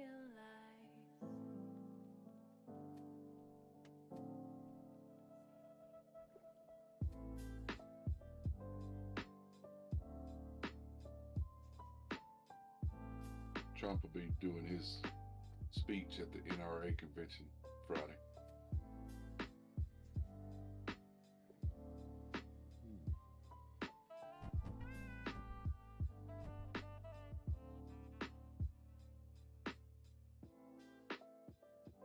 That should be interesting. it's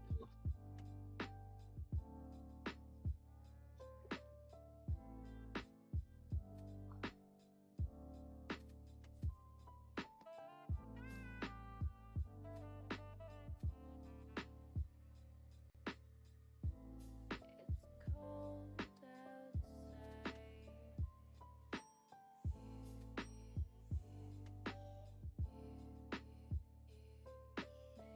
Maybe someday you'll realize.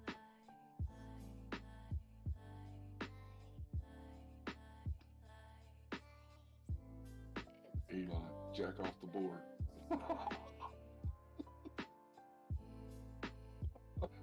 Good old Elon. I love you, Elon. You're talking about Musk. I love you too. You're talking about Musk.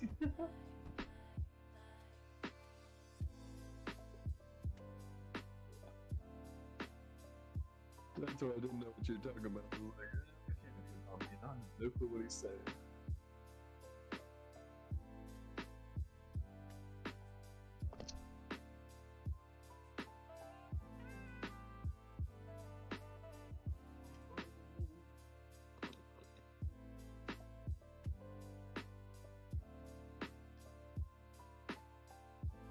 Did anybody figure out the picture?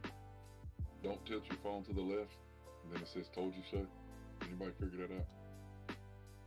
The what? The tweet. Oh, that email? Yeah, he had that picture. It said "Don't tilt your phone to the left," and it says "Told Never you so." gonna give you up. Never gonna give you up. Oh, I was rolling when I saw that shit, dude. I was like, what the fuck? And I couldn't see it at first. But as soon as I tilted it, I saw, like, you son of a bitch. And he got me.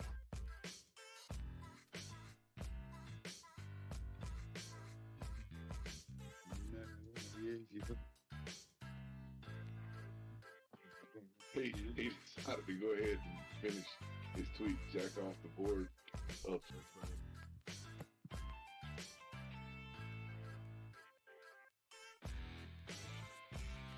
Oh shit.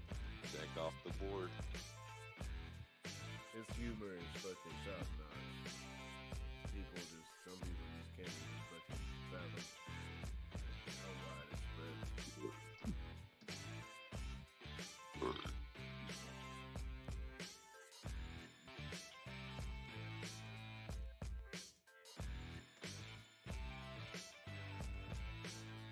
Well, you spun an ashtray again, you're about to get the black shot up your ass.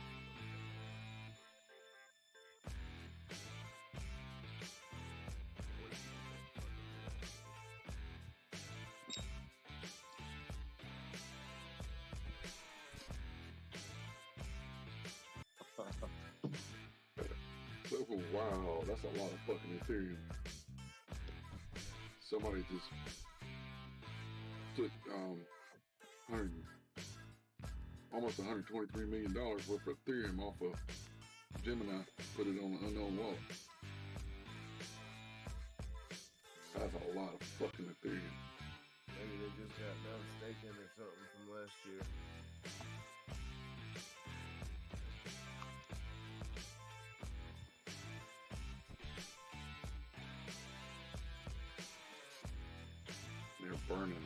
fucking BUSD right now.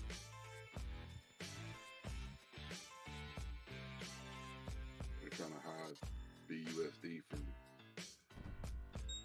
I'm gonna guess, a UST crash. They're gonna burn it to hide it.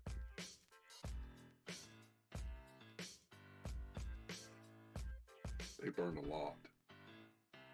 There's 96, almost 97 million. There's 102.4. All done within 15 minutes of each other. That's a lot of millions. $250 million burned.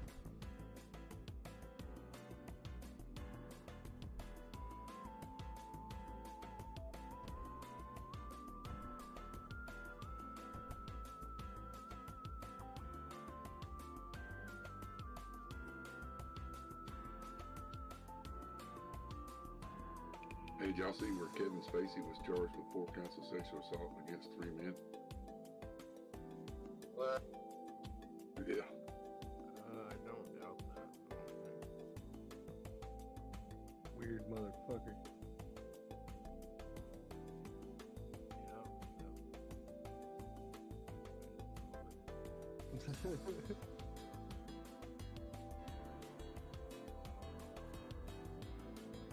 Confidential season.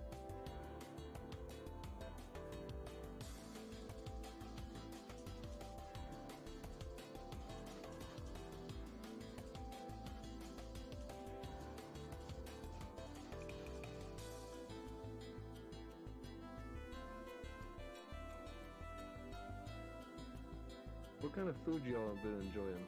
Recently, nothing sounds good too. I just We got greasy cups. fixed a salad for us. Ham, pepperoni, cucumbers, carrots, green peppers, cheese, black olives, green olives. I don't eat salads enough. Makes you poop. Makes you poop, man. Gotta go poop.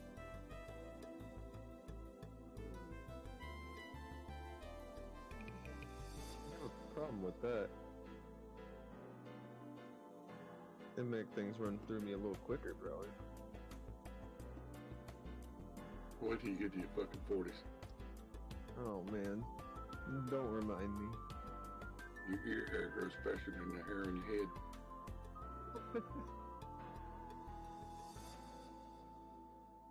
And you gotta watch how much bread you eat.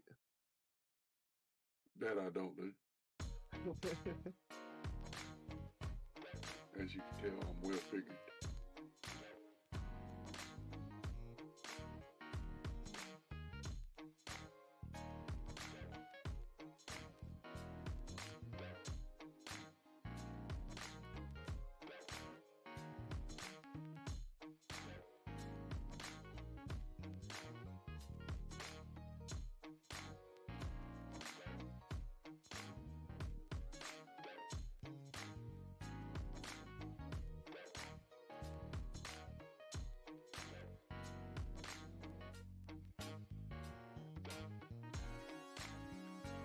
You know, my tinfoil hat was on earlier. As crazy as the world is right now, the last market crash back in '01 was kicked off with 2 airplanes flying into the trade centers. So these motherfuckers are crazy.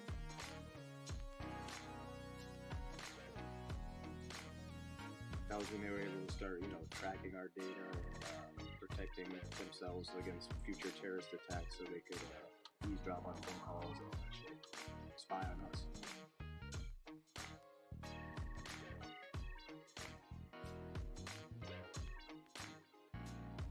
Terrorist. Yeah, there's one dot connected to it.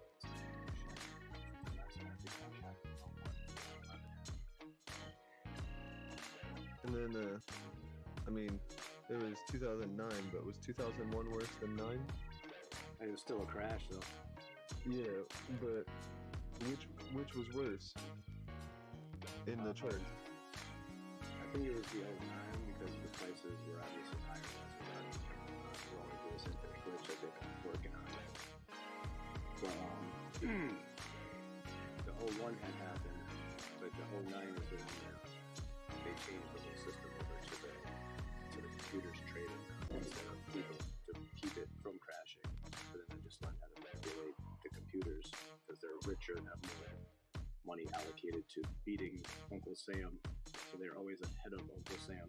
You know what I mean? So they always get over on us and the government. So It happened in 2002-ish, 2001, 2002. It looks like it really started around 2002, but that was definitely a lot deeper than 2000. Yeah, 2008-ish was about the bottom.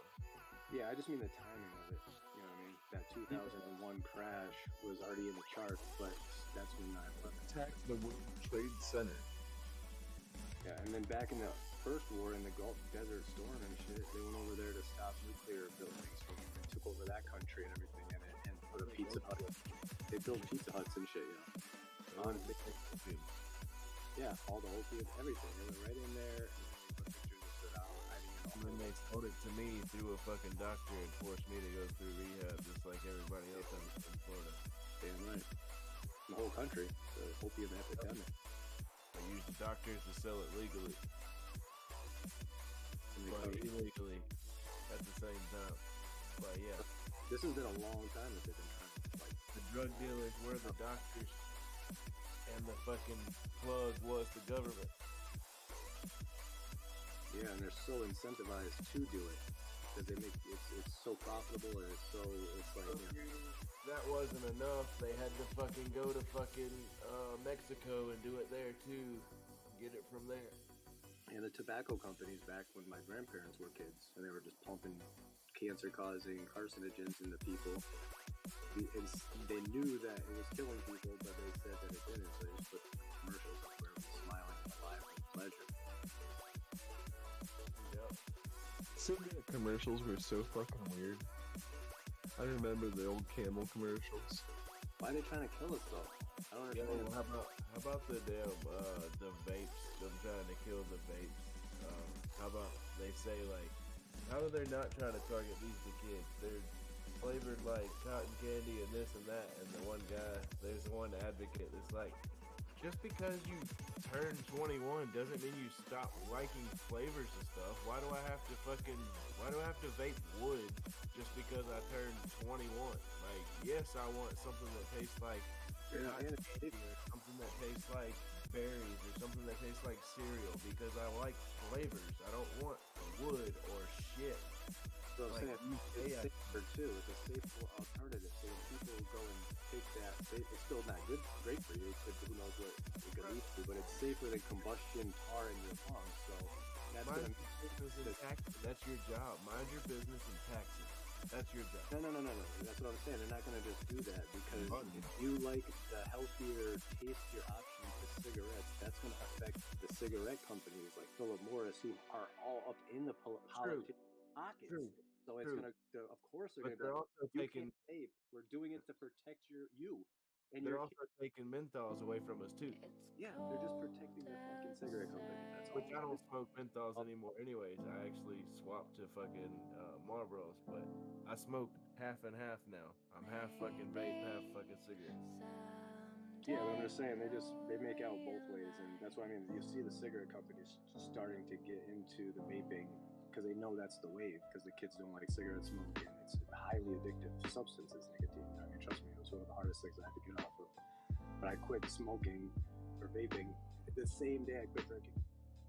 That's just how fucking bad I wanted money, bro. When the light went off in my head, I stopped both. So when people tell me I can't do this, I can't do that, I'm like, okay, then you don't want it. When you're ready and you want it, you'll fucking stop. Guarantee it. It's mind over matter. It's whole life. It's what you want over what your human monkey body is wanting. It's you gotta take control. You gotta take that wheel. We've been getting so much rain. I gotta get my fucking attic somehow and fucking check my roof. I got wet spots in my fucking damn ceiling. Fucking 3 of them. Not gasoline, dude. I was just weed whacking outside. Now I smell like gas. Dude, I hate that smell. Always worse inside. You know, outside you don't really know, and then you come inside and it's like, ugh, gas. There's this YouTube channel I watch of a guy. He calls himself I think it's like lawn mowing juggernaut or something like that. But he mows lawns for free, and it's all paid by YouTube. And he just pays for everything by YouTube and does videos of taking care of abandoned houses that their grass is like 4 feet tall. And he was out in Oklahoma. In this one video I was watching, I came across it because it said crime scene discovered while mowing a yard, and I wanted to see what it was. But I started.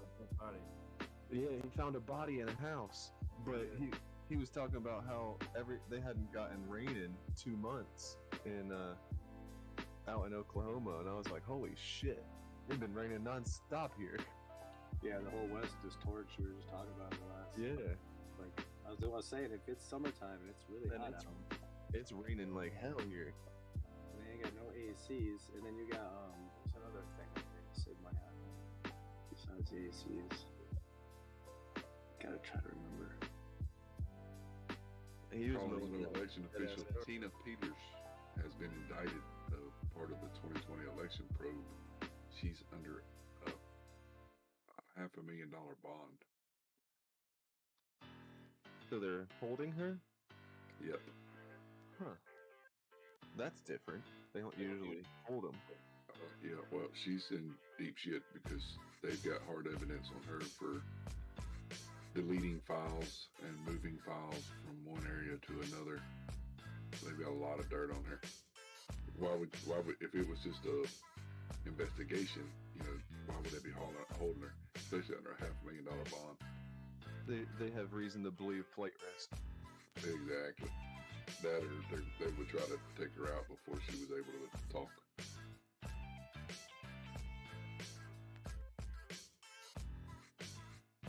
They're afraid she's going to get killed. Well, holding her in a cell won't stop that. Money has a way of getting in there.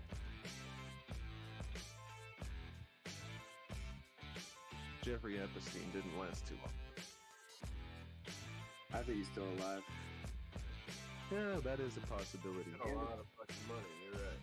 And he has shit on people that can get him out of trouble, like heavily. And if he just has happened to commit suicide with no cameras on, and his pimp did too with no cameras on, they're both gone. But people are just gonna think because they read it in the media told them that they're definitely gone, that they committed suicide. But really, a little plastic surgery, and you could be sick in Mai Tais in Thailand, and you probably be okay.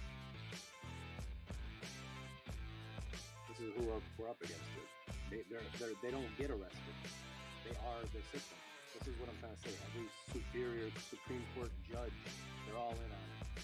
Rich people in on it. Celebrities, they're all working together. They'll pay one person and down. And the ones who don't know are always getting information weeks behind when they need it to help them. Yeah, it's rings in my head. Like I rehear, I'm watching the Jeffrey Epstein filthy rich thing. They asked him how he got his start, and it was like a video from back in the 90s. And they asked him how he got his start. He said, "I got out early," and that's all he said. Yeah. Like I said, he said it was through stocks and this and that, but I just really think I heard he was a double agent, whatever. He was probably a double agent from Russia, came over here, had every rich person, because he had the infinite money glitch, quote unquote, because the stock market's getting out early, but really you got the infinite Russian money glitch. So you can actually contribute as much money as you want to people like Bill Gates and their causes, and all these people, Bill Clinton and his causes. So you have all these princes and presidents and influential people for your life. And then you take a picture of them with their kid, whether it's through illicit means or just even, hey, will you take a picture with my niece? Yes, yeah, that girl's 15 years old. We'll use this and I'll leak this. That's what I'm saying. They're all compromised. Everybody who's in power to help us or protect us, going to, or they're just too rich and don't care because they're already on that side of it. Point anybody. Nobody's looking out for anybody right now. Yeah, what I was more so getting at is like, I think it's crazy because he literally, basically, without saying it, said that he had inside information. He knew when to get out. He got out early at the correct time. That's how he got rich. He said it like on TV.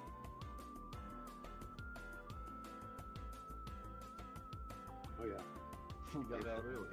These market makers and hedge fund billionaires and trillionaires and shit like that, they know obviously what's going on, so they give the information to the people who are writing the laws that are going to benefit their policies as far as trading and all that stuff. So yeah, once you're in on the know, then that's why every single politician who only should make a little bit of money makes massive amounts of money in the game and outperforms the major indices all the time by a lot, because they know what's going on. But we can't stop it. It's free and fair. They invest together and sell together. And they're working with the institutions to make sure that they all make the most amount of money. And in order to do that, they have to extract the most amount of money from another part of the buy-sell trade. So they need to be buying when we're selling. They need to be selling when we're buying. And they have the timing down of it, obviously.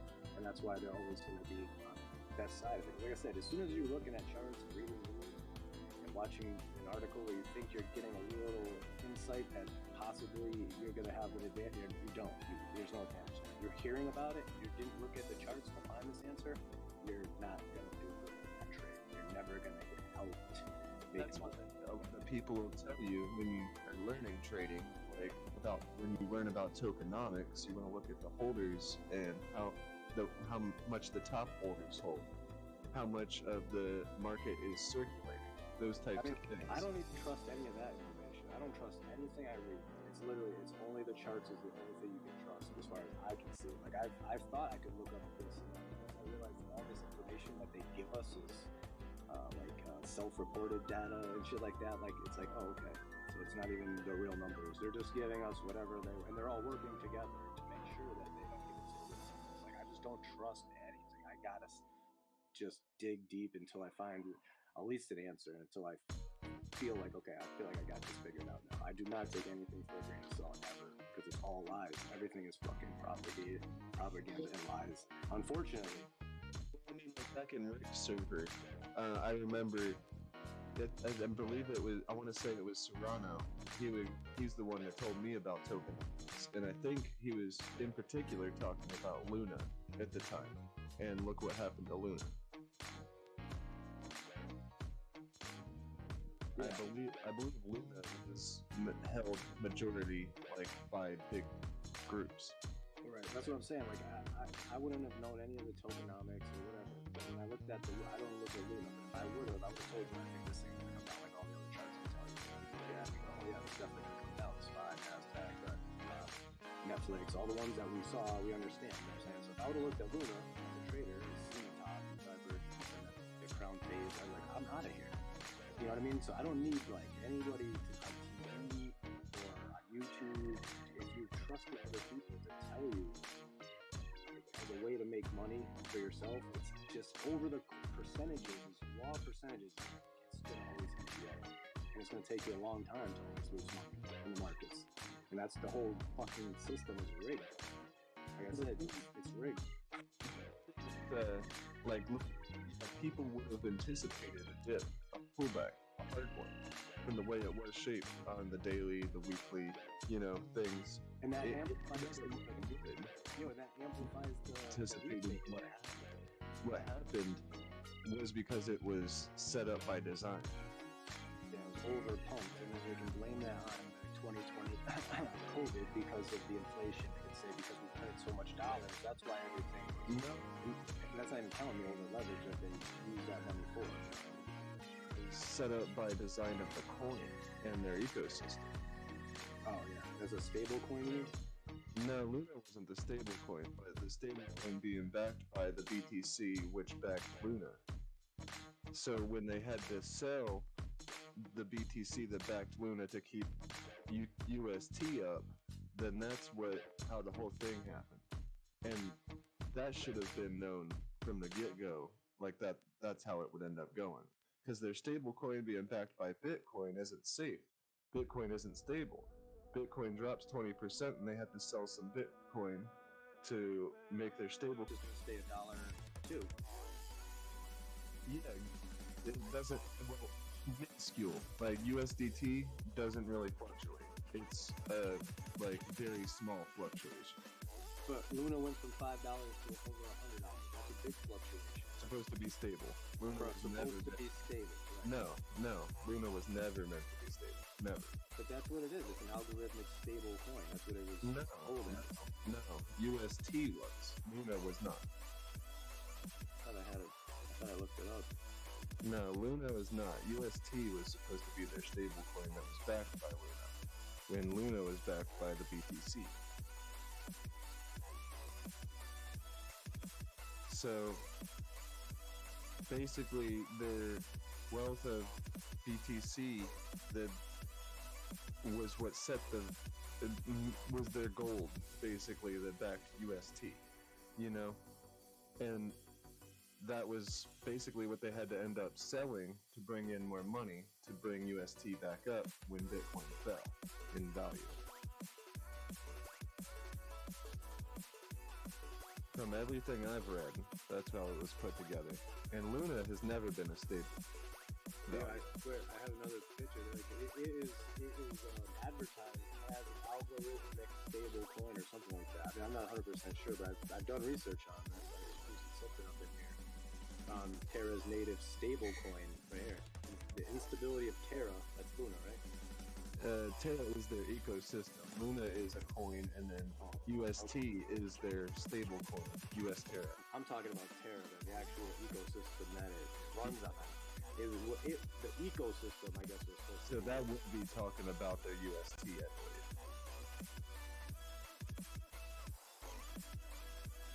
Because they had like a system that worked with both coins, as far as I know.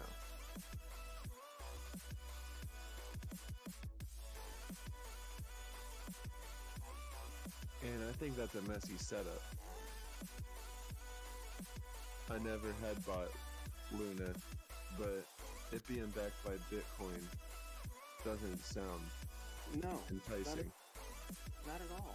That's what I'm saying. I don't own any of that shit. I give you guys credit, but like, I think you guys are too bottom. I'm at the top. I never bought it before, like it fell. Yeah, no, I'm just saying in general, like crypto in general being non-regulated and not backed by any kind of where you can get your money back if something goes wrong kind of thing. It makes it extremely risky, which means it's fun to make money. Like if get in, get out, make some money. But as far as staking and investing and holding on to this, to me, like I said for a long time, that's super risky. Like, because if your money's gone and you got a lot of money involved and it's gone, it's gone. So you got to have money that you're willing to lose, and I don't have that. So, you know what I mean? I can't play that game yet unless I'm just trading it as a trader. Yeah. But meme stocks, shit.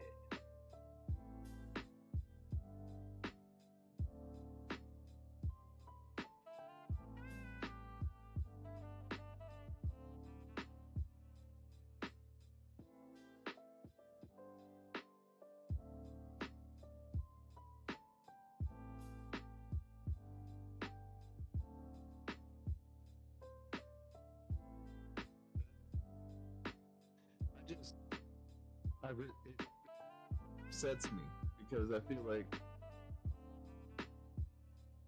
the reason I always talk about that is because, man, it like, I had a friend that got recommended crypto by a coworker that he worked with, and then I was talking to him like a couple months after that, and I was like, yeah, I'm into crypto too. What did you end up buying? And they had him buy Bitcoin and Luna. And now I'm wondering what the fuck his investments are at. I haven't talked to him in a little while again. Oh, dude, well, they're popular. Like, it's like, that's what I'm saying. When the sheep all like something, right? Like, for instance, Tesla. It's down fucking 55% right now. It's $600. This shit was $1,300. You know what I mean? So everybody had to have Tesla. Everybody had to have all these companies that were so popular to have. These fucking Amazon for $3,000 a share. It's down 40% in 6 months. You just lost almost half of your fucking money if you were spending $3,000 a share. It's gone. That's what I'm saying. They're liquidating. Netflix is almost vaporized, dude. Netflix, exactly. 700 to 100. And then Snapchat. Everybody had to have it. You have to have that. What do you mean you don't have fucking Netflix and Amazon in your portfolio? You don't have Tesla? God, what kind of a rich person are you? Yeah, we motherfuckers, all you rich motherfuckers, where's that money going? Where's it going? I know where it's going. I think. You seen the Snapchat chart? Snapchat 40% one day, Elon.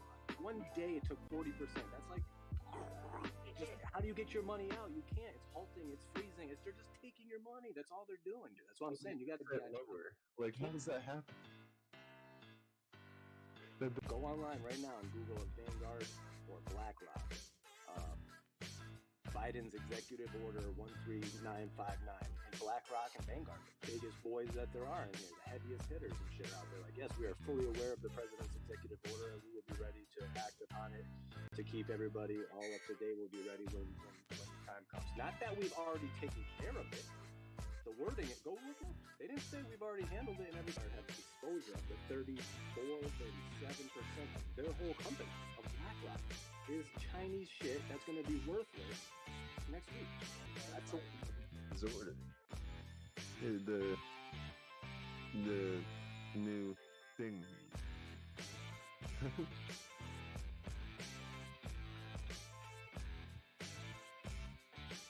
Not that I didn't believe you, I just wanted to what he had put into place for myself.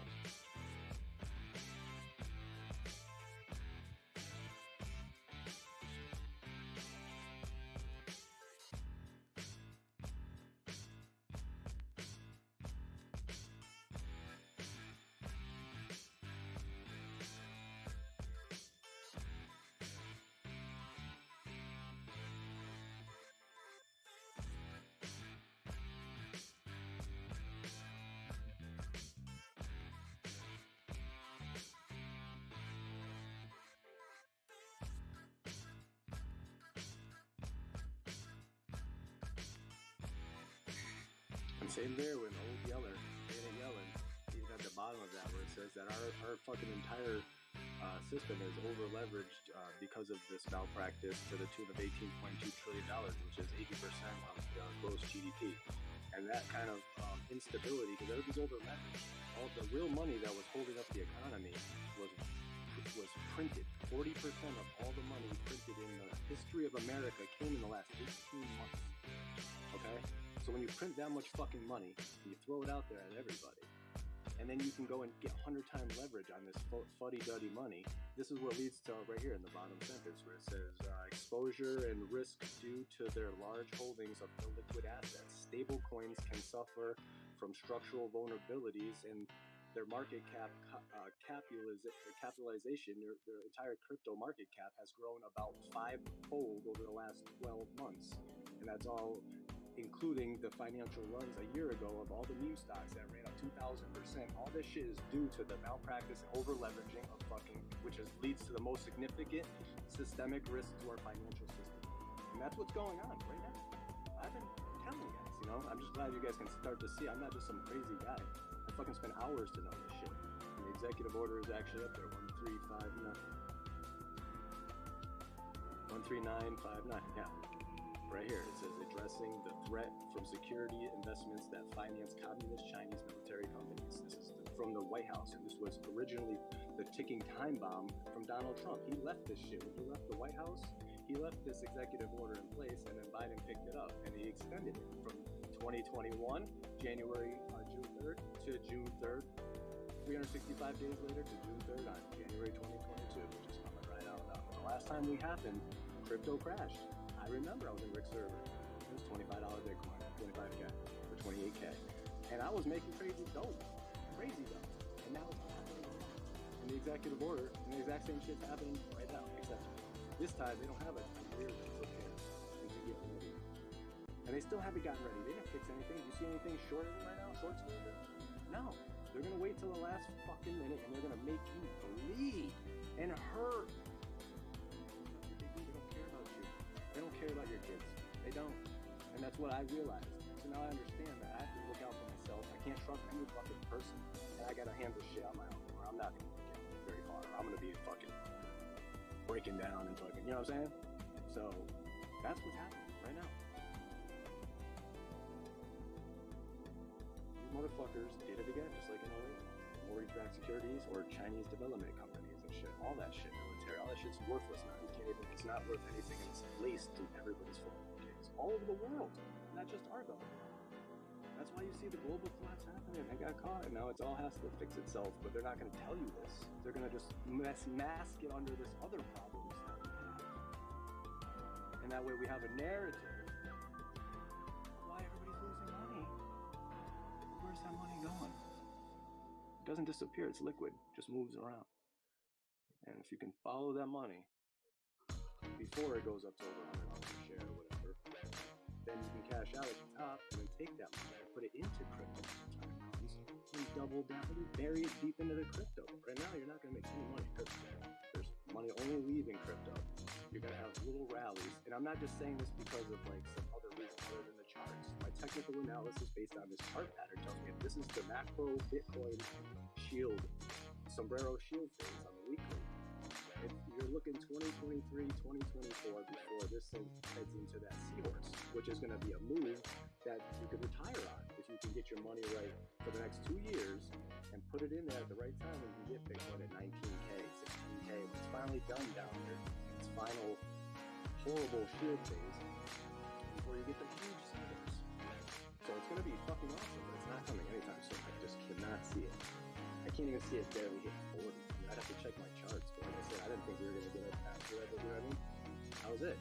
That was the rejection of the 200 up there. Now we're going to come all the way down and eventually bounce up and hit it again, but now it's even lower.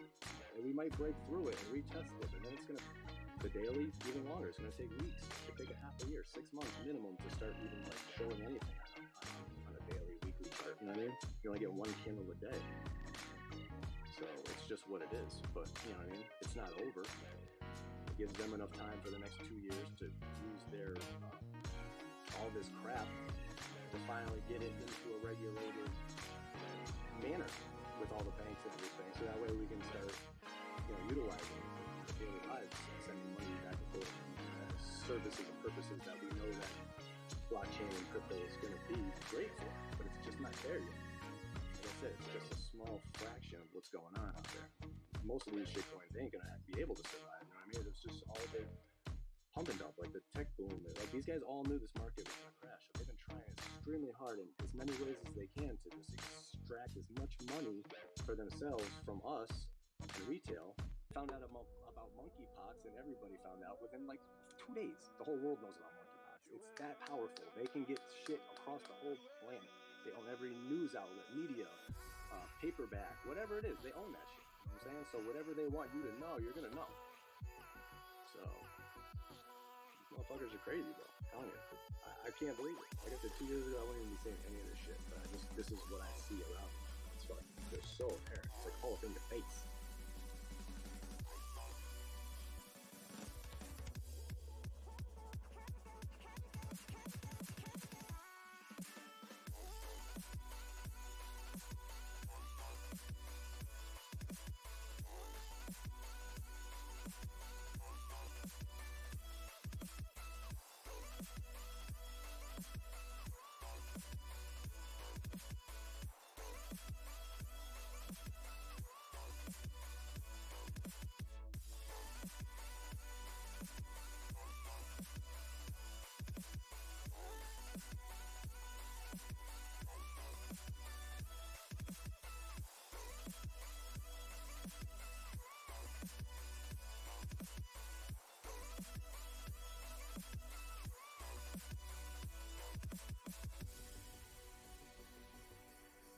Get it out of the way now too, you know what I mean? This kind of a market crash is only going to happen once in our lifetime, so if we can capitalize on it and grow after this, then we won't have to worry about it. We'll just be making money for the rest of our days until maybe it's like 80 or 90 or something, you know what I mean?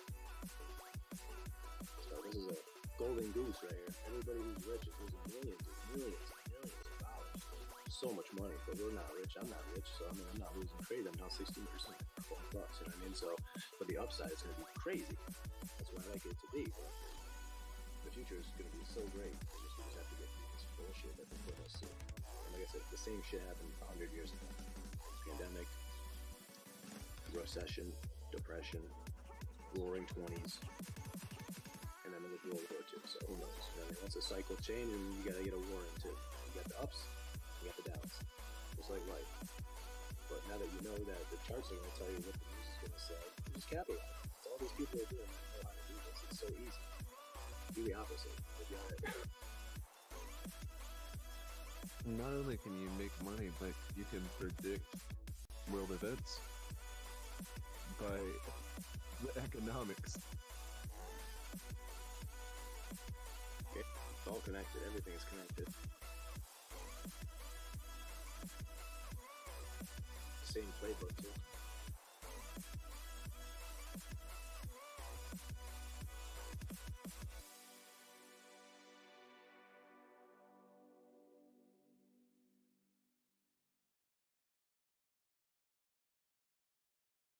Well, my squeeze money. When I get on a bike, I just drive down the East Coast with no time frame. That's it. That's all I want to do. Sooner the better. My squeeze money. Yeah, pay me my fucking money. You know what I'm saying? Someday you'll realize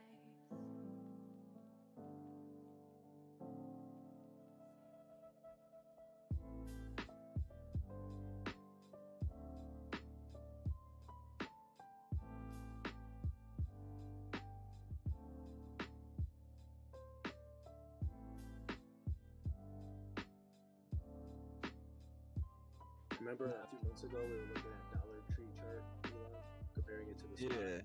because it went up in 09 when the SPY started to crash. Well, today the Dollar Tree was on the FOMO list. There's a big gap there, like 17-25%, just like the other one. So it runs reverse beta to the SPY. So whenever the SPY goes down, that goes up. So there's other things like that always. You know what I'm saying? That's why I'm hedged against this market crash from all this shit at the top by things at the bottom, which happen to be at the bottom of the correction phase, which I've been staring at since last June, run up to $70 fucking dollars, and now it was down to $9, and now it's kind of correcting, and it's gonna start going back up now because it does not just go straight down. AMC is not going out of business, or none of these companies are. If not, they've got more liquidity pumped into them from these fucking apes in this last year to secure that shit. They're not going anywhere. It's a great investment.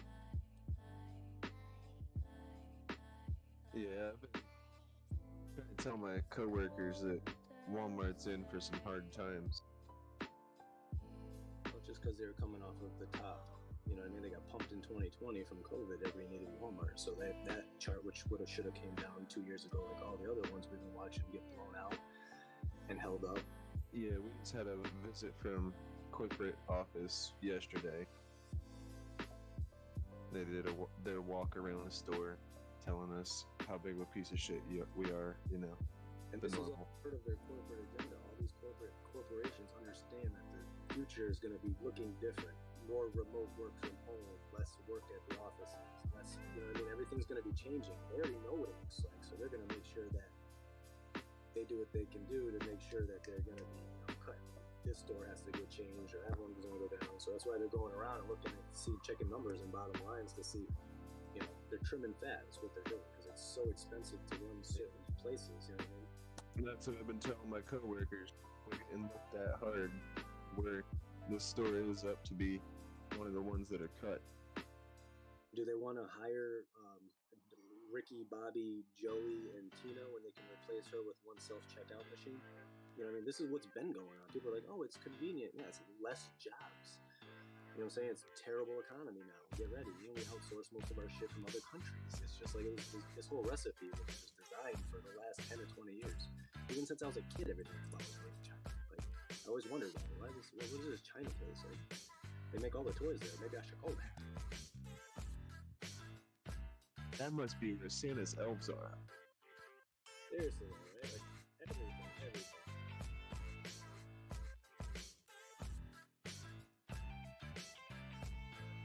Not in a racist way. I was just meaning it from a childhood set. They're said it, I was like, oh shit, what are you gonna say? Their economy's crashing right now too. You know, you take it. For a long time, wealth has been passed down through the family. You know. They're getting lost if it's in the markets, right? Yeah, I mean, nobody's exempt from what's happening in all these markets. Nobody, even rich people who bought Bitcoin at 52K or 49 and still made a bunch of money to 69 is they've crashed right now. It's going down again. Unless you were in way back in the day, we could even come down and retest 60. We all know that. We've seen the charts. if you bought it in 2017, you're still cool as fuck. Yeah. Cool as cucumber. But if it does drop down to like, 12, 8, you know what I mean? 6, who knows, Who knows what the future holds before it springs up into the next freaking massive, you know what I mean? That's how it is. They'll drag it down and get it cheaper. Definitely. That's what they do. February 2019. You got it at like under $4,000. Like I said, I've seen this. I just know what part of the algorithm we're in. I've seen variants of the same pattern play out, where I can post a picture of the same pattern where it does this and stays more bullish and then blast off into the sequence. Or I've seen patterns where it gets really disseminated down into a long shield, which comes down and retests previous breakout points, where it retests down to the 200 before jumping all the way up into the left eye. And that's low. We're talking 16K on Bitcoin. Yeah. At the end of this phase, which is going to last a long time. So that's what I mean. That's a worst case scenario. As far as 10K, I mean, I'm thinking that possible. It could take a long time and then hit like 20 or 19 and then boom, go up into the seahorse, you know what I mean? But it could go, depending on what the world is doing and what money wants to do, it could go sideways and down. I posted that picture before where it just kind of goes down. But then you get the seahorse. So, I mean, you know what I mean? That's why knowing the ride helps, because if you don't, it's the end of the shield phase after the first all-time high, second all-time high, and then 2 years of it looks like nobody wants it. It doesn't feel good. I don't know. But that's when you should be buying. That's what the algorithm is designed to do. I wanted to bring something to y'all's attention. I don't know if anybody's read this or anybody understands. A lot of people don't know weapons and stuff like I do. So this shooting that just happened, I'm having a hard time wrapping my head around the fact that an 18-year-old boy that was trans, lost his job at a fast food restaurant, was able to afford 2 Daniel Defense AR-15s. They're about $3,000 each. And then he had $2,300 worth of optics on those weapons. And then he was wearing a $2,000 black jacket. Just boom. I'm with you, Donnie. I'm with you, dude. It's like I said, they keep creating problems somehow. Who knows? It's just so crazy. Could they have fucking people in other countries like getting these exported kids and fucking brainwashing them into becoming these and then just coming here with them, and then you know what I mean? And then they can trigger them on a response to become this I don't know, dude. It just doesn't make sense. You're right. It's 18-year-old with fucking high grade, but like the last one in the store. And the other thing, the ammo that he was carrying, that's not stuff you go buy off the shelf. That's stuff that's special ordered. I just hope that make it so that they're gonna, make it so that now you have to be this age to get guns, and now you have to, you can have guns, but you can't have these guns because of this tragedy. You know what I mean? That's the first thing that they said too. Is the first response was from whoever was at the White House speaking. Was like, we have the power to change this. You know what I mean? So you watch a lot of things on like videos of people that do research on people's backgrounds and stuff. Do they know his parents and what they may have had? Maybe he was able to just grab these things. I haven't heard too much. I heard it was from Mexico or something. So I mean, I don't know anything. El Salvador.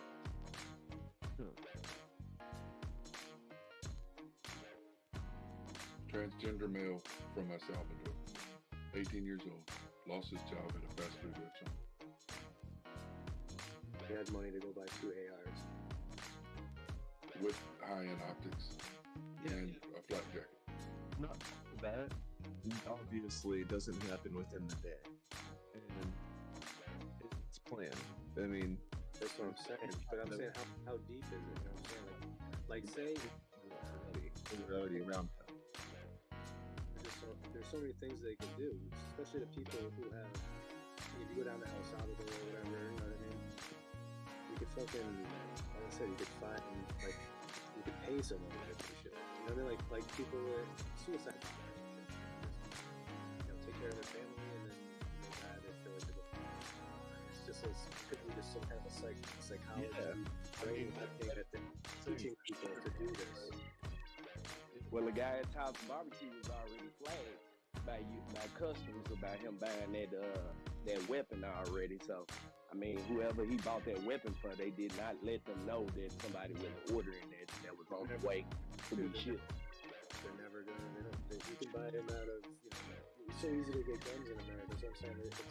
If this corporate agenda is trying to take over the world or whatever, hypothetically, they know we have a lot of guns in America. You know what I'm saying? Yeah, that's they know that if they're in this country, they have to fucking take guns away from us, or else they can't do it.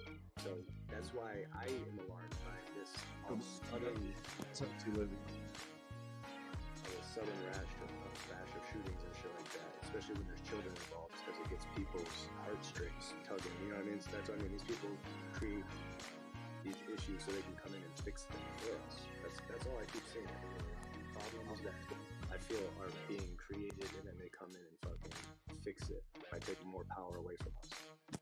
Well, I'm here to tell you, as a collector, y'all know that I love weapons. As a collector, the two weapons that were in his arsenal are, like wish list items.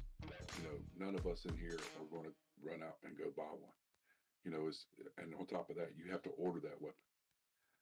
So it's not like something, that you just run in there and buy off the shelf. Those weapons are ordered.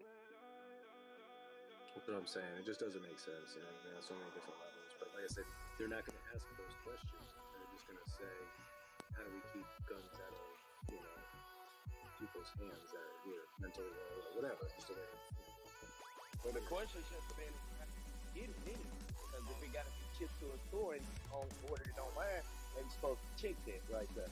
They can't say that type of thing. They're not in his name.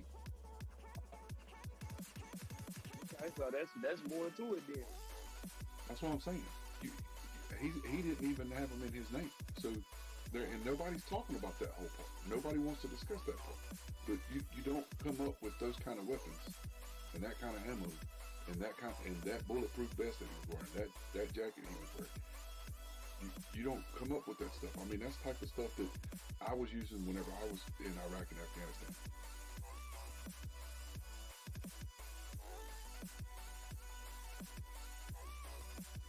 I mean, just a little bit of gentle reading. Just Google it, Yahoo, whatever you want to do. But when you put one and one together, it don't make two. It's not making any sense.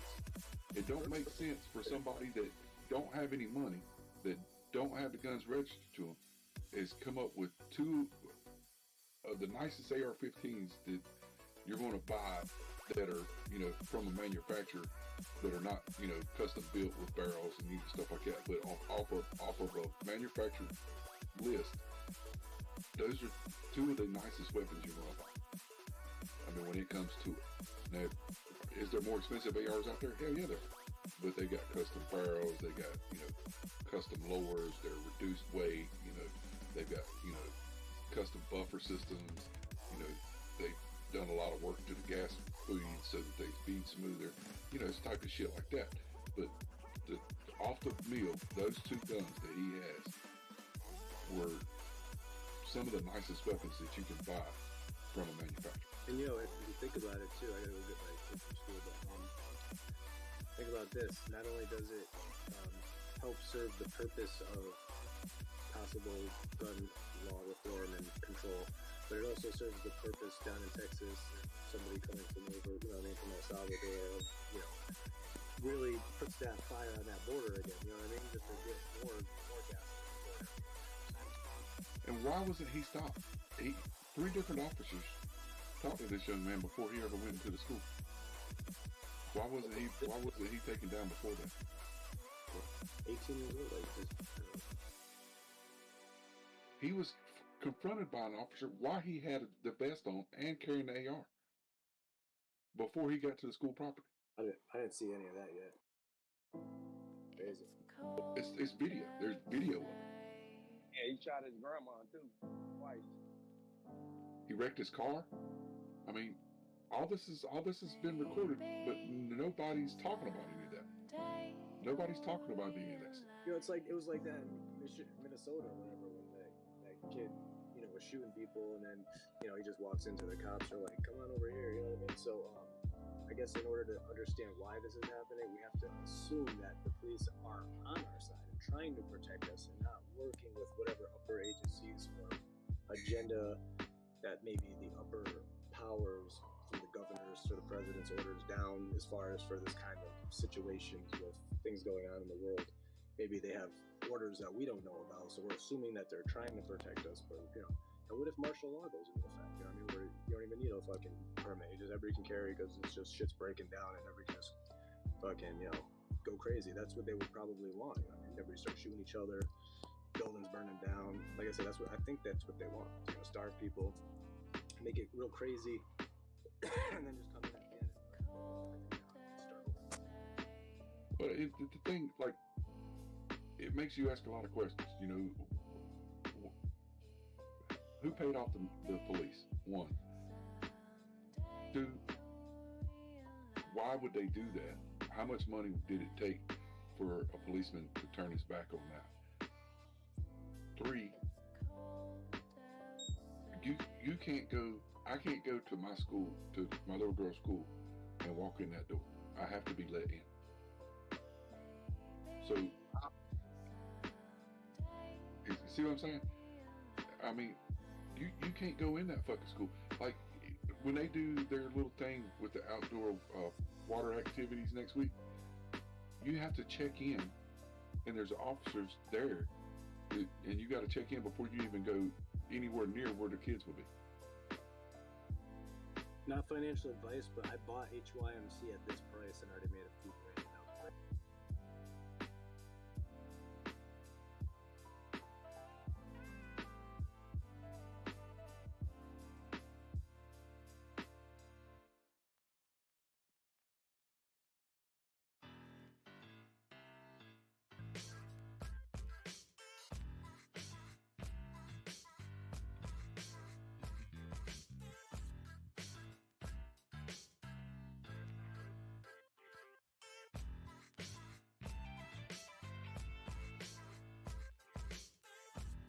hope they did try to do something to stop it, because I remember one of those shoots, they fired that officer because he went and hid too. He didn't engage in fight with the intruder.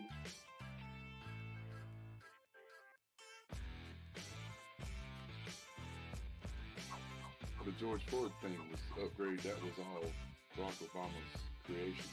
That was his master plan. He created the divide.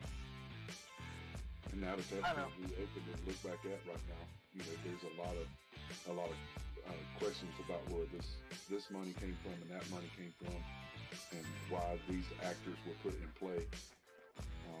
And because there's money showing up in people's accounts, and people are buying homes and fancy cars, and they couldn't afford to pay attention before that.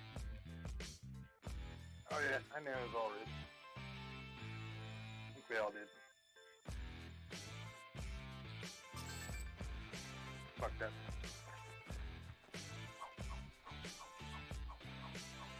I mean, it's too convenient that we all had to wear masks during the time of mass protests, crimes, all that shit. Exactly. Can't make it a positive ID that way. Yeah.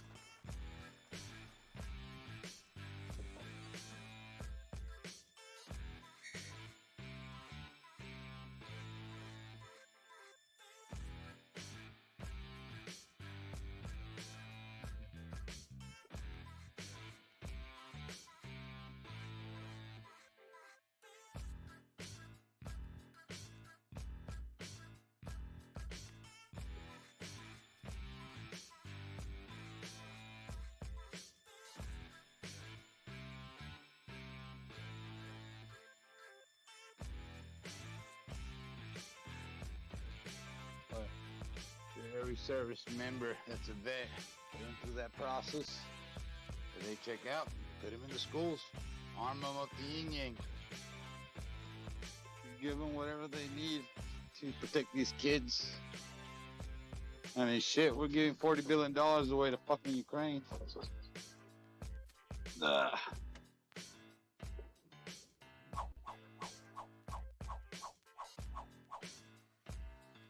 porch.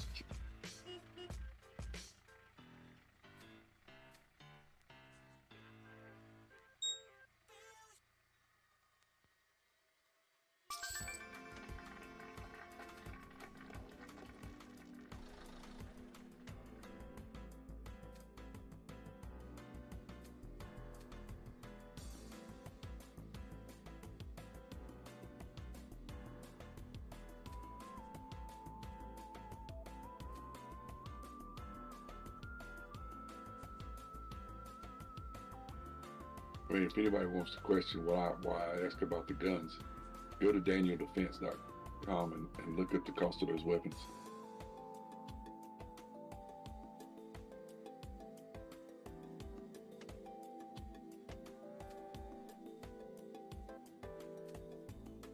And then go look at up the optics that are put on it. And go to Optics Planning and see. None of that's cheap. You can go find this jacket on there too, on the website too. None of that's cheap equipment.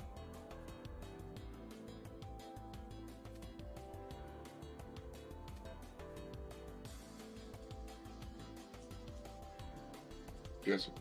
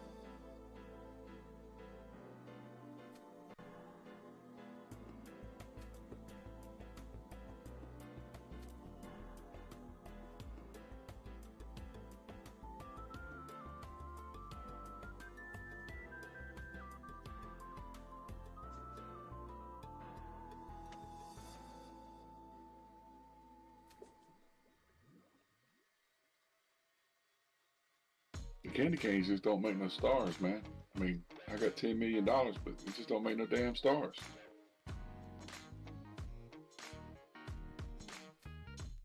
$267. 267. Yeah, 267.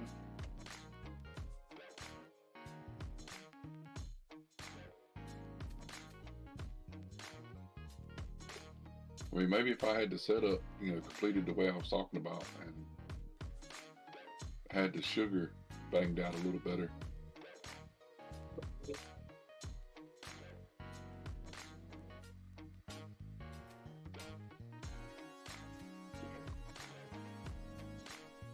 Yeah, I'll build one of these the way I know it should be built, and get the meals, because I think it's going to take at least 28 sugar meals at least to run 16.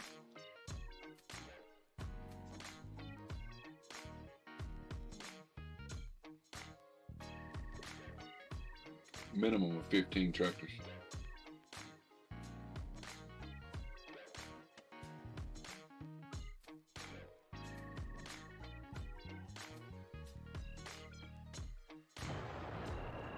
You could probably get by with 8 loggers though.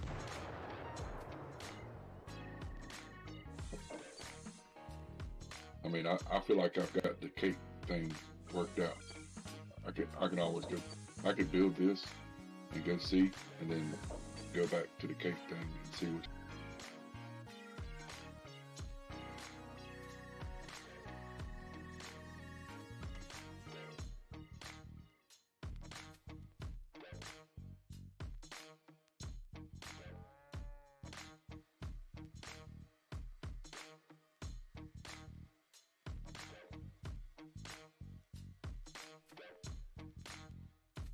They finally got my FMLA approved. So now how I'm sitting here not getting paid, and at least I still have a job. I just don't work there.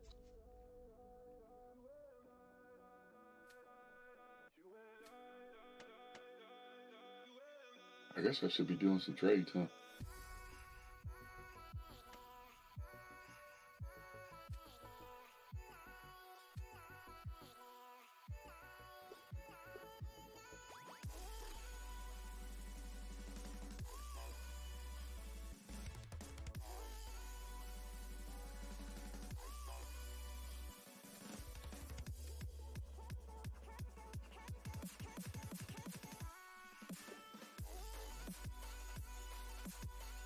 Let me pull up this whole fucking trading view.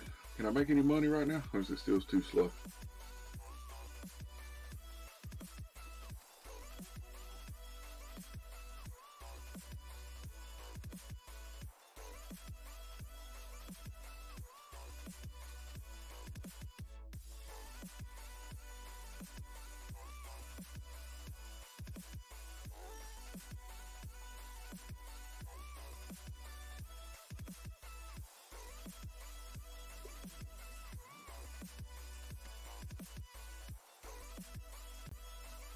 Yeah, ain't shit happening.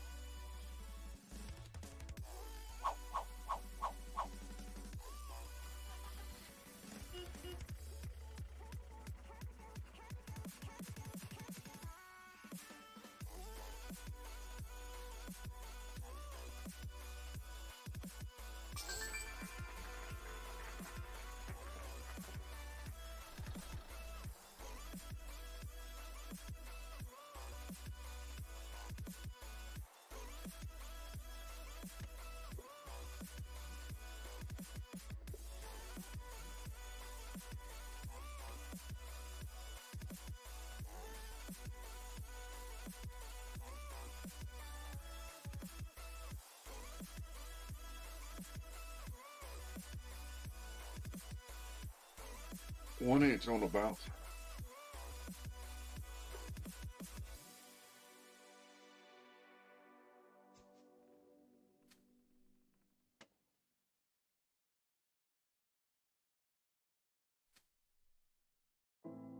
It's cold outside.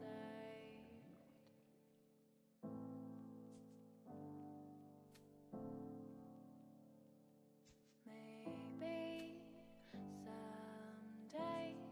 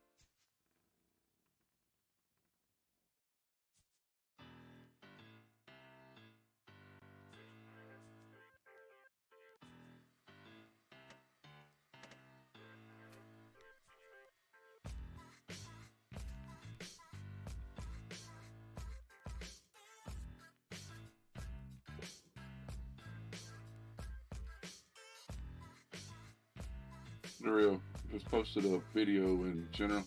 You might want to watch it. Anybody that's holding Luna, y'all might want to watch that video.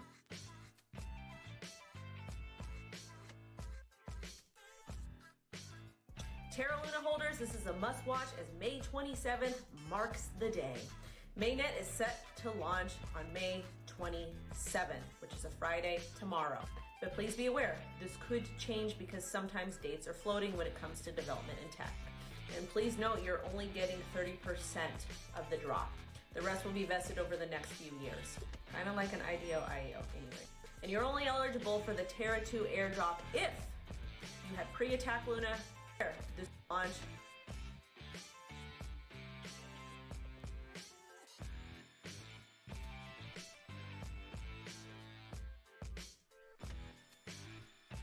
on May 27th, which is a Friday tomorrow.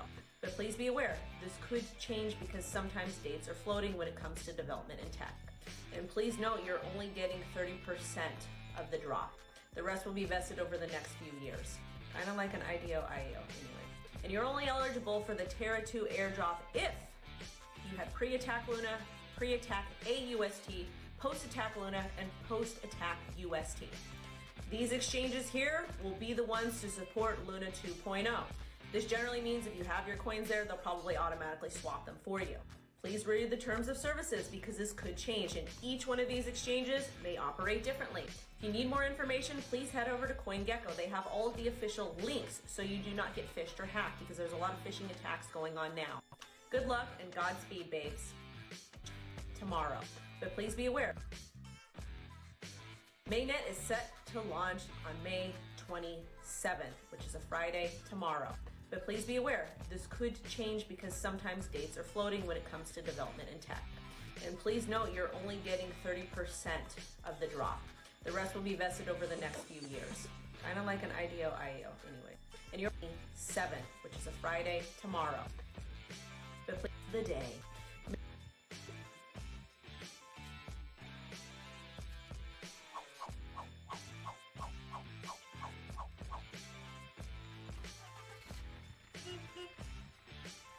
Mainnet is set to launch on May 27th, which is a Friday tomorrow. Mainnet is set Hey, to launch on May 27th.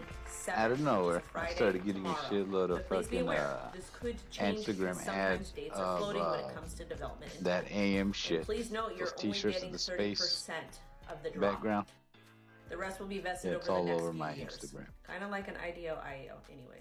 And you're only eligible for the Terra 2 airdrop if you had pre-attack Luna, pre-attack AUST, post-attack Luna, and post-attack UST. These exchanges here will be the ones to support Luna 2.0. This generally means if you have your coins there, they'll probably automatically swap them for you. Please read the terms of services because this could change and each one of these exchanges may operate differently. If you need more information, please head over to CoinGecko. They have all of the official links so you do not get phished or hacked because there's a lot of phishing attacks going on now. Good luck and Godspeed, babes.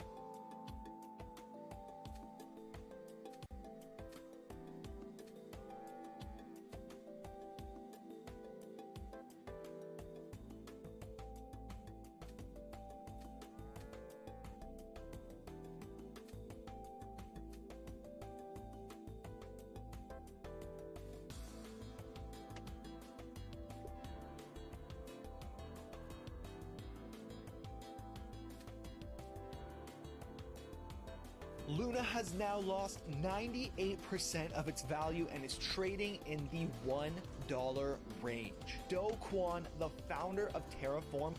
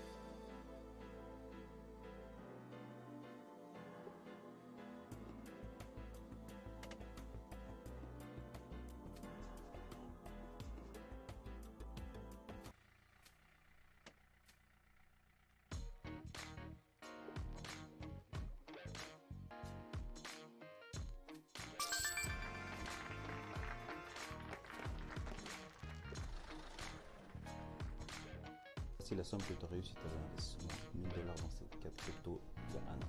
Il manque $1000 dans ces 4.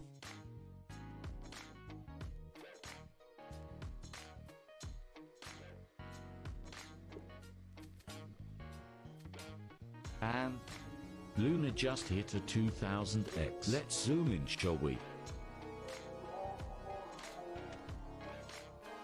Dan.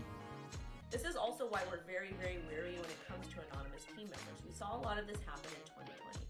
So personally, what I think happened, he probably created the Spaces Cash, it failed, and then he probably got this idea to create Luna based off the failure of Basis Cash, and probably wanted to improve it and do it the proper way under Terra Luna. However, it didn't work out that way.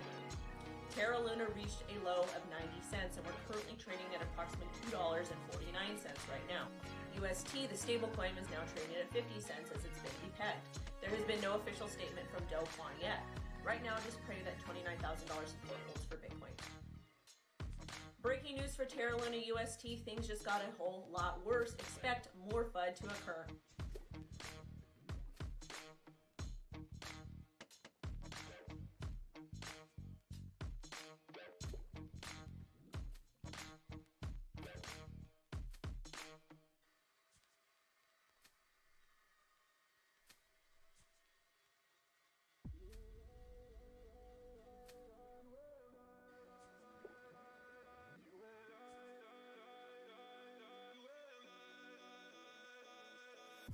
Breaking news for all the lunatics, also known as Terra.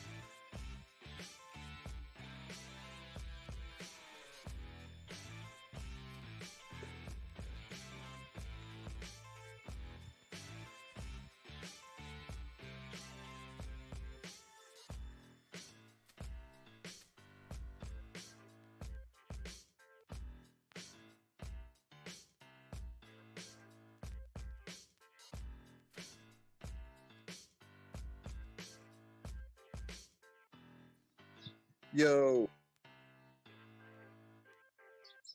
I was just looking at my phone since I went back to work after lunch, and I saw a notification from KuCoin that said Luna had been rebranded as LUNC. So I have to look up what they're doing right now, but Luna renamed their coin. Releases scheduled to release tomorrow. KuCoin already changed it. Yeah, but I think it's supposed to go live tradable tomorrow. I just posted a video in general. All right, I'll have to watch it.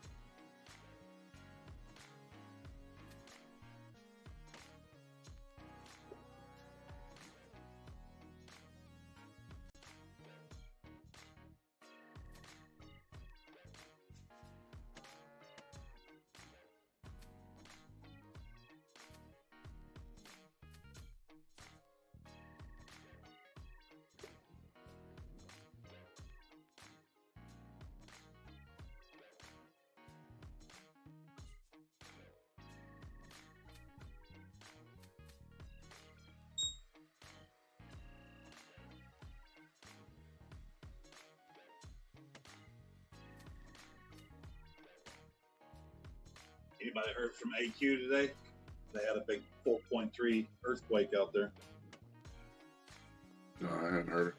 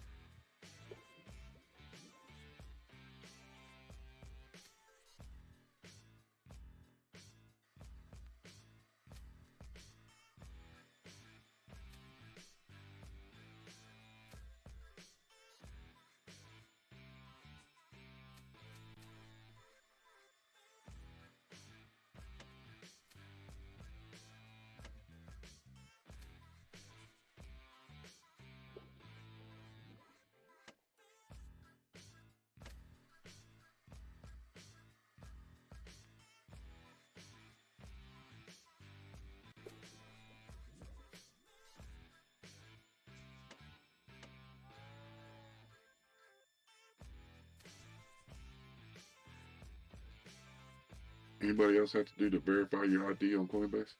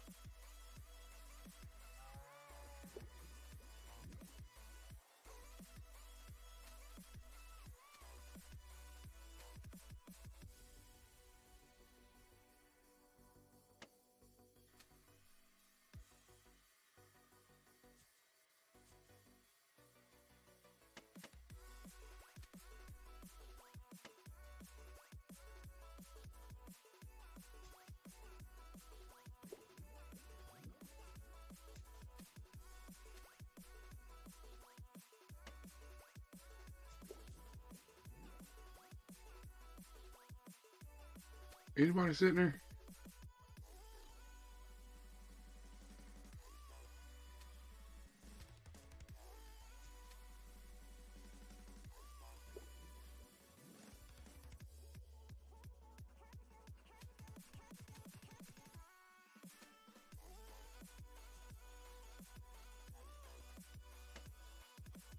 Hello? Anybody home? Nobody home?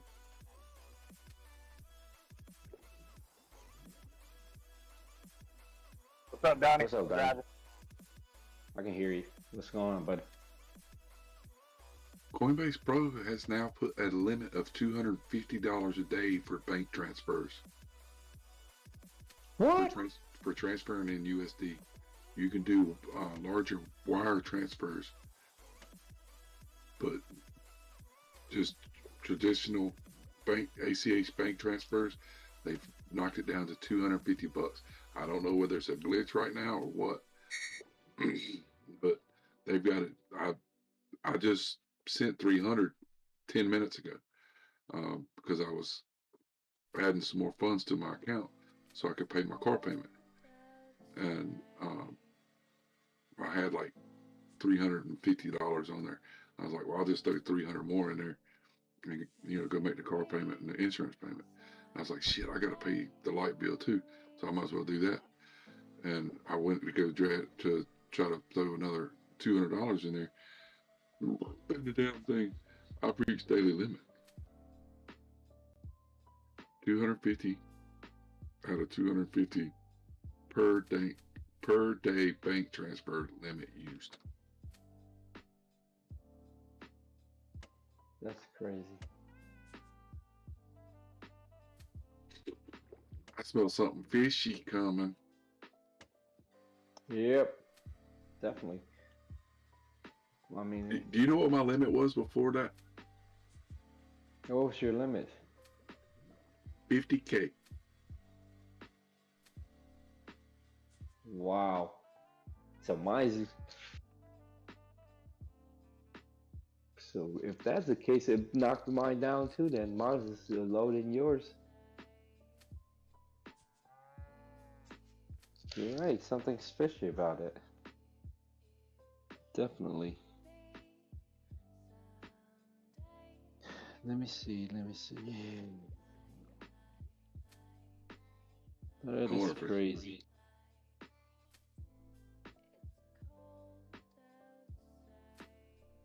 I wonder if I could. Well, see, the bitch about I don't have any money tied up on Coinbase, so I don't have no back. So the money will be locked for 7 days if I put it on there. Mm-hmm.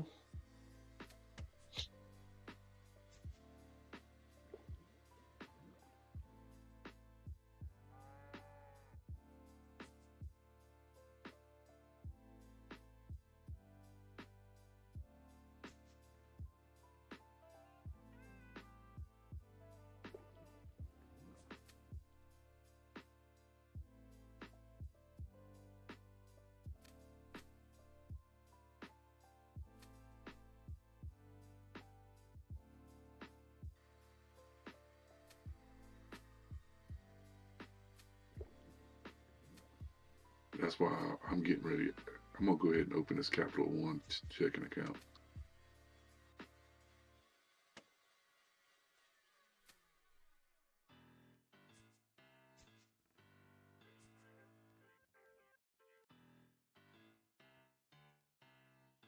Capital One checking account. Not a bad. Yeah, I was doing a little research, and they're one of the highest rated banks in the United States. 70,000 ATM locations. Yeah, that's a lot. I didn't know that. I did not know that. Capital One. I didn't realize it was that big. Yeah. I mean, I've got a Capital One credit card.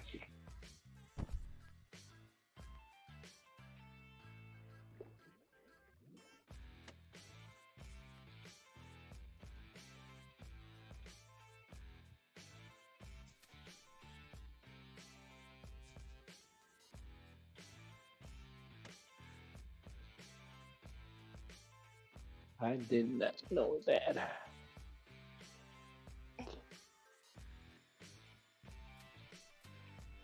Let me see if we have anyone around here. Let's see.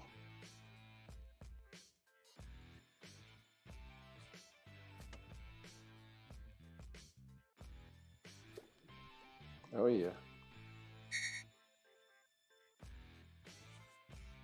Hell yeah, we got a shitload of them around here.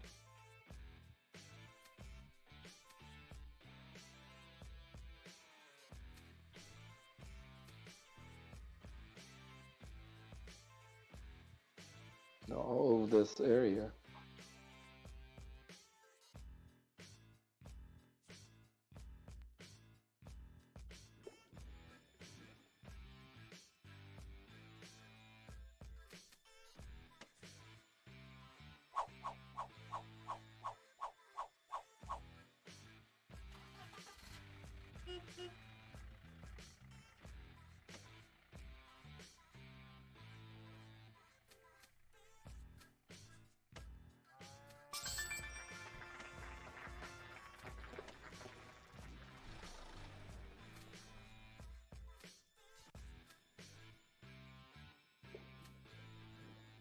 And Bitcoin just went back and forth, winning $1,000 all day today.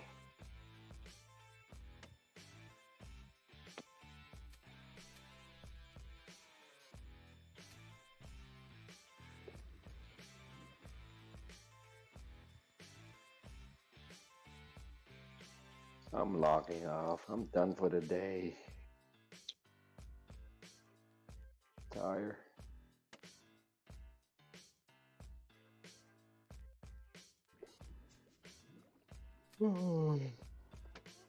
Excuse me. Shit, this right here within 5 minutes of my house, there's 1, 2, 3, 4, 5.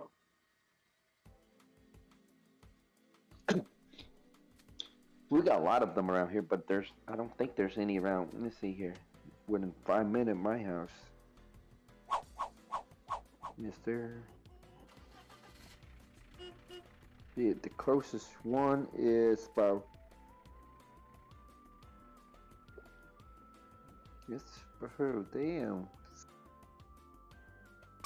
15 miles away from where I'm at. I mean, there's two literally right up the street. And one down at the Speedway. Yeah. That's 5 minutes the other way. I mean, there's ATMs all over the place. All over the damn place. 10 minutes. The bank, yeah, the bank is so. It's like, closest one to me is in Irving, Texas. That's like 16 miles, 15, 16 miles away from where I'm at.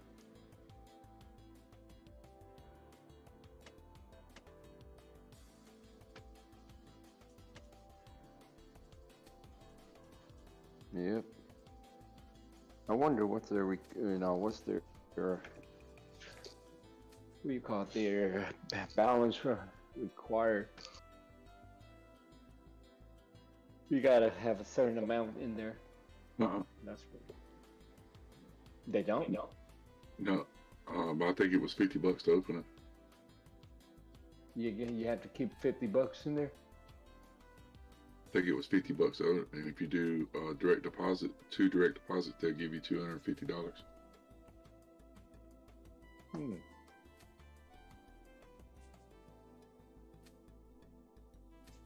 It's not bad at all.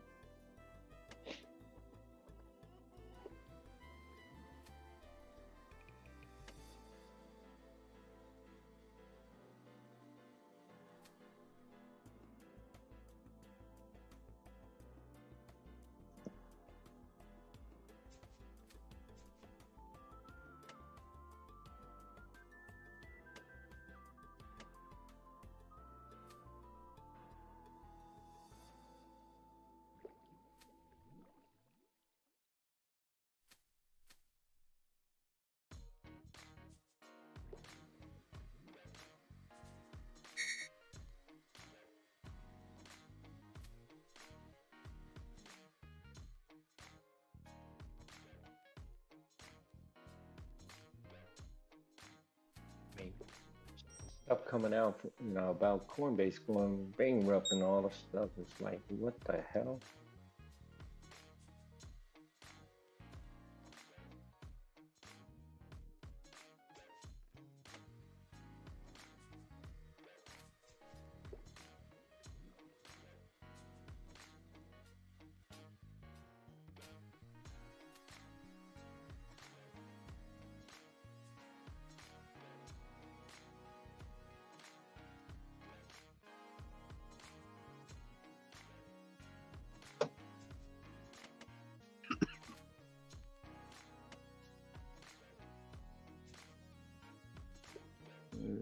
Okie dokie. What up? What's going on, buddy? Just got home? No, I'm driving home. Oh, you still okay? Thought you got it out of your truck. Just got in to head to the house. I heard Donnie talking about something. I thought I understood him to say that his bank is now limiting how much money he could transfer over to Coinbase. I don't know if it's the bank or if it's Coinbase. Yeah. I mean, if so, that just started that today, because I transferred 400 and then 100 3 different times just a couple of days ago. I just did it earlier. I wiped 300 in and flipped it over to USDC and sent it from Pro to Coinbase. And I went back in and I was like, well, I'm gonna go ahead and pay the light bill and stuff too. Also, there's a couple $100 in. So I went over to try to throw $200 more in, and it said I reached my limit. And so I was like, that's got to be wrong, because I had a 50K limit, and I went back in again to try to do it again, and it's $250 a day limit is what it's saying right now. That is so weird. That is weird. That's why I'm wondering if it's not your bank doing that, because my No, bank. it's Coinbase. You'll see. You get home. Matter of fact, I had to re-verify my account. I had to send my driver's license and everything.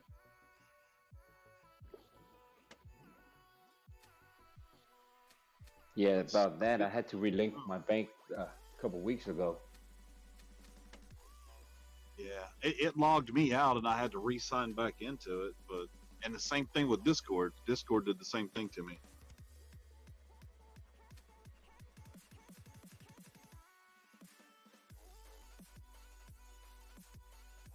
But I know, like my bank sets a limit of $25,000 per transaction to send money to Coinbase.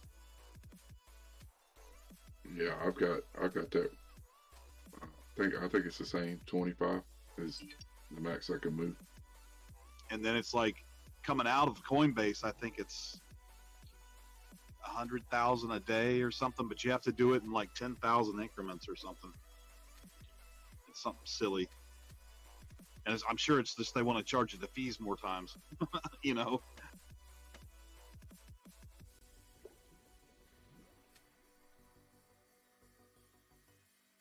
I think this is the way they're going to try to get people off of Coinbase Pro, but they don't have API management on Coinbase.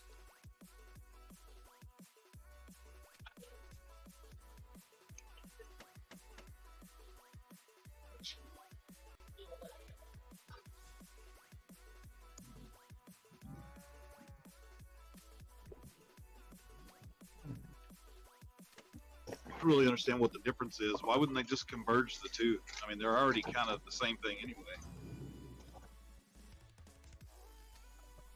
Because of the API.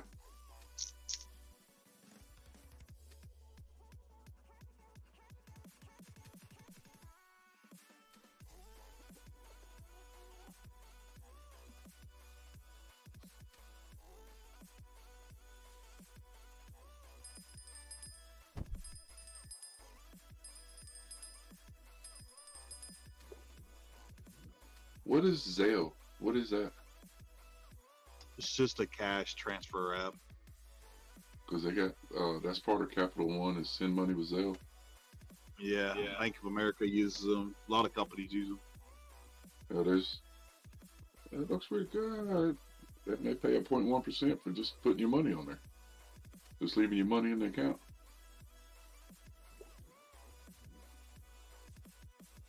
You can do pay bill thing on there too.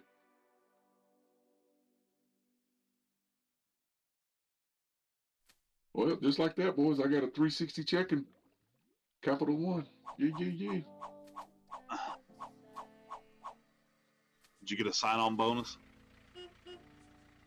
It's got to make two $250 deposits, direct deposits, and then I get $250.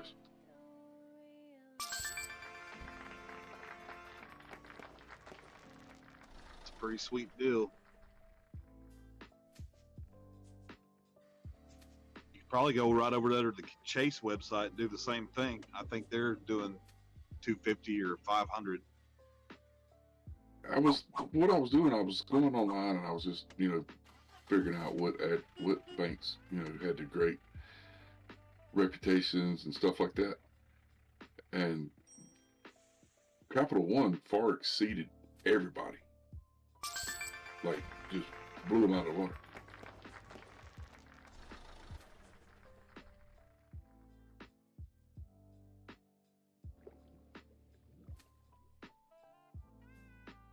I've got a couple of Capital Ones. In fact, one of them is linked to like Southwest Airlines. They're an airlines that flies out of Dallas Love Field. You get pretty good. The Love Airline. Yeah. Yeah. You get 2 free checked bags, and they got pretty decent priced flights for the area. Actually, they're normally the better of the airlines for flights, especially if you have luggage. If you don't have luggage, you just have a backpack or something, man, hop on a Spirit plane and do your thing.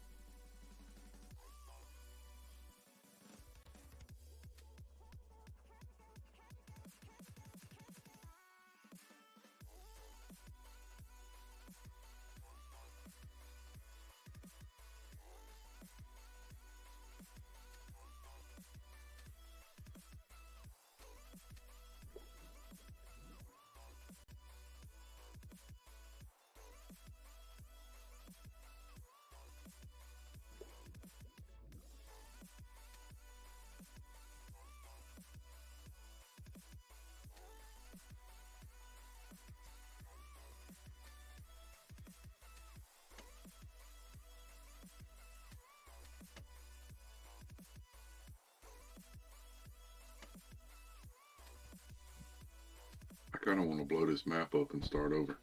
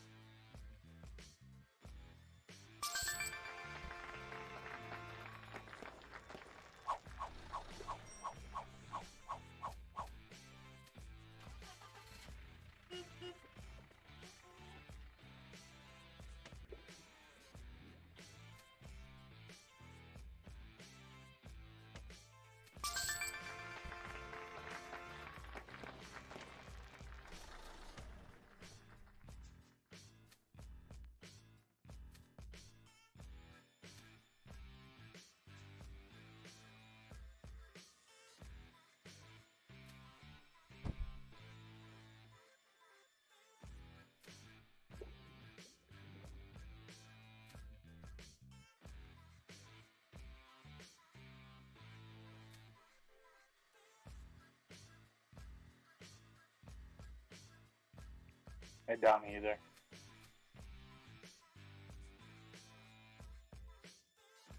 Did you say Doc or Donnie? Donnie. I was just wondering, I was thinking of switching on my Coinbase shit to sending it all to Kraken. Wouldn't be a Is there bad wallet? move, bro. Wouldn't be a bad move at all. I know, fuck these guys. I'm just wondering, is Kraken's wallet, you think it's legit, or should I use something else?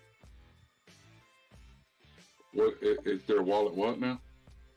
Is it legit, or should I use like a safe wallet or like a ledger type thing? Yeah, I trust Kraken probably more than any exchange out there. All right. I got one of those hard wallets, but it doesn't store shit. So Yeah, I mean, as long as as long as that asset is over on Kraken, and Kraken's been adding a bunch of damn new coins. I mean, like it seems like every day I'm getting an email that they've got new stuff coming in. As long as it's there, what you hold, you can just transfer those coins over there. It depends on, if you're at a loss on them, it sucks to, sell them and transfer to XLM, but you can transfer almost every coin asset that I've seen so far that I trade is now on Kraken.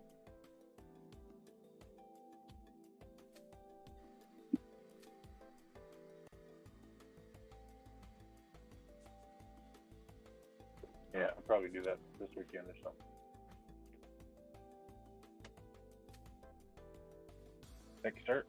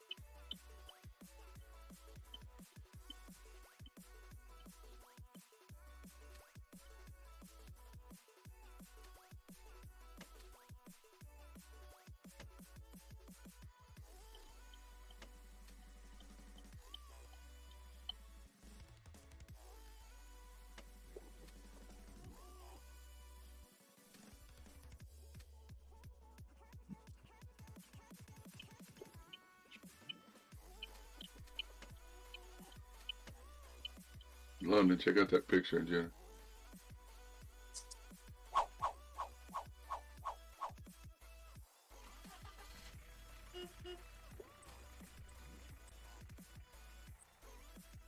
No. No, you are not going to give her away.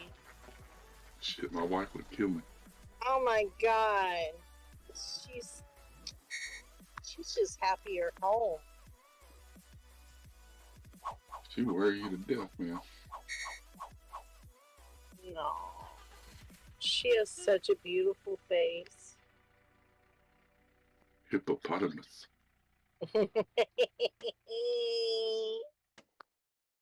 No.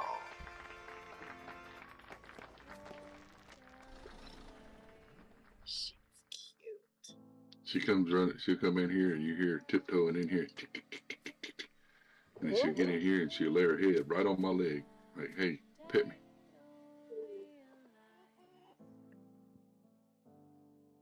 No thanks. Then I have to scratch her. And then I have to scratch her neck, scratch her ears, scratch her butt. Then I play catch her tail, and then she knocks over something in my room. And then she runs out of here with my shoe.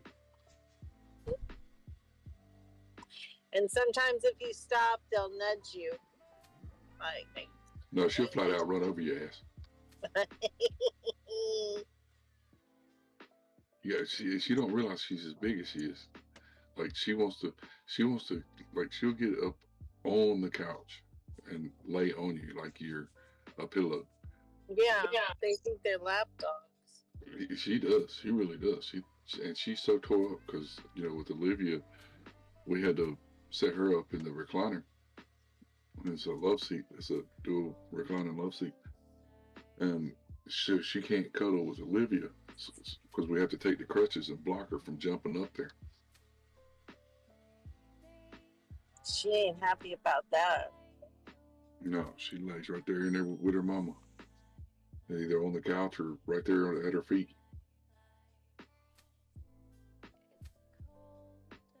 Then she get tired of laying in there. She come over here and lay behind me. She lays over here on the floor right behind me. If y'all are out driving, be careful. Maybe it's another accident. It's like maybe 1.5 miles away.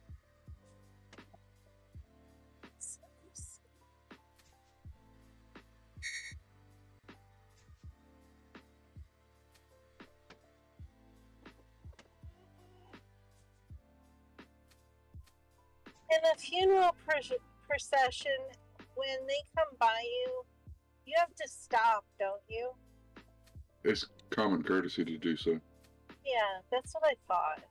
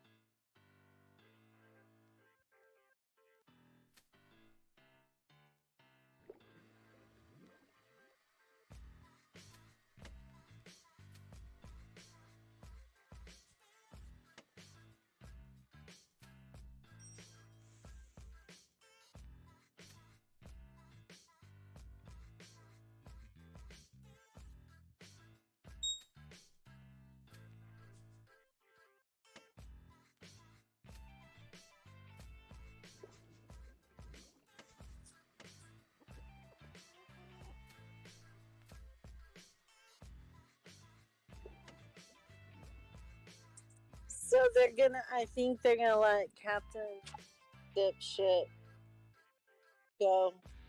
I guess they have enough on him. What you talking about? Oh, my boss. The one who shows up late. The one that bought the expensive trailer and the overpriced grill? Yeah.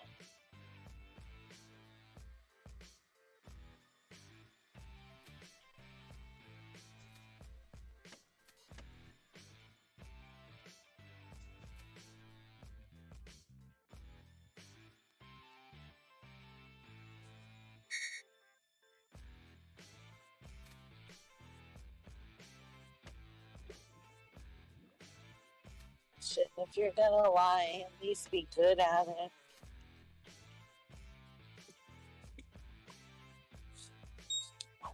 Don't lie, that's the first.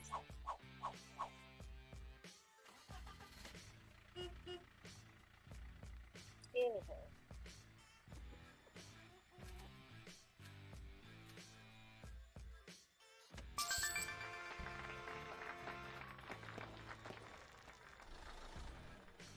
I think we're going to this place.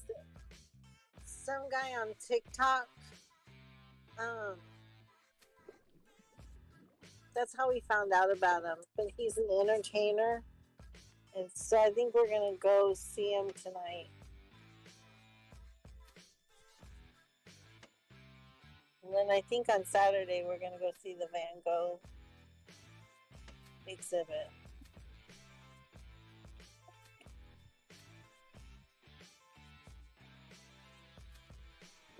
Donnie, when I find out, I'll let you know because I know you get on TikTok. You can see if you know who it is.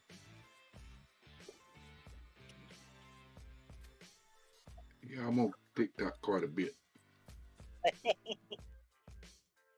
There's a lot of fucking good information out there, and between some of the people I follow on TikTok and some of the shit I follow on Instagram, I normally find some decent shit. Oh, I have fun with it. I haven't done it in a while, but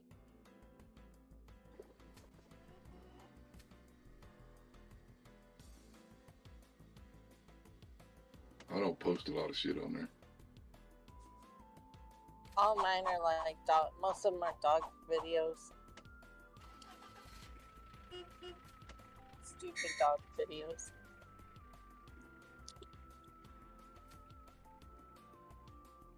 A couple of them are people.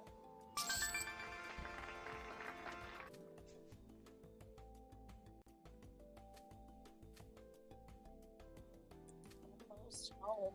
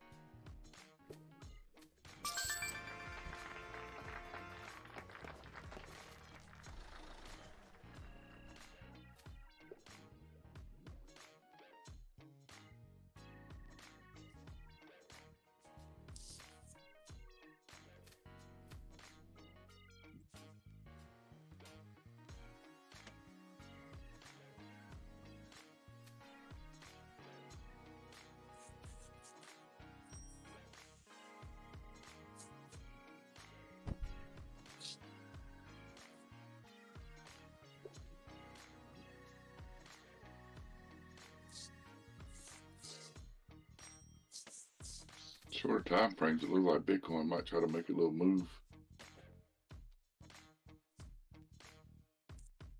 Done good considering what it done this morning.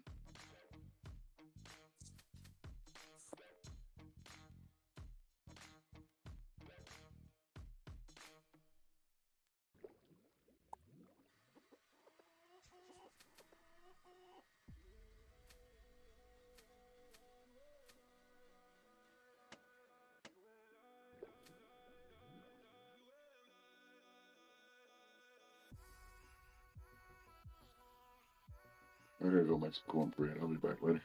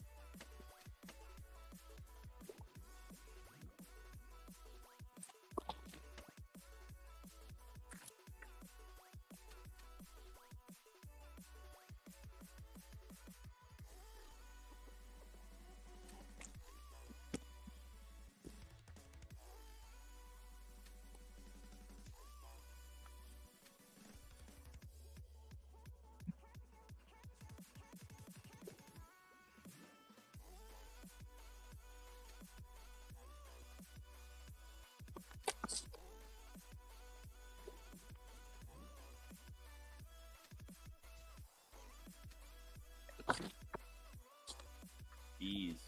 Got a pocket Mikey.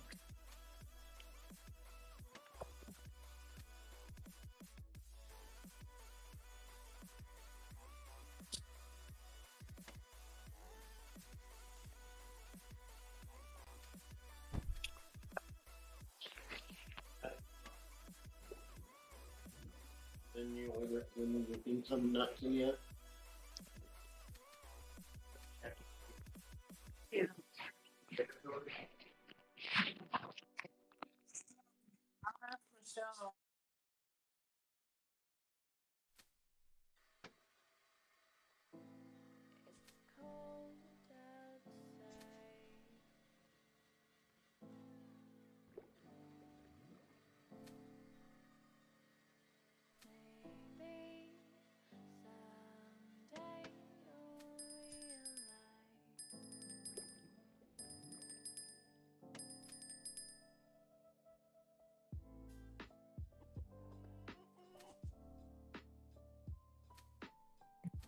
Drugs, you alive?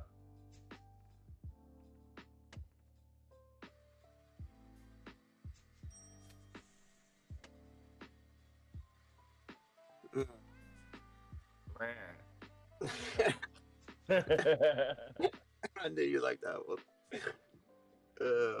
Fucking A. I seen that little picture you put up. Well, both of them. I was like, ooh. Yeah, from one man's trash is another man's treasure. I like that.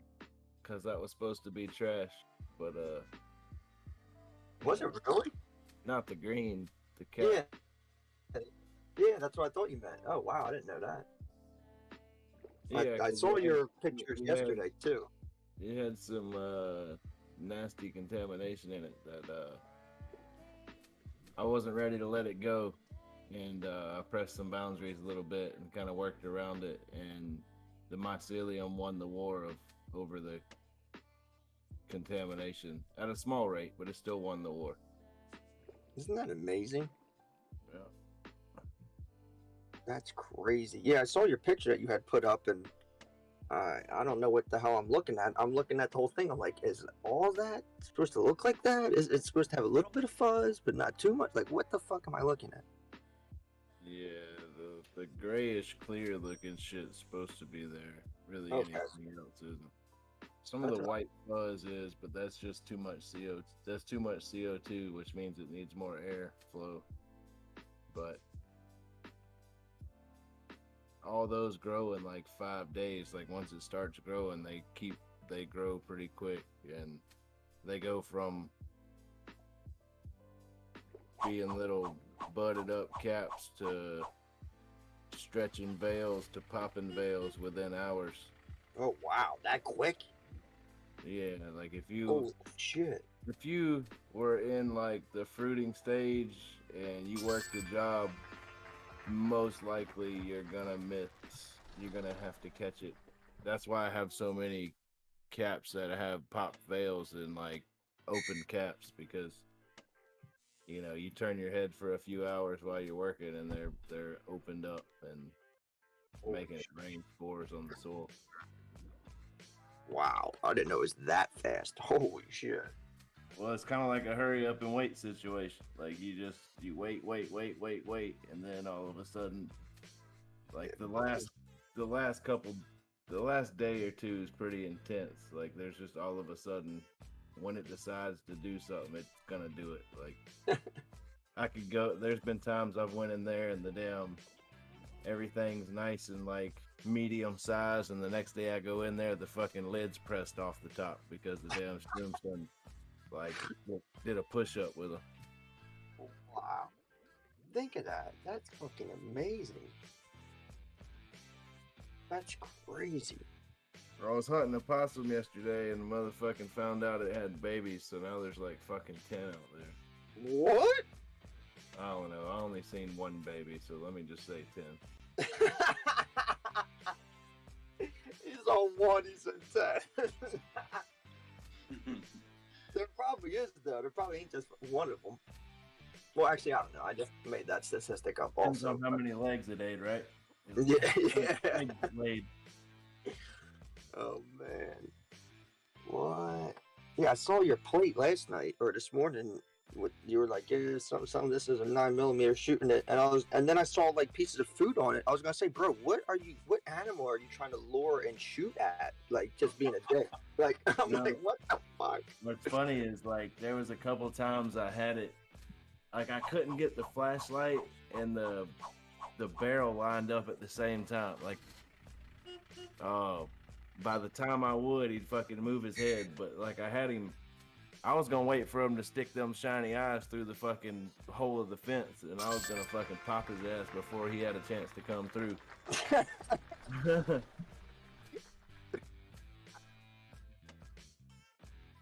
Dude, you're right. Those eyes. That's the first thing I thought of when if it was like thinking if it's nighttime I'll be able to see it. Well, I don't know why I thought you'd see it better at night, but I guess the day would be better. But those eyes. To fucking do something, like if I can't keep them out in the yard, I guess what I'm gonna do is dig a trench around my little garden area, and then bury that fucking that deer netting in the ground, and then like so I got like 6 inches in the ground maybe. That's not bad idea. They could dig under it, but like it'd be a pain in the ass for them to do it. You'd figure that. Well, I would think at least instead of going through that hassle, why not dig? A few feet, or 10 feet, whatever the other way. Oh, excuse me. Yeah, because I need. I'm gonna have some good veggies out there soon, fruits and veggies. So. Oh, I forgot about that. I saw your Maybe order this year. Like, hell, I might even end up doing those like late in the season or next year or something. I don't know, but soon there will be fucking vegetables and fruit out there. They're gonna love that shit. More so fruit. I care more about fruit than I do vegetables. Oh, me too. I'm terrible with vegetables. I can say that out loud. I'll admit it. What else was I going to ask you? Oh. Yeah, I mean, I figure I don't know how they are, like territorial or what, but if they got little babies and they're chilling, they're probably just like, all right, this is our spot. Let's hang out here. They look around. They got food. They got fucking this and that. I don't know if they're like deer, because when we had a few like plants in the forest, we were younger, we didn't know what the fuck we were doing, but anytime it got to like a decent size, the deer would just come and fucking eat it. So I'm assuming like possums or raccoons, all those shits, like they like bud plants too, I'm assuming. So that's what I was wondering, how it's gonna act with that. Well, I got a varmint net up, so. Oh, okay, well that's the start. Not said they can't get under it, but I mean, like I said, I got a netting up. I mean, hell, it was strong enough to catch a snake, so. Wow, was it really? Yeah. Yeah, well, that's pretty impressive, actually. Figure a snake would be able to like go through it or wrap around it or break something. I don't know, something, I would think at least. I had to cut his ass out of it. Oh wow, they caught it like that? What the fuck? He got his head through and then couldn't get his fat ass through it. And then like stuck his head back through another one, so he tied himself in a knot, kind of. Oh, so yeah, he was done. I bet you that probably would have just died if you didn't take it out of there, right? Because how the fuck would it get out? Yeah, he was like sluggish when I was cutting him out, because he wasn't even moving when I was cutting when I was cutting the net off of him, he wasn't even moving at all.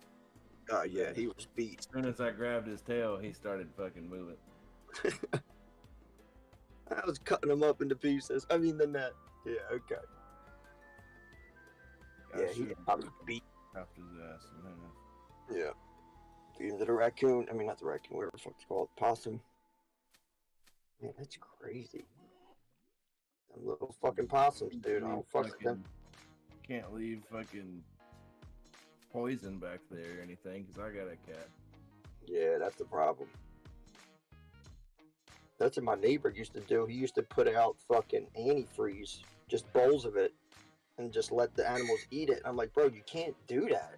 He's like, yes, I can. Yes, I can. My father did it when I was a kid, and it worked for all of our rodents. I'm like, yeah. And how many fucking other animals did you kill? Like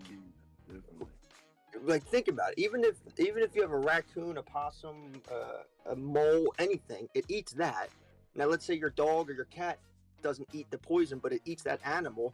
I mean, that has to have some effect. I don't know if it's exactly as deadly or what, but like, what the fuck?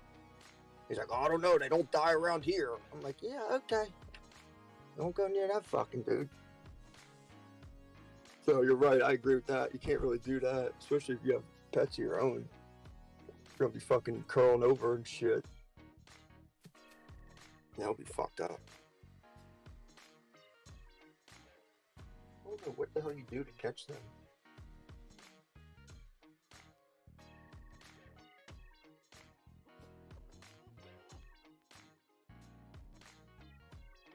Hate those little fucking things.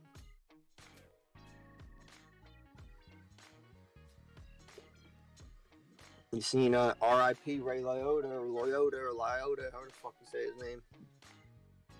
Yep. Sure, that'll work. Ray Liotta? Yeah, there you go. You know, that was, he was Terminator. The cop in Terminator. What? Ray Liotta? Get the fuck out of here. The cop that got his head split in half? Oh, okay. I was like, wait, what? I thought you meant... Okay, I don't know why I was thinking of... Okay, never mind.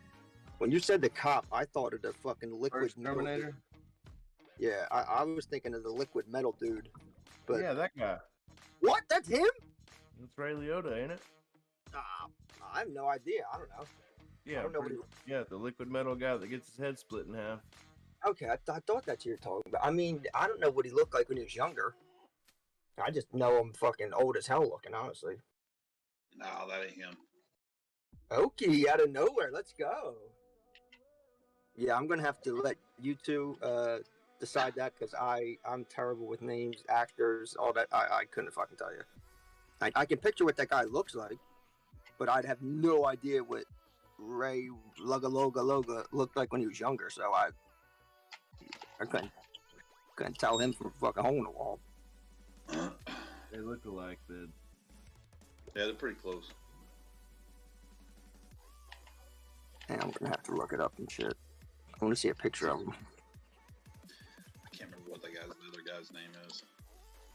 He plays 100 cops and fucking other shit. Yeah, Oh, he's I'm sure. been in a lot of stuff. Goodfellas.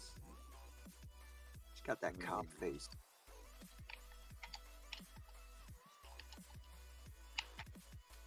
Yeah, I see Ray Liotta. I think of him like as older. I don't even know what he looks like as younger, really.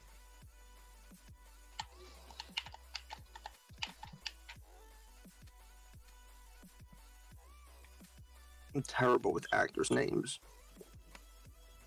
It's because you watch movies when you're high. No, I don't even watch them when I'm high. I think that's the problem. No, honestly, I think the main reason was because I'm just like a cynical slash what's the word? Like not like like more than like a more than a dickhead, but like I don't know. He was in a bunch of fucking movies. Holy shit. What, that dude or Ray? Yeah, if you look at his IMDb or whatever, and his list of fucking movies, bro, like I'm still fucking scanning, dude.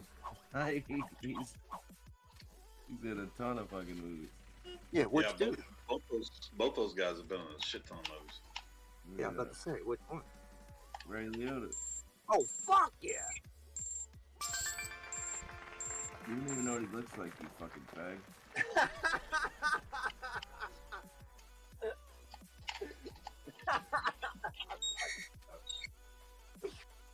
What he looks like? What the fuck up? I may not, but I can name a few movies. He's one actor that I know. Johnny Depp's dad in Bloat. Oh, That wow. was a great movie. That's a fucking throwback. I know that movie, and I love that fucking movie. I know Johnny Depp. I know that one. Bastard. No, I believe he had parents.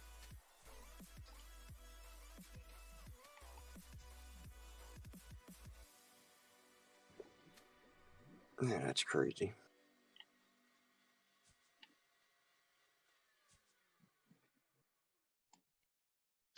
Yeah, Ray Liotta's even been playing in a few series here lately. Yeah. Been in some series TV stuff. Yeah, I was surprised. 67. I mean, he looks like he's all coked up all the time, but I mean, he's a movie star. I probably would be too.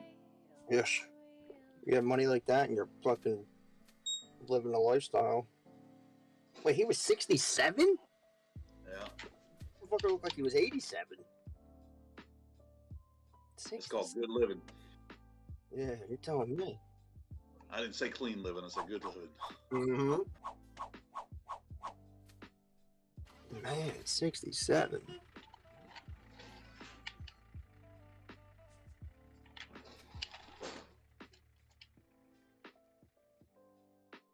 That's not even full retirement age. Right? What the fuck? That just fucked me up. 67, dude. I thought he was at least north of mid 70s. Well, at least 75. That's some shit, man. That just fucked me up. Was he in Reservoir Dogs? I don't think so. I'm gonna have to defer to Fatty on this one. Fatty's got IMDb opened up. No, well then, yeah, I'm definitely gonna have to defer to him. I don't believe he was. That's a great. I'm playing Halo, so I don't know. He was in about every mob movie that was ever made. Mm-hmm. That's the only reason I know him. Him and Al Pacino and Yep. That's the only Robert reason I De know him. Niro. Yep, the only reason I know him. So Joe Pesci and a bunch of them other mob guys that played in all the other mob movies. Yep, the only reason I know any of them. I probably couldn't name one other movie that they did that wasn't mob related. There's that one guy with long hair, and I think he ended up playing in that motorcycle series, Sons of Anarchy. He was in a lot of those, you know, mobster type movies.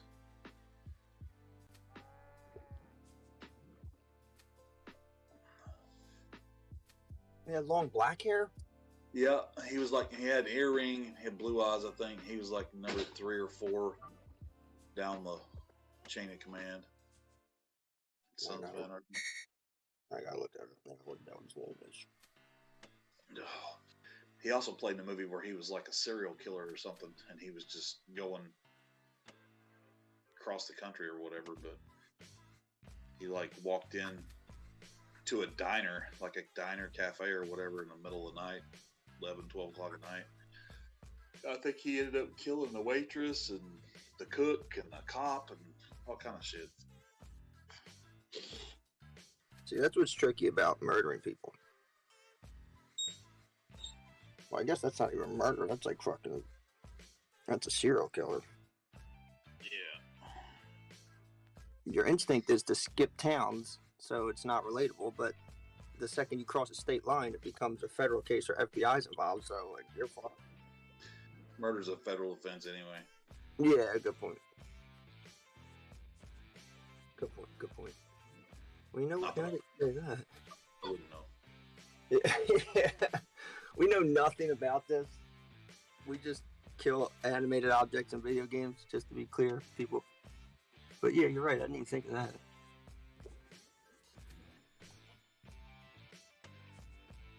Well, that changes everything.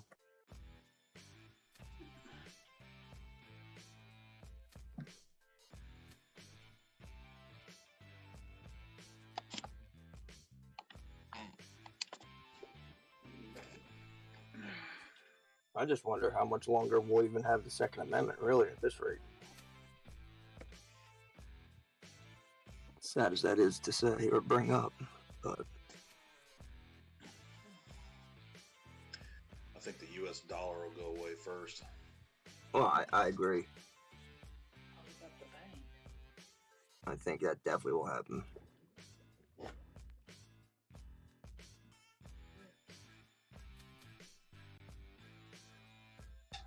I just sold my car, dude. My old leaky Subaru leaking oil. Needs fucking hubs. $2,000. Now I got some dry powder for tomorrow. Can't wait to get to the bank. There you go. If what I'm saying is true, then this is just perfect, like divine timing. That it just, like, literally, my nephew hit me up. I just told him last week to post it and see what he can get for trades or whatever. And some guy just randomly was in the neighborhood, said he'd be there in 10 minutes. Dropped in. Went back and forth and took $2,000. Well, see how shit works? Nice. But no, I can take that right now and put it somewhere and turn that to 10 or 20. That fast, bro. That's what I did with my taxes. It's just, I know what to do. And if what I'm saying is true, by that June 3rd, if I get that shit cleared, settled, and everything, so I got some dry powder just sitting there, if we start having a markup, oh yeah, I'm gonna fucking do what I do. Warm the bill printer up. Warm up the money machine, baby.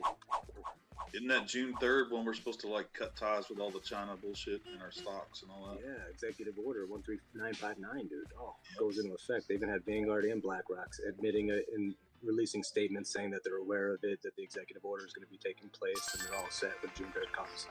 They did not say that they've already taken care of these things, because clearly nobody's covered anything. So they're going to just make everybody feel the pain for another week till that June 3rd date, or maybe running up to it. Then everything will have a balance. But then after that, things are going to still keep correcting down for the things up there. And then the things are going to keep continuing up for the things down here. You know, that's just how it works. Mm-hmm. Yeah, they're not going to forewarn everybody. They're just going to do it. It's going to be like a 13th hour, 50 to 1 split type shit. It's just going to go parabolic. They're scaring the shit out of everybody to pull their money out and not even put any money in, stay on the sidelines, and then they're just going to fucking go boom, and it's just going to start ripping, and everybody's going to jump in high. Yep. And not sell tops. and then get caught in a we phase. A whole new generation is going to come in. The new Cryptex trading groups will be formed and shit. This is the cycle. So it just keeps happening over and over and over. Yep.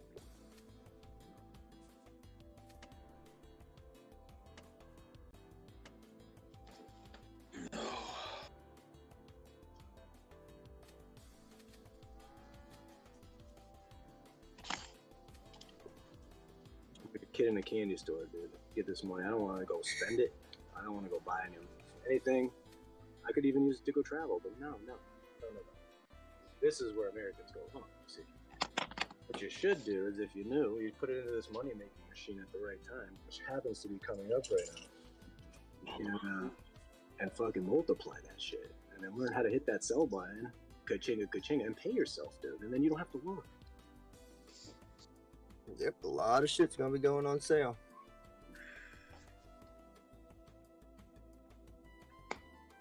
A lot.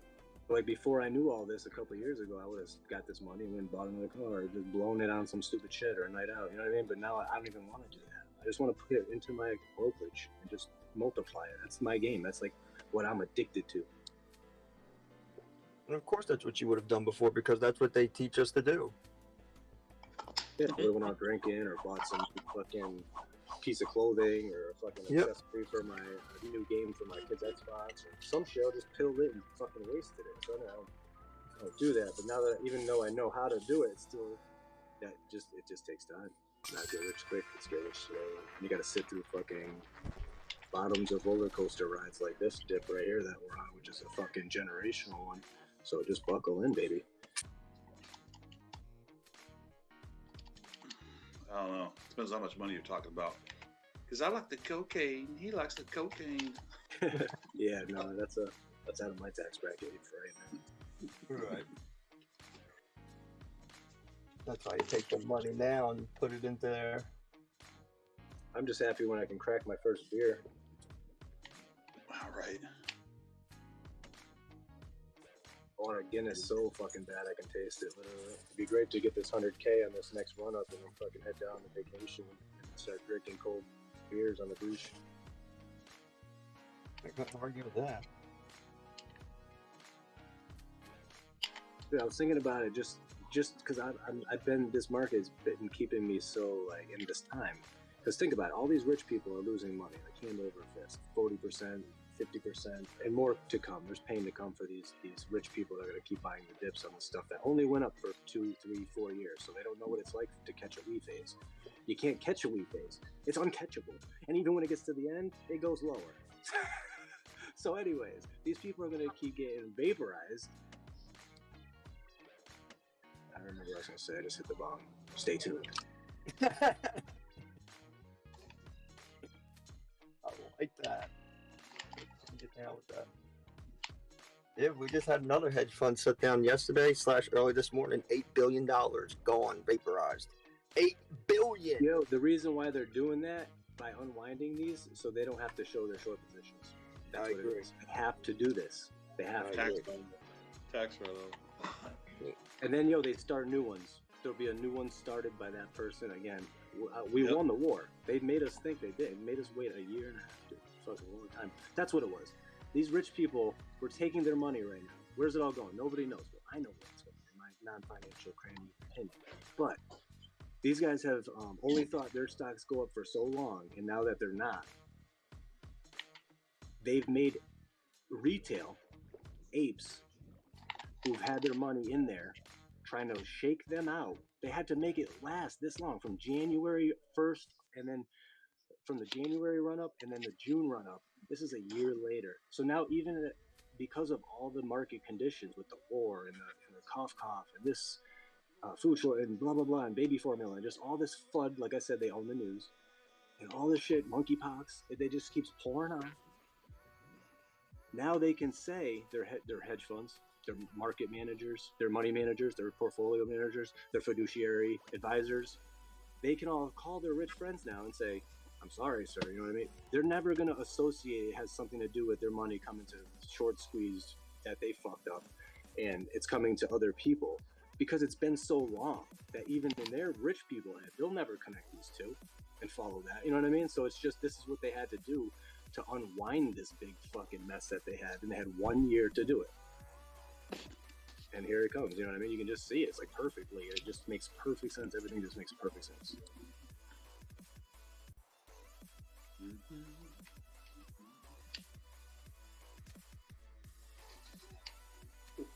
Over leveraging, yeah. That's all it is. Exactly. I was about to 40%. say they got a little too greedy. They should have just took the money they had and been happy with it. But nope, that's never the case. No, these people Every time I go to only the casino, they only have a little bit of money of their own at stake. And that's what I'm trying to say. All that other money that propped all this shit up is from free printed money inflation, as well as the fucking leverage that they get, the 100-time leverage on $1 million. Now you got 100 million to go and fucking short stocks and make money on people. Dirty, dude, dirty. They deserve everything that they get, and all the banks that fucking wash that money from China and those junk bonds for these fucking hedge funds and shit like that, this Ponzi scheme, they're fucked too. I'm telling you. Been telling you guys. You know that. This ain't nothing new. But now it's happening. Keep your money safe. Don't put it in banks, yo. Last place I have, you know how much I have in my bank right now? Until I put this money in there tomorrow and then instantly get it right to my brokerage, I have 1 cent in my bank. That's how much I trust my banks. Right now, I don't trust anything. Those little credit unions, small mom and pop banks like Pioneer Valley corporate banks, yeah, goodbye. They're all gone, dude.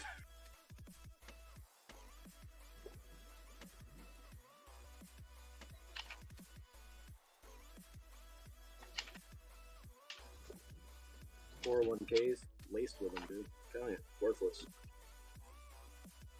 Check your 401k. Check your 401k. I urge you to please call your whoever has access to that and see what is inside your 401k and see exactly how much of it is spider webs. Is Chinese shit that they put into those ETFs on the DL. See exactly what you own, because if any of it's China based, it's worthless now. So you just took a hit on that. BlackRock's eating it. 36, 37, maybe 40% of their whole portfolio is Chinese stuff. They're gonna have to eat it. They knew that. They're the president advisors team. You know what I mean? This is all part of a plan. They can get bailed out that way. You know what I'm saying? Exactly. That's the big difference. man, I am fucking these guys up.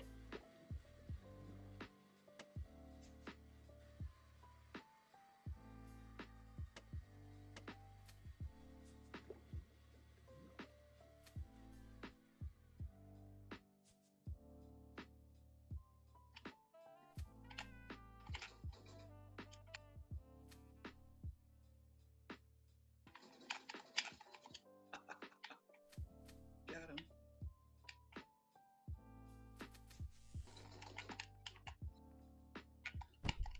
Yeah, that'll be a huge wake-up call coming, I'll tell you that.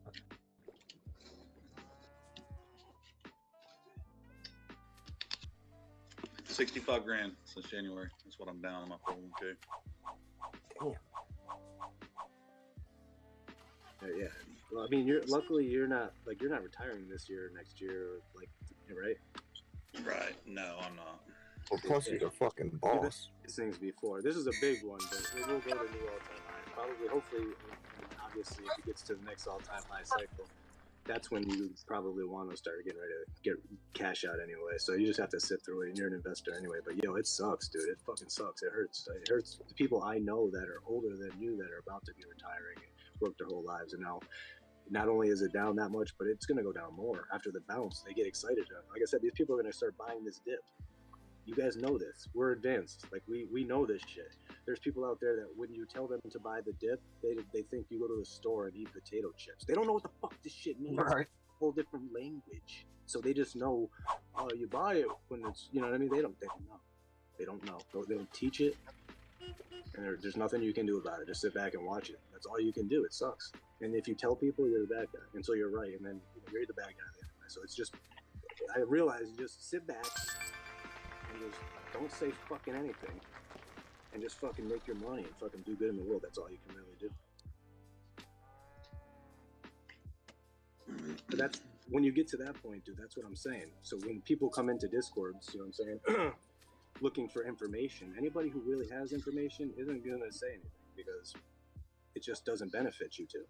Because it's usually opposite of what the psychology of the masses are thinking anyway. So it's when you say it's going to go back, we're at 69K, we're about to go down and test that 200 on the daily. Everybody's like, yeah, sure, buddy. You're fucking FUD. You're FUD. You get out of here. I'm like, oh, okay, my bad. I'll just sit back over here and watch this shit happen and shit. You know what I'm saying? Yep, you're the bad guy for telling them, and then when it happens, you're the bad guy because you were right. Now they're just have some anger toward you. Been in Rick's Discord when it came down off of the first high at 64 and it hit 28, and I saw the divergence on the daily and weekly, and I was like, yo, this bitch is gonna start going up. Nobody thinks this is going up, and they're all laughing at me, thinking because they're just getting accustomed to it being down. And I'm like, it's about to turn. And then boom, it did, and it went up to new all-time highs. I made money on that stretch. That's what I'm saying. The charts helped me make money. This was all before the fucking, I saw the pattern, the algorithmic pattern that the computers trade off of, that just is designed to take your money on all time frames. Yeah, you saw the pattern in your eye, in your mind. You just didn't know what pattern you saw yet until you figured it out. Told me, like, hey, this is the pattern. If you don't get in here and off here or here or here, it's going to come back to where you started, and you get nothing. Maybe lower. Yep. How you're losing money after all that time. That you went higher, if you were lucky enough to buy the bottom. And then if you didn't take any of that, it comes back down to lower. And then most people don't buy the low. They buy it on the way up, so that way by the time they get it, there's just a little bit of time to make some money, and they're just happy that it's green, and then you're red, and now you're losing money a lot. This is what it's designed to do, and that's a whole nother subject, that the markets are traded by this program, high-frequency trading computers controlling the line.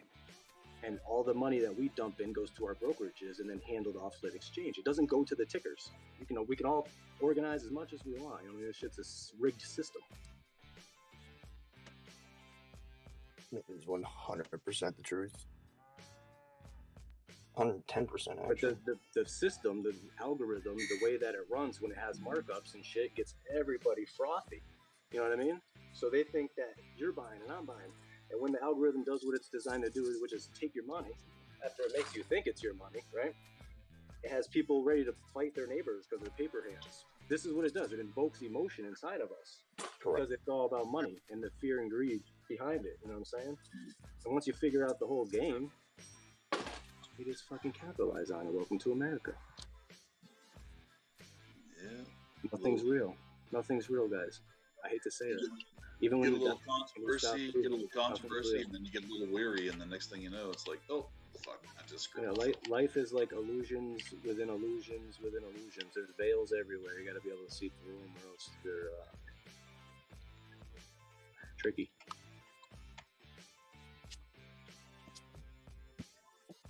Like the movie The Matrix. Nothing's real. The world you think is real, how it's running, why things are happening, has nothing to do with it. It's all about money and fucking the numbers. Yep, but when you said the Matrix, it made me think of when they finally realized, when Neo saw what he could do when he looked at the computer and it wasn't the scene of the world, it was ones and zeros. Then everything changed once he really saw it. Yeah, he saw the digital universe, like the metaverse Yep. that we're living in, this matrix that we live in. It's just it's like a big garden. Everybody's just blooming around here, and then we die. We got to leave our seeds for the next gen. That's true.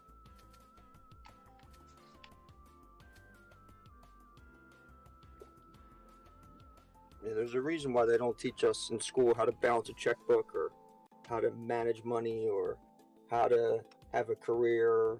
Absolutely. They want you to have a job. The people doing the teaching don't know how to do it either, or they wouldn't be teaching.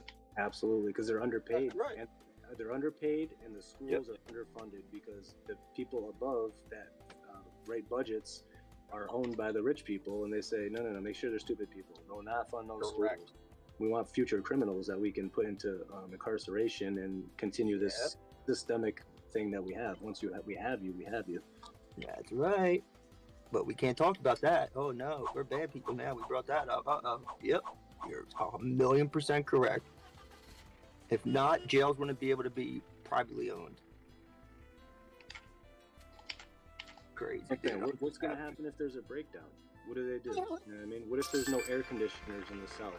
What if the power grid goes down? Do they let these criminals out in Texas and down in Arizona? That's a pretty bad prison in Arizona. I know that. They make them work on the side of the road in the heat. They're probably real fucking pissed off, right? So they're gonna let them out? What are they gonna do? Or just let them fucking die in jail, dude, in their cells, dude? What's gonna happen? Because this is fucking real shit, guys. This is not fucking like a movie, even though it is like a movie. It's how fucking stupid and warped these people are. They're literally, there's no difference anymore between reality and real life. It's all just the same, dude. Literally, you could be in a store and somebody could comment like, "You're in a movie scene now. Get ready, action." Except, there's no second takes. Yeah, exactly. That's exactly what I was thinking in my head. You got to get it all in the first place. Con Air. Remember that? Yeah, Con Air with what was that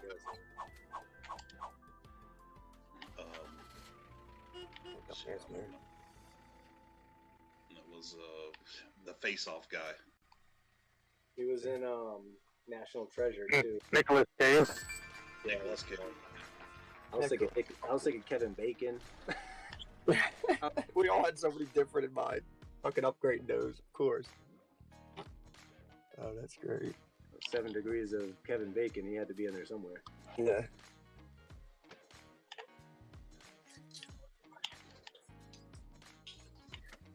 What's up there, dudes? Some stuff out there to make sandwiches. Yeah, I'll tell you what, this world definitely is an illusion. Stop and shop for me into the coin machine. I'll split with you. Sure. Like I said before, what would we do if everybody wanted to take their money out of bank and actually put it into a hard, tangible asset? You couldn't do it. It's impossible. I had this shit in my car. That is why we need to eliminate a fractional banking system immediately. I'm gonna get all y'all to watch the documentary.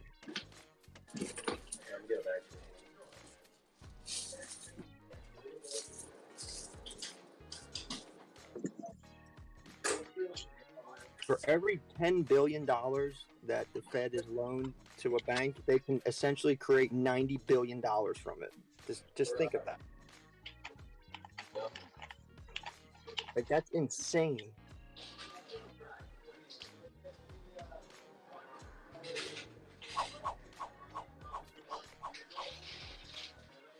They only have to have a 10% reserve. You have 10 billion, you only have to have 1 billion aside. That means there's 9 billion left. You take 9 billion out of 10 billion, you would think that there's only 1 billion in a reserve. That's not how it works. You take that 10 billion, you have to take 10% of that away, so that's 1 billion. So now you have a remainder of 9 billion. You actually add that 9 billion on top of the existing 10 billion. So now you have 19 billion. That's the most crookedest math I've ever heard in my life, but that's how it works.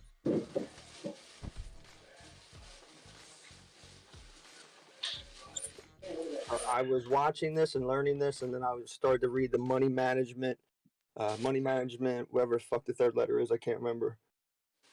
And I literally thought like I was like tripping on acid. I thought I wasn't, I don't know. I thought I wasn't doing something right.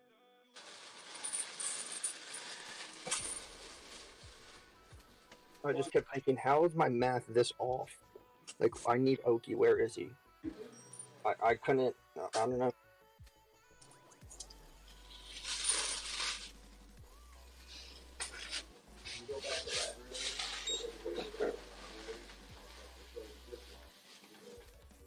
%97% of the money that is in existence has been created digitally by the banks. You know what I mean? Just let that sink in. Sometimes I do that. I hit the button and back out. Only 3% of our money is actual tangible dollars or coins. That's it. 3%. Okay, so been out for a while.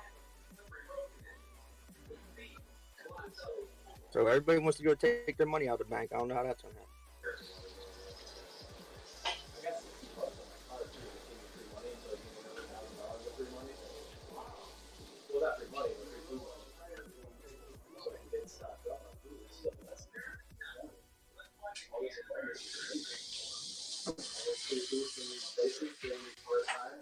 And we better be prepared for the next year and a half to a year. I'll tell you that right now. And wait till interest rates go through the roof. That's what's coming next, people. I guarantee it. We'll be seeing over 12%. We'll be seeing pushing 15% if we're, well, hopefully we don't, but if we did, I wouldn't be surprised.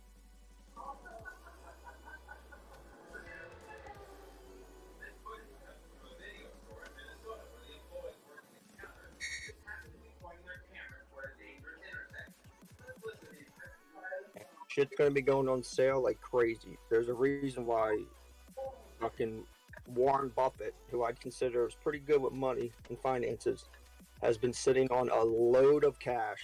A load of it.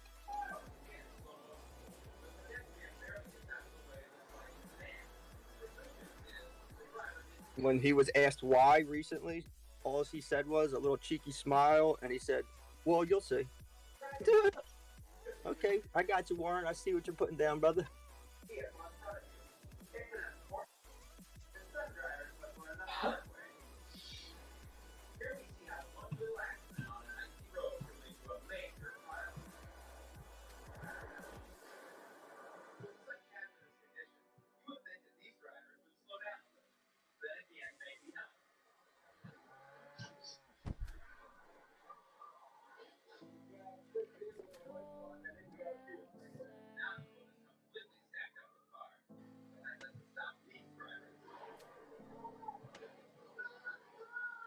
Money is debt. Debt is money.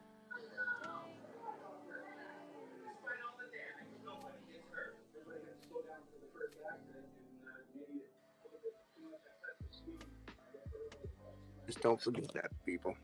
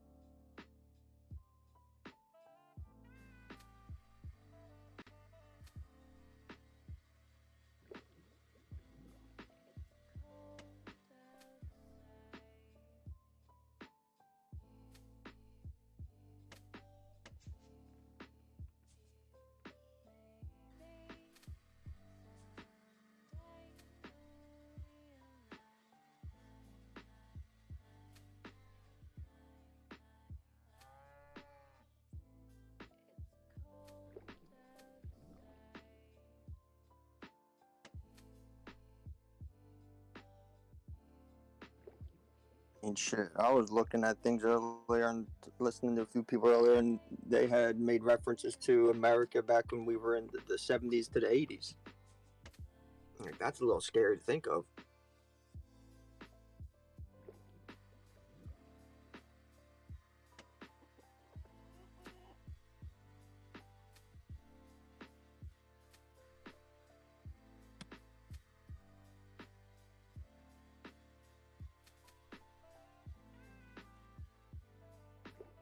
Unless you can get in on part of that glitch of when GME was going for a couple $1 million.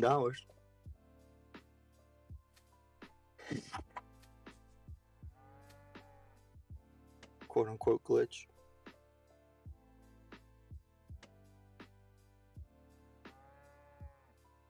And don't we have Luna turned into LUNC? Isn't that happening in 3 days?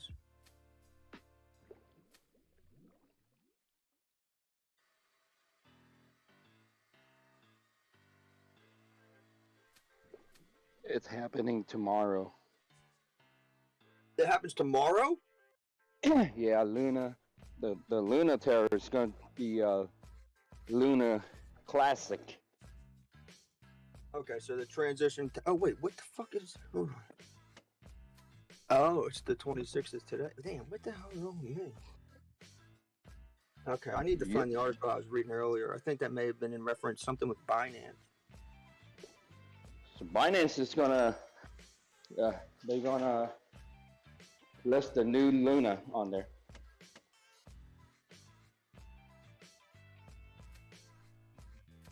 I guess they're still in support of Luna. That's why.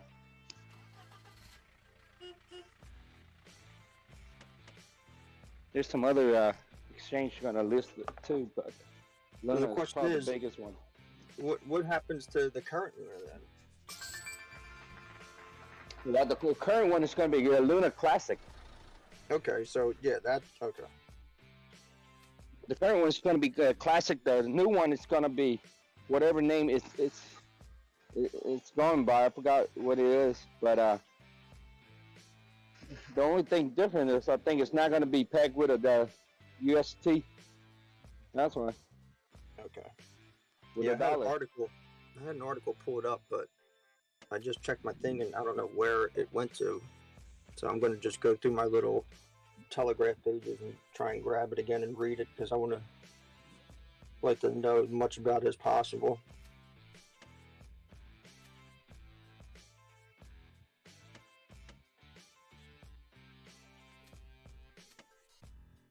Mainly because I'm just a nerd and I like to learn, but still.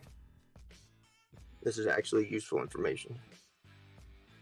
Well, relevant also.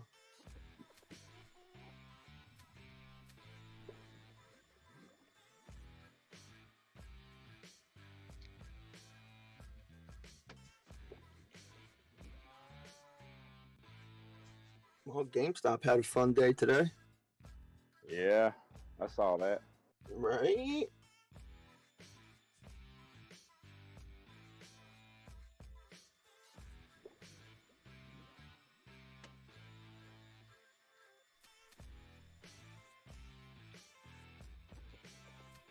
Why we can't all have fun, you know? Well, we can. Yeah, I've opened up a little side bag that I'm going to be doing things with just to test a few things because I'm seeing some like slight repeating, like things that are kind of repeating with like a little bit of noise in between. Repeating. Yeah, there's been a few things that have kind of shown a pattern almost, and then it looks like it wants to do it again, and then they throw a little bit of noise in there, which looks like it would cancel it, and then it just happens anyway, or the opposite. So I got a little bit of money into a different account that I want to try a few things out with, and hopefully it goes good. Because then we all rich.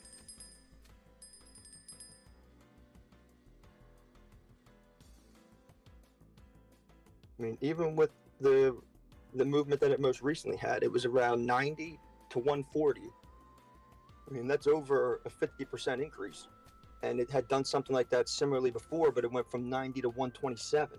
So I was expecting like a 120, well, like a 117 to 125-ish. 130 would have been great, but I wasn't really expecting it. So when I saw 140, I'm like, what the fuck? It kind of did it, but it just went more than expected, which I'm just counting that as just a volume increase and people FOMOing in. But it showed almost what it had done last time.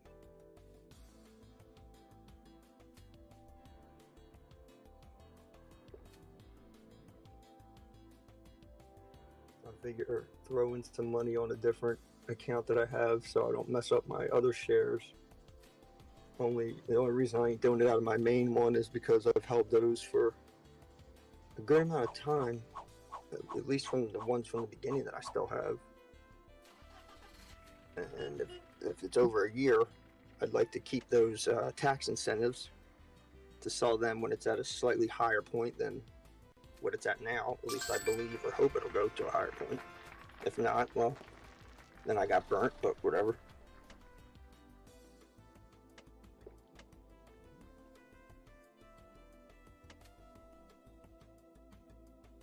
Because even if I buy 1,000 shares right now, it's going to take the 1,000 shares from the first round that I originally bought, not from those 1,000 shares that I just currently bought, unless I have a new account. So fuck that.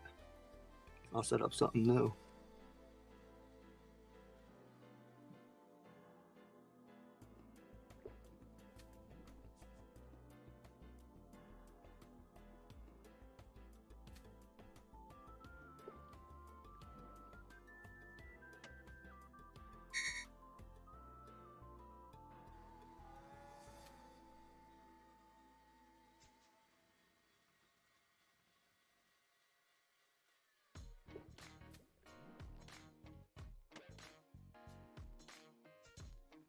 And apparently selling drugs is where the money's at. In case anybody didn't know that. Which I don't advise anyone to do because that's illegal.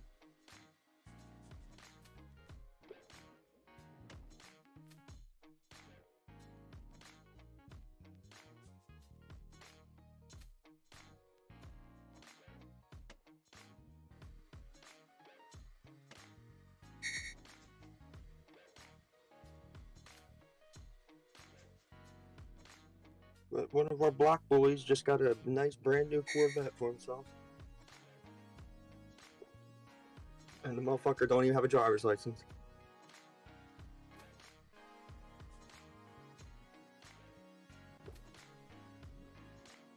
And I think he either just turned 18 or he's not 18 yet. So, it's pretty impressive.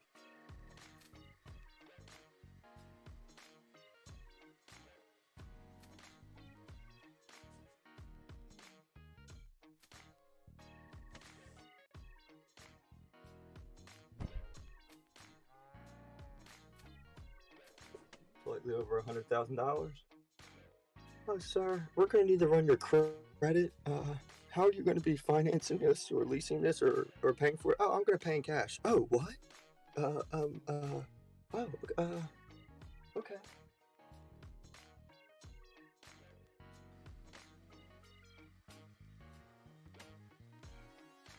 I love to see the look on that motherfucker's face.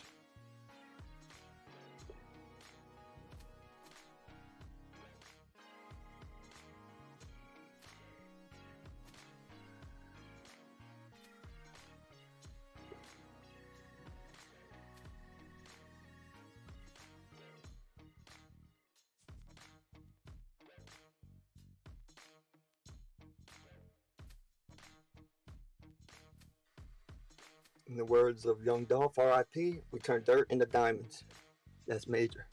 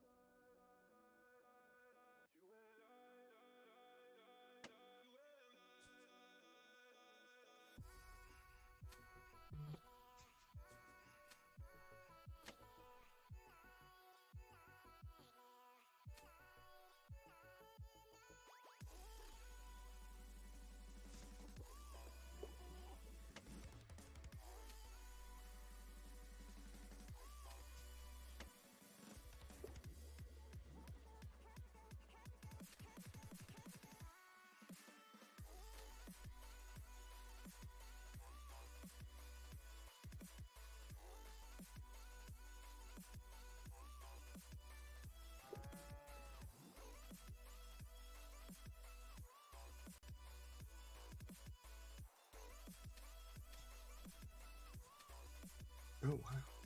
That's interesting.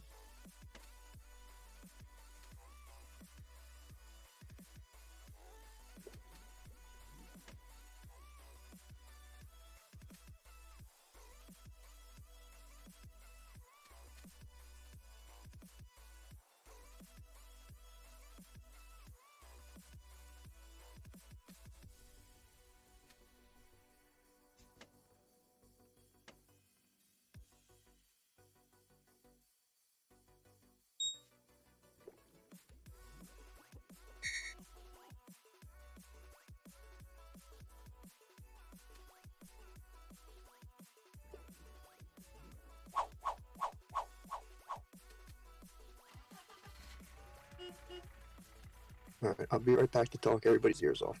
Don't go nowhere.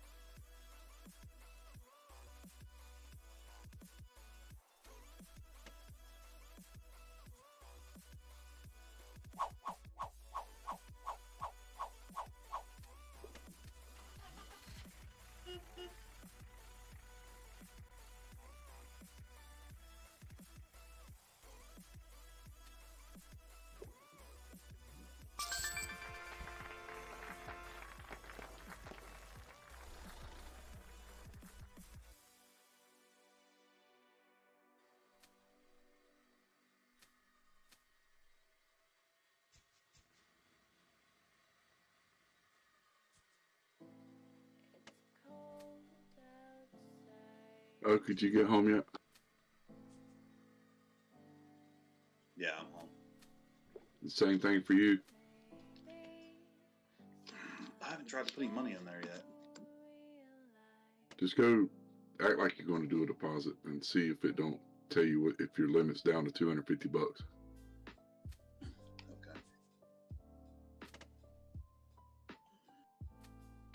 This is on Pro, Coinbase Pro, not regular. Oh, I'm not on Pro. You're on Pro, you just don't use it. Yeah, I'm on it. I just don't use it.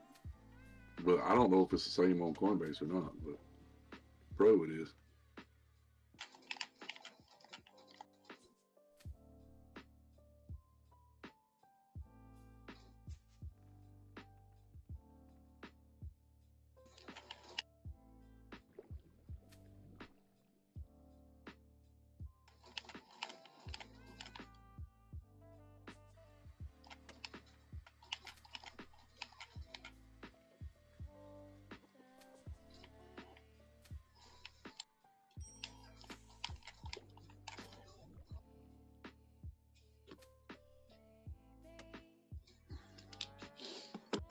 Try it on regular Coinbase here in just a second.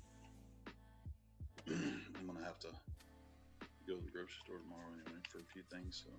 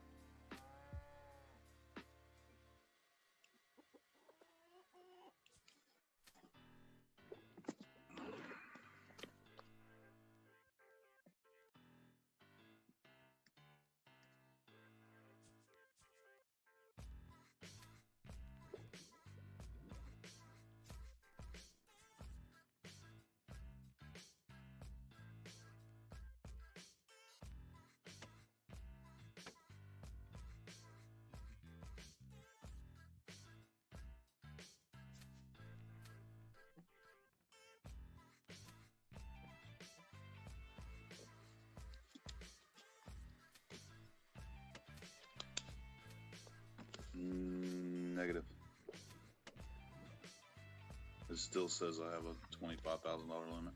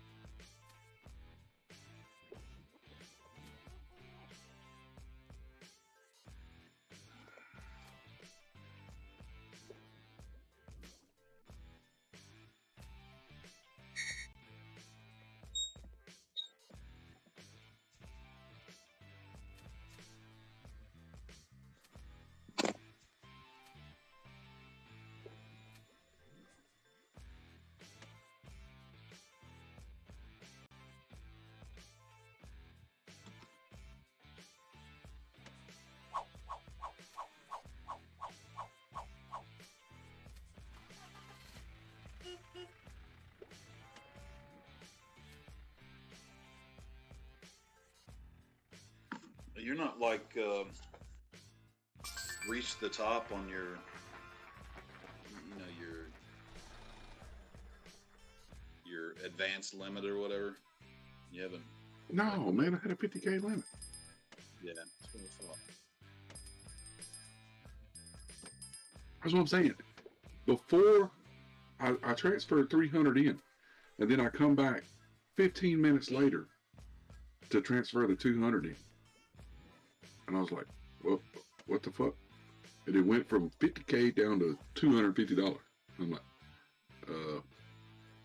and I feel like it's their way of stranglehold so that we dump Coinbase Pro. And because everybody was doing this, where I would transfer money in on Pro because it transfers in for free, and I don't have to worry about it being tied up for any amount of time because I have the assets there to cover the money, so I can withdraw, these smaller amounts over to my Coinbase Pro account in USDC, because I can pull USD in, convert it to USDC, and then send it to my Coinbase, and it's all free. Yeah. But if I because I don't have the other assets on Coinbase to back it, if I put any money on over there on the card, then I have to wait, the 5 to 7 days, because I don't have any other assets over there. Everything's on Pro. And if this is the way it's going to be, then I'm just going to exit stage left.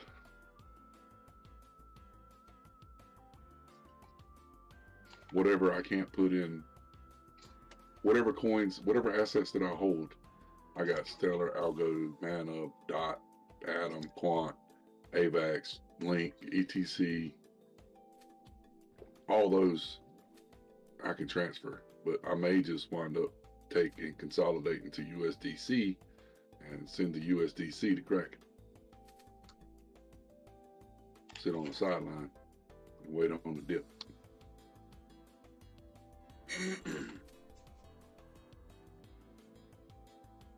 Yeah.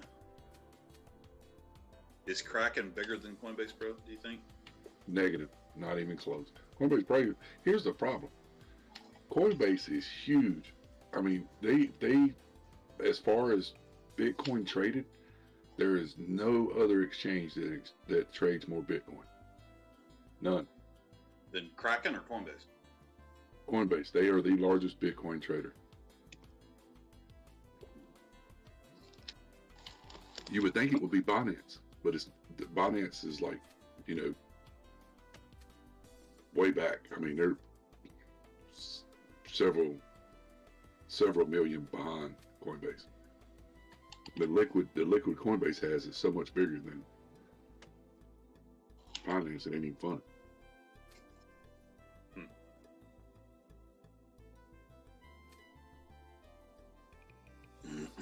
Yeah, I think obviously this thing's got everybody thinking about where they got their money and the size of the exchange and all that stuff.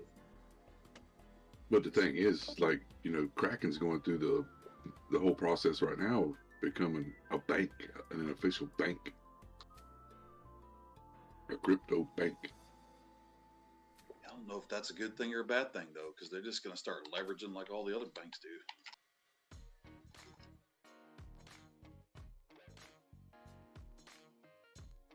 I think it's a way to try to do the card deal more effectively and do a better setup on the loans and actually be able to charge a rate. Be my guess. Yeah, I guess I can see that. And have regulation. And they're United States based. Right. Well, and they would probably get government backing as well. Right. I'm trying to backdoor it to get the confidence up of the people that are there. And they do, off the chain access. If you want, you get white glove service. You're doing, I think it's over 100K. They do white glove service for you. Nice. I don't think I got to worry about that for a little bit. Guess I get a couple of good trades in.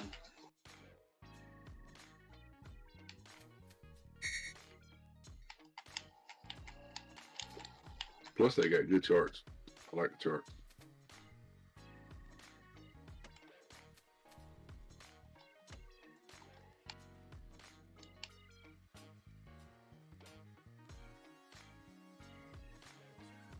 I think I'm gonna let these last few things settle down, and then I'm probably gonna start making the move. I can actually probably start doing it now on some of this other stuff, and let the rest of it sit there until those last deposits clear. Let them clear in 5 days from now and get the fuck out.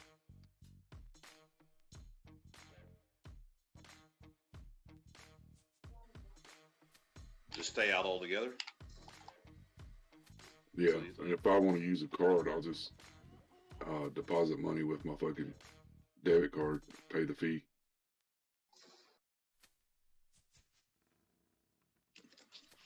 Just be done with Coinbase Pro, and the only reason I do it is because I was able to do my own banking. Well, and that 4%, that's pretty nice. Yeah, I mean, I've got quite a bit of money back on that. I mean, I've been several $100s a month. I've been getting I haven't been doing it that long, and I think I've gotten $100. Yeah, I'm over $1,200 back. I can't bitch about that. Hell no, free money. If there's such a thing. I mean, I think I've got, I cleared it out. I think I clear it. Sometimes some months is better than others. Depends on, what all I buy. But you figure that day I went and bought all that floor and shit, 4% back on $2,300 is a good chunk. Yeah, no kidding. Yeah, I kind of did that on our Hawaii trip, and it added up quick. Especially when every time you walked in the grocery store, it was $300. 347 the other day. Yeah.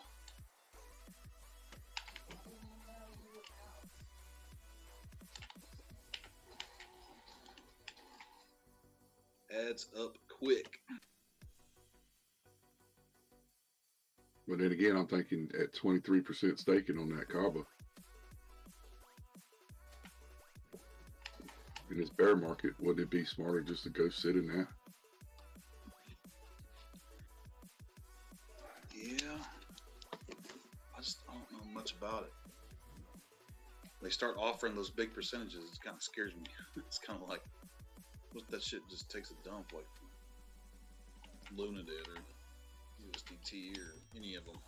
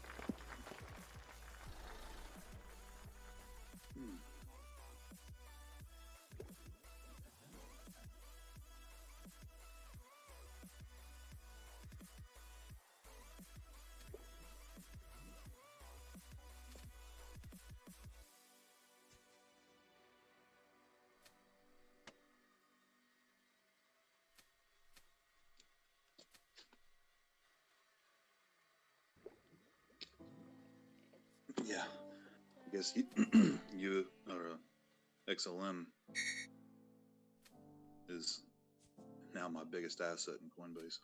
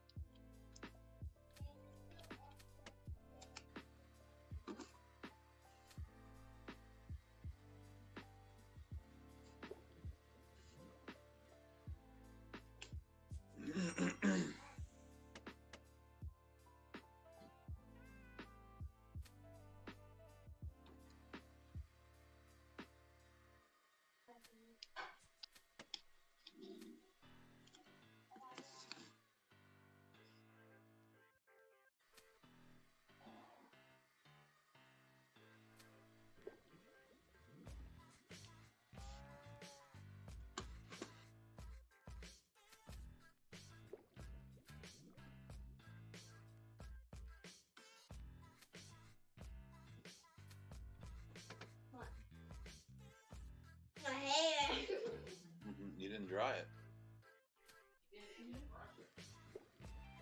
I need a haircut. Your comb should be in there, bud. What? Your comb should be in there. What? Your comb should be in there. You got water in yours? No. Well, open them then. What? What? You're not a light bulb.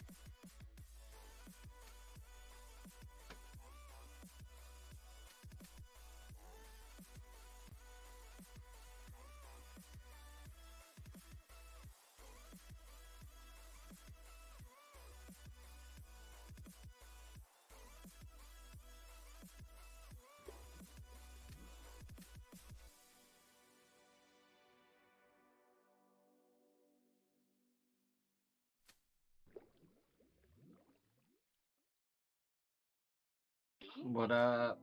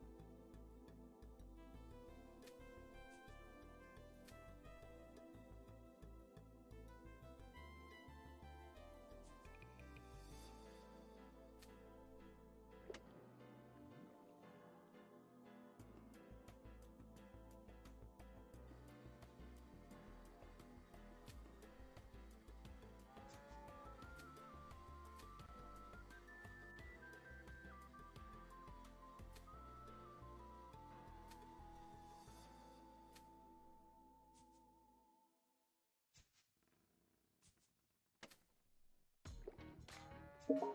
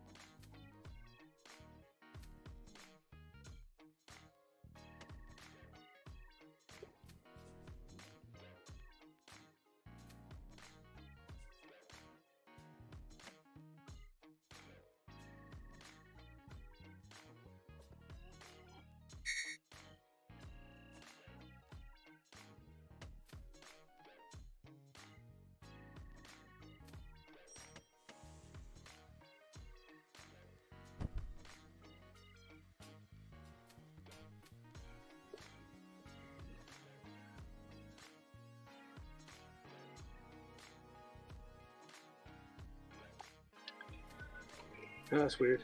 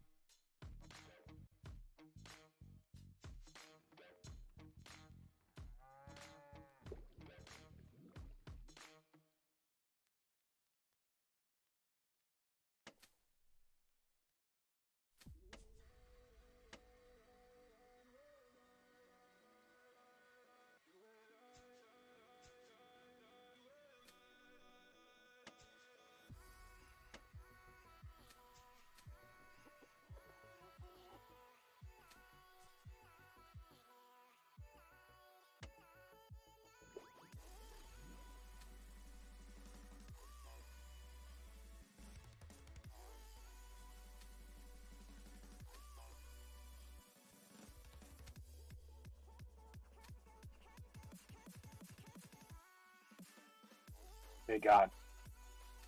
Yo.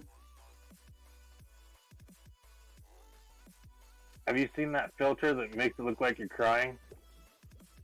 Negative. Oh, it's some, I don't know how the fuck they did it, but anytime you're like in your camera, it looks like you're like hysterically crying. So I found a picture of Kenny, and I had my missus put the filter on the picture of him. Check this out. Oh my god, this shit's so funny. Crying filter.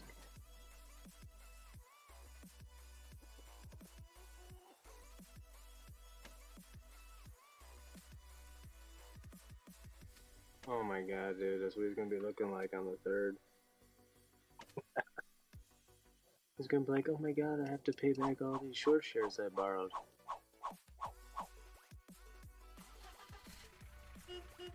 That's crazy. I just got back. Shrugs messaged me and said my mic was open, but I never had an open mic, so I must have tapped it or something. I had my tablet downstairs too. I brought it down here because I've been down here, so I could. I'm sure it was pretty loud. Got a lot of people running around this place.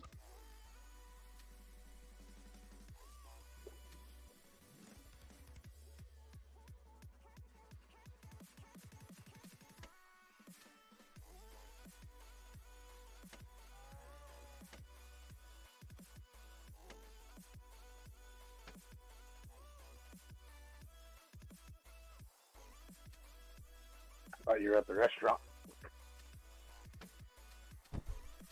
Yeah, it's what it feels like around dinner time. What I was doing was figuring out dinner for everybody, but I don't feel like cooking, so I just got the simple. Delegate and shit, like do this, do that. Ready to go. I've been trying to be hands off the last few weeks, especially the last like I just nowadays when like my kids or somebody comes up to me with like, because I think for everybody, I make things always like the best possible scenario thoughts. So I've been trying to not do that. So when they come up to me like wanting something, I'm like, just pretend I'm not here. What would you do if I wasn't here? He's like, we're cooking a steak the other night. He's like, how would you cook this steak? I'm like, I don't know. How would you cook it? Like if I wasn't here? He's like, I'd go on YouTube or something. I was like, there you go. That's what I've been just doing. What if I wasn't here? What would you do? Making people think, because I'm going to be gone for a little while, but I go. Weaning them off, yo. Preparing them.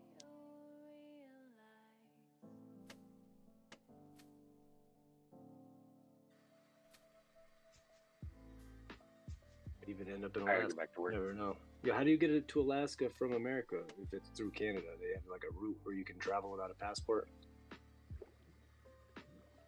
You can hop on the ferry.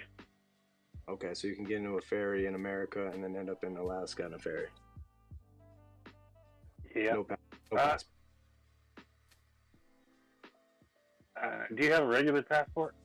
Not yet. I mean, I'm gonna get one. I just didn't know how it works because I know there's like a country in between.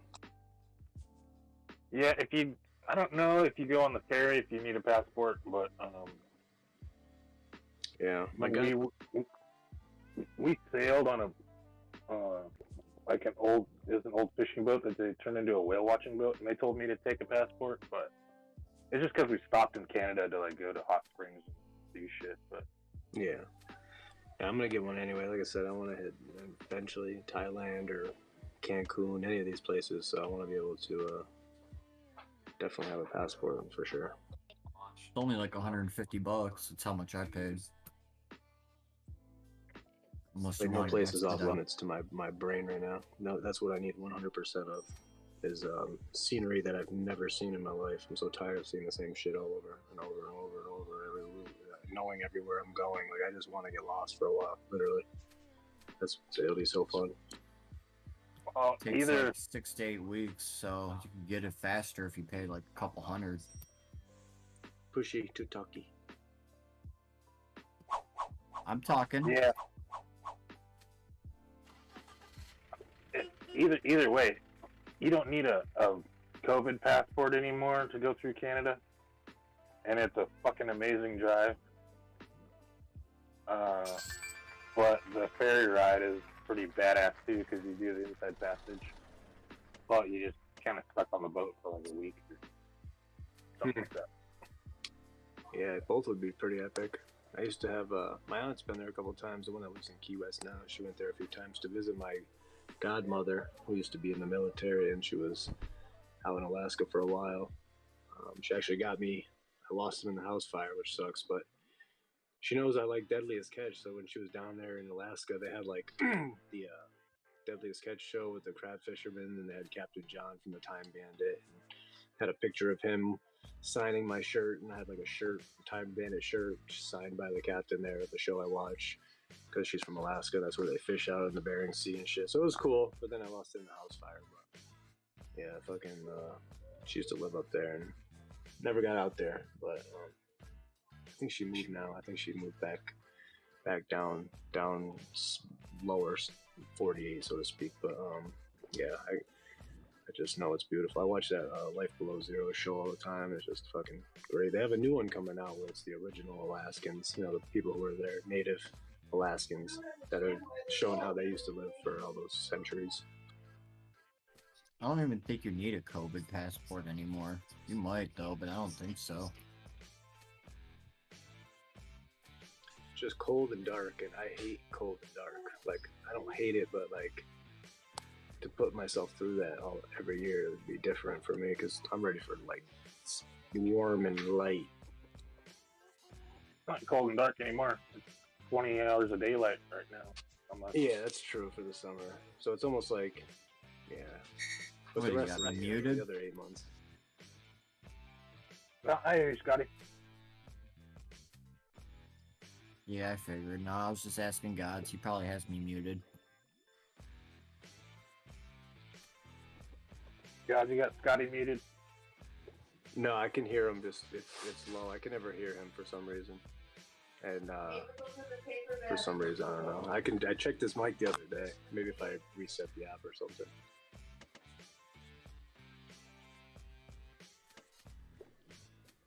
Yeah, it's got to be on his end.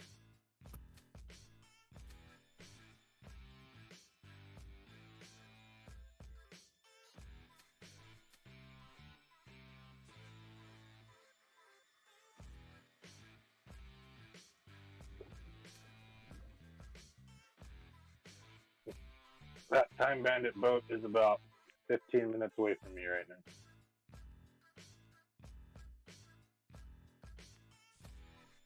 Dutch Harbor? No, that boat lives here in Homer when it's not fishing.